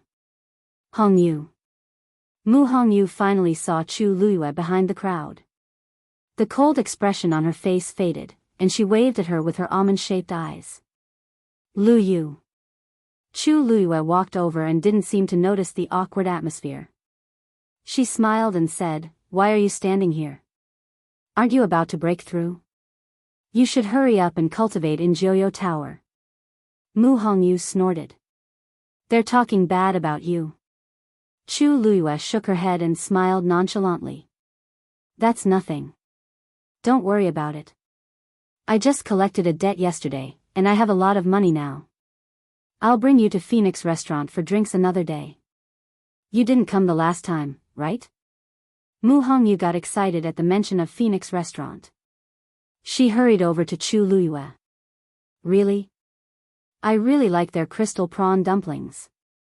But I can only go there once a month with my allowance. Chu Luiyue laughed. It seemed like Mu Hongyu was a foodie. Of course it's true. I'll treat you every day. But I have to wait until you break through first. Sure. Oh yes, I found a few more people to form a team for the magical beast tide. It's up to you. The two of them walked away. The rest of the crowd felt bored and also dispersed. Luyu, are you really not angry at what those people said about you just now? When there was no one around, Mu Hongyu finally couldn't help but ask. Chu Luiyue laughed. What's there to be angry about? Since I dared to do it, I'm not afraid of being criticized. Besides, you saw it yourself. They only dared to talk behind my back. They didn't dare to say a word in front of me. If I had to teach everyone who scolded me a lesson, I would be busy to death. It's not worth it for those people. Mu Hongyu pursed her lips. The way you talk is very similar to my father. But I'm angry. If anyone makes me unhappy, I'll definitely get back at them. Mu Hongyu had a straightforward personality. She didn't beat around the bush, but she clearly wasn't someone who was willing to suffer losses. Chu Luiyue knew that it was useless to persuade her. Besides, she was helping him this time. Thus, he smiled and changed the topic. You said you found a few more people? Who are they? Mu Hongyu stretched out her hand. Besides you and me, there are 3 more spots. Liao Zhongshu and Sun who have already agreed to join. Both of them aren't weak. One of them ranked 9th and the other 7th in the midterm assessment. They have a good relationship with me. I can trust them. Oh right, there's also Gu Mingfeng. You should know that he's going to fight Chu Xianmin in the finals. Gu Mingfeng? Chu Luiyue was a little surprised. She did know a little about this person. She heard that he was a bastard son of the Gu family. His birth mother's status was very low, so he wasn't favored. Even though he got into Tianlu Academy, his status in the Gu family was still very low. On the day of his fight with Chu Xianmin, she didn't have a deep impression of Gu Mingfeng. She only remembered that he was a young man with a feminine appearance and a cold temperament. Yeah. Don't be fooled by his quiet personality. He's really strong. I lost to him last time. It wasn't easy to get him to team up with me this time. He isn't going to team up with Gu Mingzhu. TSK, he doesn't even interact with Gu Mingzhu. How can they team up? Besides, Gu Mingzhu is very arrogant because she's a Xian master. Why would she team up with us? Mu Hongyu didn't think much of Gu Mingzhu. Chu Luiyue nodded. Mu Hongyu suddenly thought of something and asked, oh, right. By the way, do you know that Chu Xianmin is coming back today? Love Network provided a better reading experience.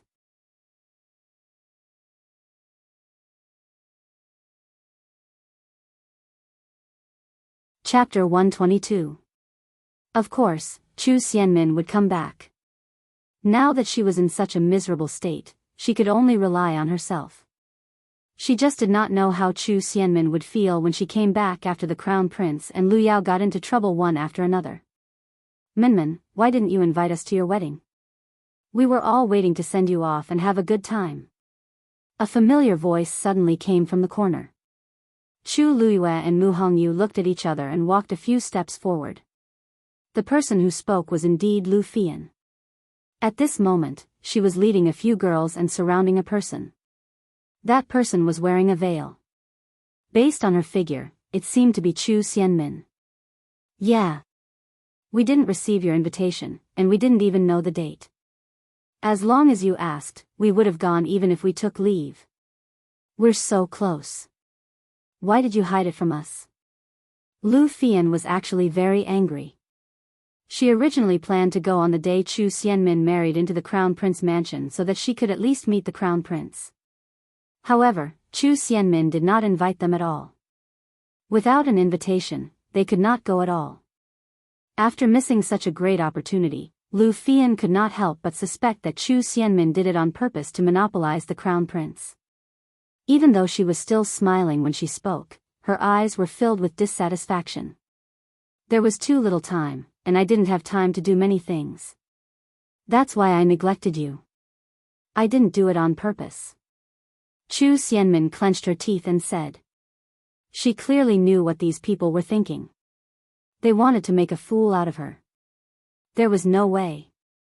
Lu Fian purposely smiled. The Crown Prince has always liked you, and now he's even willing to let you go back to school. Minmin, you must be doing well in the Crown Prince mansion, right? Chu Xianmin reluctantly responded. I haven't been here for a few days. I have some things to look for my teacher, so I won't chat with you guys for now. Then, she walked around them and was about to leave. However, when she looked up, she happened to see the person she hated the most. Chu Luyue. Chu Xianmin's heart suddenly burned with anger, and her fingernails dug deeply into her palms. If looks could kill, Chu Luyue would have been covered in bruises. Mu Hongyu stared at her alertly. What do you want to do? However, Chu Xianmin did not say anything and walked past Chu Luyue and Chu Xianmin. That's strange. If it was in the past, she definitely wouldn't have given up so easily. Why did her personality change after marrying into the Crown Prince's residence? Mu Hongyu murmured. Chu Luyue looked at Chu Xianmin's departing figure thoughtfully and smiled. The best part is yet to come. Let's go. The imperial capital seemed to be as calm as ever, but some people had already sensed that something was wrong. Something seemed to have happened to the Crown Prince. The most obvious point was that the memorials that had previously been sent to the Crown Prince's residence were now sent to the palace. On the surface, Emperor Jiawen said that the Crown Prince was at the stage of breaking through, so he didn't want him to be distracted for the time being. But in reality, anyone with a discerning eye knew that this was taking back the Crown Prince's authority.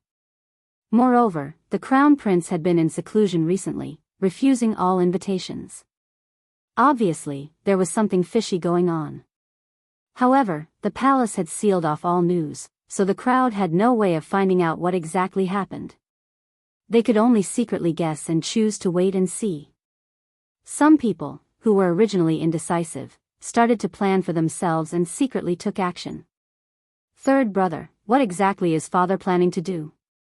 The Crown Prince sent someone to assassinate you, and the evidence is clear. Why did father just ask the Crown Prince to reflect on his mistakes in the residence? Even if he thinks highly of the Crown Prince, he can't just let this matter end so hastily, right? Rong Feng knitted his brows tightly and could not figure it out. After receiving seventh brother's big gift, he and Rong Jiu immediately understood. In the next few days, they worked together to gather more evidence, and Rong Jiu presented all of it to father for him to take a look. The Crown Prince can't deny it. But why is father letting it go so easily? Rong Jiu looked calm. The evidence can indeed deal a heavy blow to the Crown Prince, but it's still too naive to rely on this to bring him down. But we can't just let it end like this, right? Rong Feng anxiously stood up and paced back and forth. Although he didn't really do anything to you, third brother, he can't deny it to seventh brother. This matter is just putting the blame on you, third brother. How can father be so biased towards him? As an emperor, shouldn't he hate such things? Indeed. But you forgot one thing. Even though the Crown Prince will make father hate him for doing something to me, it's still considered a lucky hit. It's also because of this that his punishment was reduced by a lot. As Rong Jiu spoke, he mocked himself. Didn't father keep me in the imperial city for so long because he wanted to do the same? Now that the Crown Prince did it for him, it made him feel much more relaxed. Hence, Rong Jin's position as the Crown Prince would not be shaken this time. Rong Feng looked at his expression and suddenly understood something. Third brother, you're talking about father. But since things have already come to this point, Isn't it good to take the opportunity to pull the crown prince down? Rongjiu closed his eyes. There's no hurry. The outside world was in turmoil, but Chu Liuyue's days in the academy were very peaceful. Soon, it was the end of August, and the fiend title was just around the corner. The atmosphere in the academy became lively, and excited discussions could be heard everywhere. The students also became more diligent in their cultivation. Chu Luyue could clearly feel that more people came to Jiuyo Tower. What she didn't know was that it was very difficult to earn time in Jiuyo Tower to cultivate, so many people couldn't bear to come every day. They would only come more often when they were about to break through or when something big was about to happen. Chu Luyue originally wanted to break through to become a stage 2 warrior, but he failed again, so he decided not to think about it. When Chu Luyue returned to his residence at night, he saw a familiar figure once he entered the door. No, there were two figures. Rongxiu and Xue. Chu Luyue was a little surprised. Oh, Your Highness, you're so free today. During this period, Rongxiu seemed to be very busy. Even though he came a few times in between, he mostly came in the middle of the night and left early in the morning. Sometimes, she didn't even see him. She could only know that he was here when she smelled his faint, cold fragrance. Today was a rare day. Rongxiu raised his eyebrows slightly, took out a box from his arms, and handed it over. Open it and take a look. Chu Luyue took it over and lightly clicked on it. The box opened with a sound. A dagger was lying there quietly. She took off the black scabbard, and a cold light flashed across. This dagger is so sharp. Chu Luyue was pleasantly surprised. She took a closer look and saw that there were two extremely thin, willow leaf-like flying daggers attached to it. With just one look, Chu Luyue could feel the strong suppression contained in it. She looked up in surprise. Those little things of yours are not presentable. I specially prepared a handy one for you. Chu Luyue remembered that Rongxiu seemed to have said something like that before. She thought that he was joking. She didn't expect that he was serious. Her heart skipped a beat. Your Highness has been leaving early and returning late recently. Is it related to this thing? Rongxiu leaned closer, his eyes as deep as the starry night. His voice was low and teasing. Then, how will you repay you? How about giving yourself to me? He suddenly paused and looked down at the scabbard in front of his chest. Then I can give myself to you. Digression, today, it's on the shelves. First come, first serve. Everyone accompanied you, all the way. You was grateful. She didn't say much, only diligently updating. I hope that everyone can support me. Thank you. Mobile users, please browse and read. A better reading experience comes from Love Network.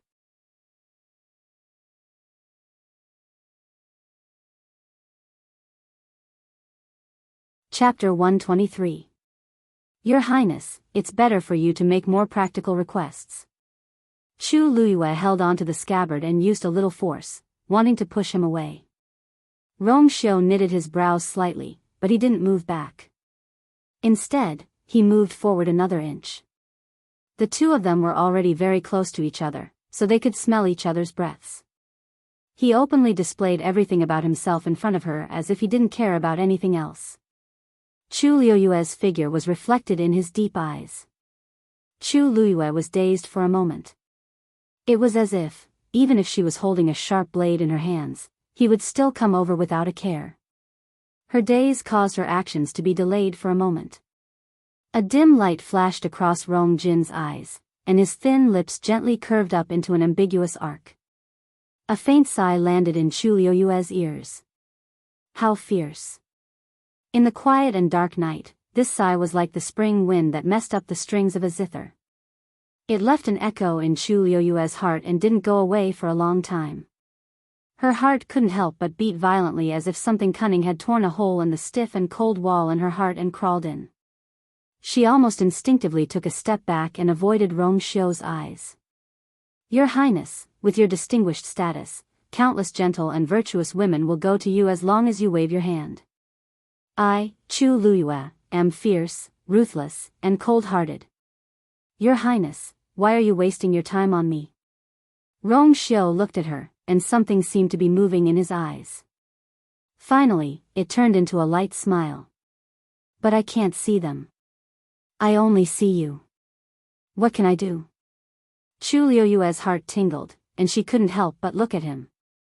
The cold moonlight flowed in, and Rong Xiu's face was half lit and half dark. His brows were slightly knitted as if he was very troubled. However, there was a hint of indulgence in his eyes and brows. Chu Luyue didn't know how to respond to such a straightforward confession of love.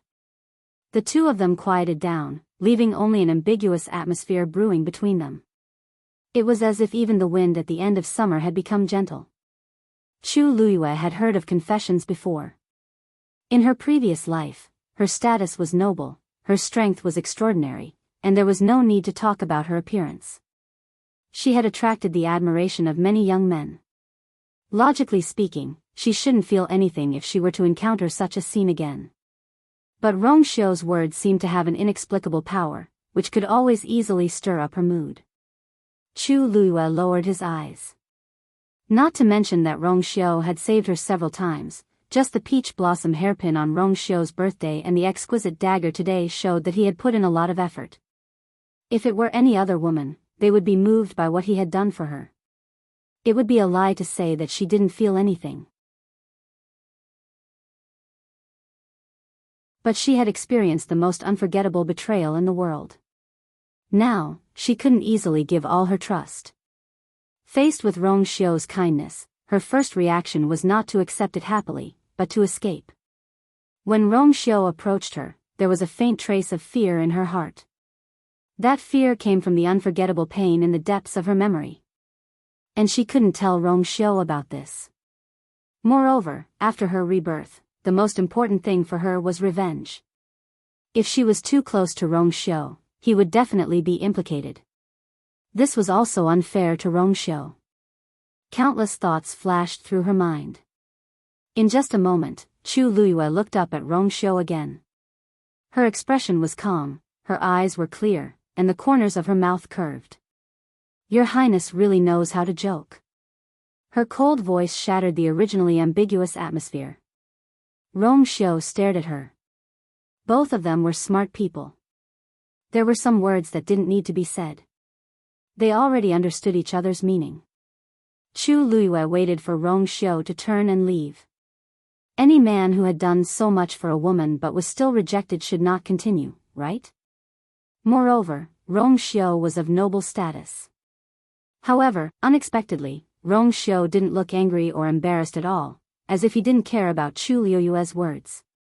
Then, he reached out and grasped the scabbard in front of his chest. Just tell me, do you like this gift? Chu Luyue was stunned.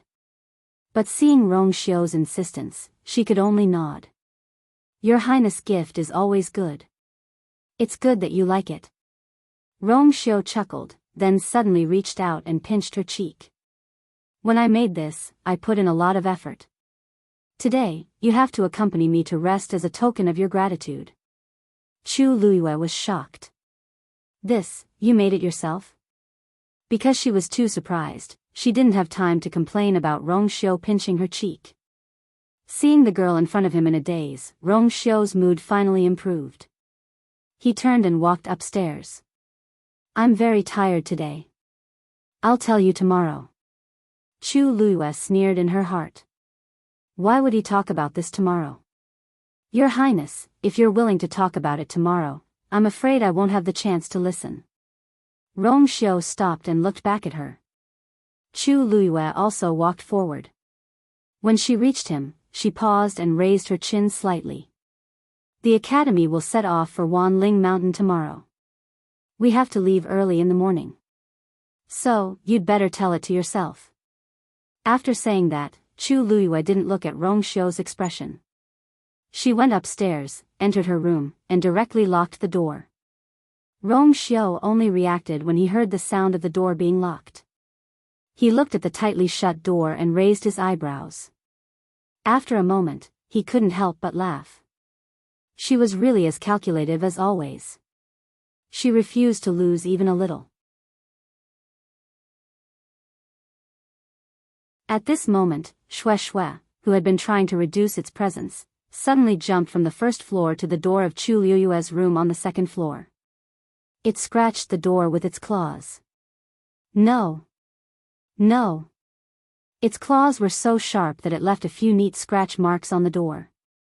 Seeing Xue Xue like this, Rongxiu suddenly felt that it was embarrassing. After all, it was a high-level magical beast. How could it lose its composure when faced with such a small matter? How embarrassing was it to scratch here and there? Xue Xue, what are you doing? Rongxiu lowered his voice and asked. Xue Xue turned around to look at him. Its eyes were filled with grievance and indignation. Why else would she go to Wanling Mountain? Of course, it was to hunt magical beasts. Didn't Chu Luyue like it? Why did she go out to find other wild dogs, no, wild magical beasts? What was she doing with it? This was absolutely unacceptable. Xue Xue couldn't care less about Rongxiu anymore. It turned around and scratched the door again. However, Rongxiu immediately understood from this look. Wait a minute. Tianlu Academy would indeed bring students to Wanling Mountain to train at this time every year. If he remembered correctly, they seemed to be forming their own teams. Then, who was she in the same team as? A crack finally appeared in Rongxiu's calm expression. Chu Luyue had just entered Tianlu Academy, so she didn't know many people. The people she was most familiar with were probably the dozens of Xian masters. If she was in a team, she would be with these people. Could it be that fellow from the C family? Mobile users, please browse and read. A better reading experience comes from Love Web.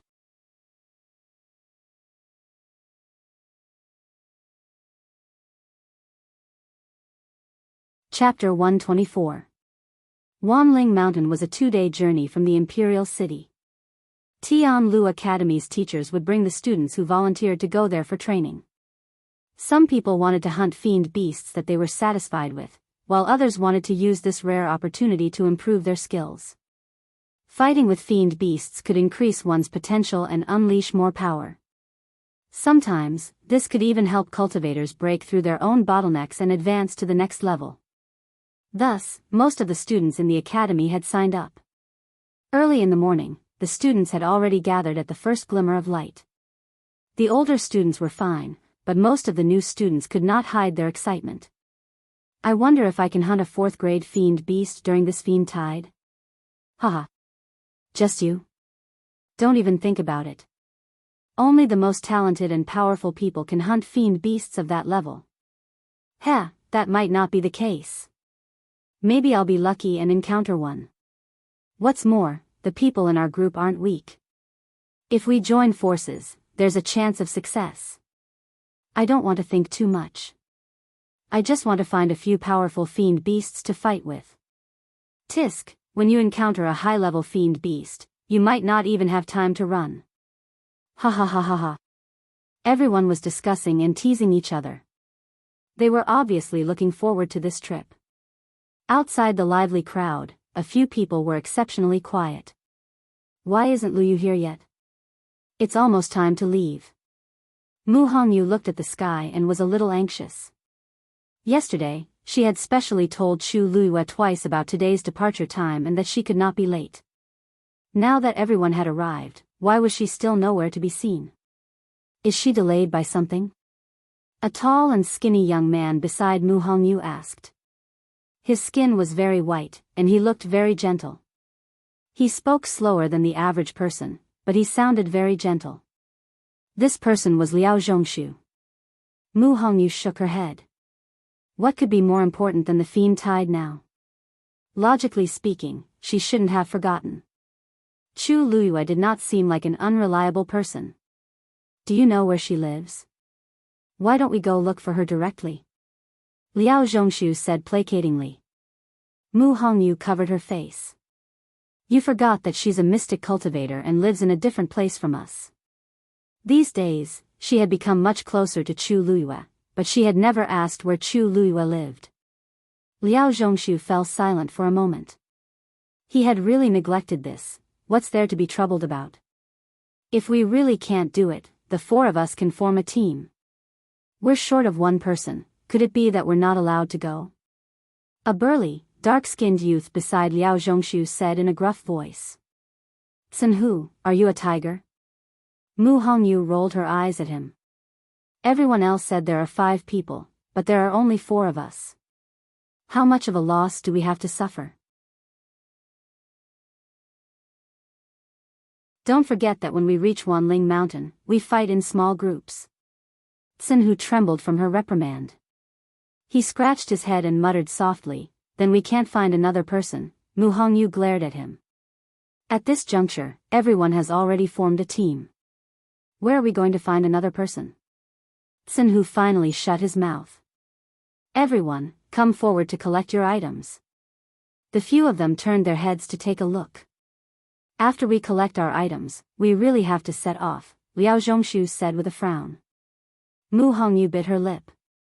I'll go and ask Teacher Bai Chen. On the other side, Bai Chen was counting the number of mystic cultivators. After counting, he immediately realized that something was wrong. Where's Chu Luiyue? Why isn't she here? Everyone looked at each other, but no one said anything. Teacher Bai Chen. Do you know where Luiyue lives? She's not here yet. I want to go and find her. Mu Hongyu quickly walked forward and said straightforwardly. Bai Chen was shocked. She's really not here yet? Seeing Mu Hongyu's anxious expression, he thought for a moment and immediately looked at Si Ting. Si Ting, you know where she lives, right? Bring Mu Hongyu to take a look. Si Ting nodded. Okay. However, before the two of them could do anything, Gu Mingzhu, who had been watching coldly from the side, could not help but mock them. Teacher Bai Chen, it's almost time. What if you don't make it back in time if you look for her now? Chu Luiyue didn't pay attention to the time, so it's her fault if she misses it. You can't implicate others because of her, right? Mu Hongyu glared at her in annoyance. Gu Mingzhu, what does this have to do with you? We're not in the same team as you. Even if there's a delay, it won't affect you. Why are you so anxious?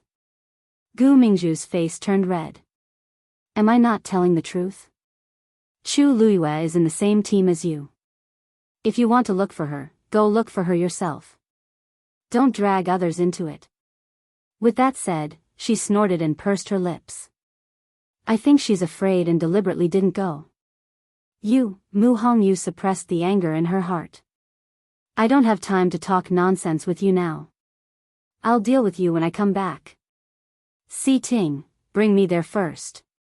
With that said, the two of them turned to leave. You don't have to look for her. I'm here. A familiar voice rang out. Mu Hongyu looked up in surprise and saw Chu Luiyue indeed. Luiyue. You're finally here. Mu Hongyu quickly walked over to Chu Luiyue and could not help but pat her arm. Why are you so late? I thought you were going to stand us up. Chu Luiyue put her hands together and begged for mercy. I'm sorry. Something happened and I was delayed. Is there still time? Of course there's still time. Mu Hongyu glanced at Gu Mingzhu and deliberately raised her voice. Some people can't wait for you not to come, so that they won't be suppressed again. Gu Mingzhu wanted to argue, but when she saw Si Ting next to her, she suppressed her anger and turned her head away angrily. Luiyue, you almost couldn't make it. Bai Chen shook his head, but he could not bear to scold her, so he waved at her. Hurry up and go back. It will be your turn soon. Thank you, Teacher Bai Chen. After Chu Luiyue finished speaking, she and Mu Hongyu went back to meet the others. Mu Hongyu poked her and said in a low voice, Hey, why are you here? Hey, what's wrong with you today? Why are you so late? Chu Luiyue coughed. It's just a small matter. It's already settled. Yes, it was just that Prince Li and Xue pestered her for most of the night. Mobile users, Please browse for a better reading experience from Love Network.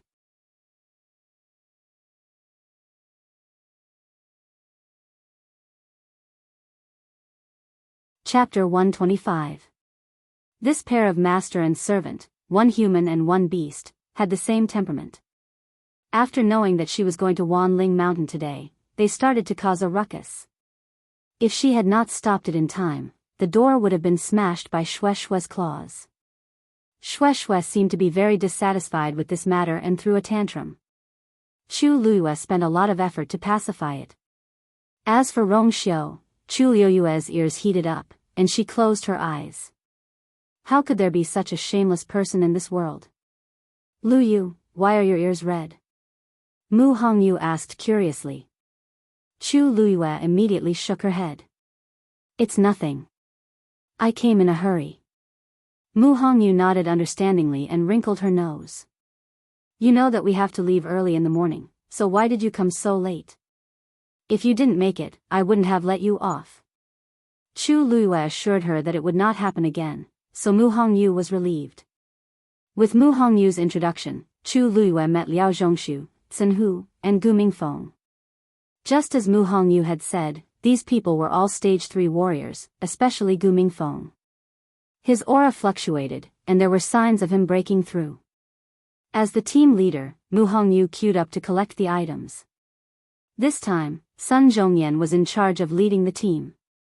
Under him were a few elders and dozens of teachers. When all the teams had gathered, Sun Zhongyan, who was standing at the front, spoke. Students, I believe that everyone has been looking forward to this trip to Wanling Mountain. This time, I'll be the leader.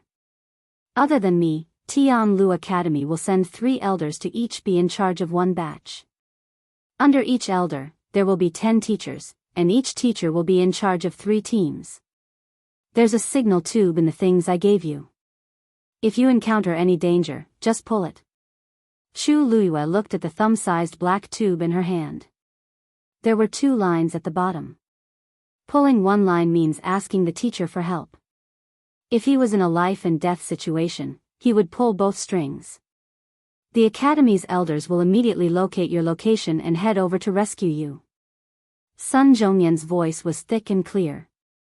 Is everyone clear? Yes.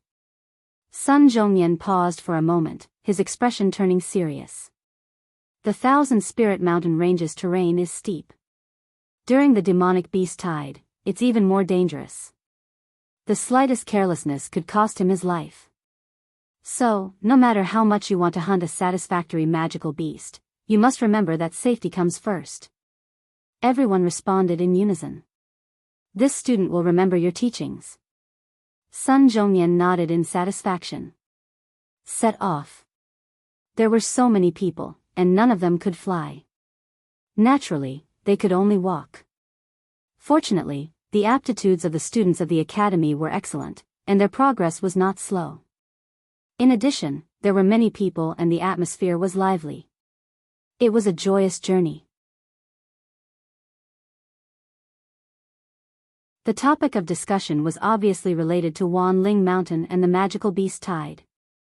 Some of the senior brothers and sisters who had been there would often talk about what had happened during the magical beast tide in the past 1 or 2 years, causing the freshmen to be even more curious. If only I had broken through to become a stage 4 warrior. Mu Hongyu muttered softly as she walked. She had been cultivating diligently during this period of time, and she was even close to breaking through.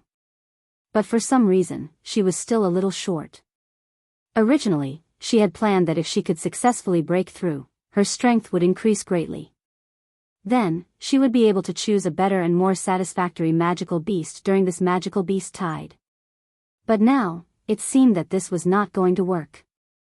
Hongyu, you can't rush cultivation.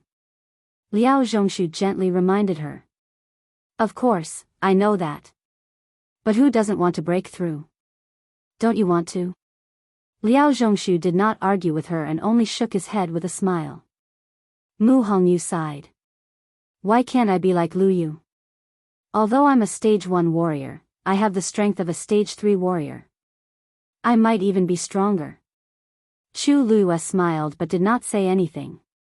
She actually did not want to, Mu Hongyu looked at Gu Mingfeng again.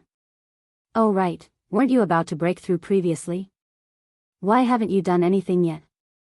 Gu Mingfeng, who had been silent all this while, looked indifferent as he lightly said, it's probably not time yet. Chu Luiyue looked at him again and was in deep thought. Gu Mingfeng, doesn't seem to be that simple. A somewhat cold gaze suddenly fell on her body. Chu Luiyue's gaze moved slightly and met Chu Xianmin's gaze that was about to retract.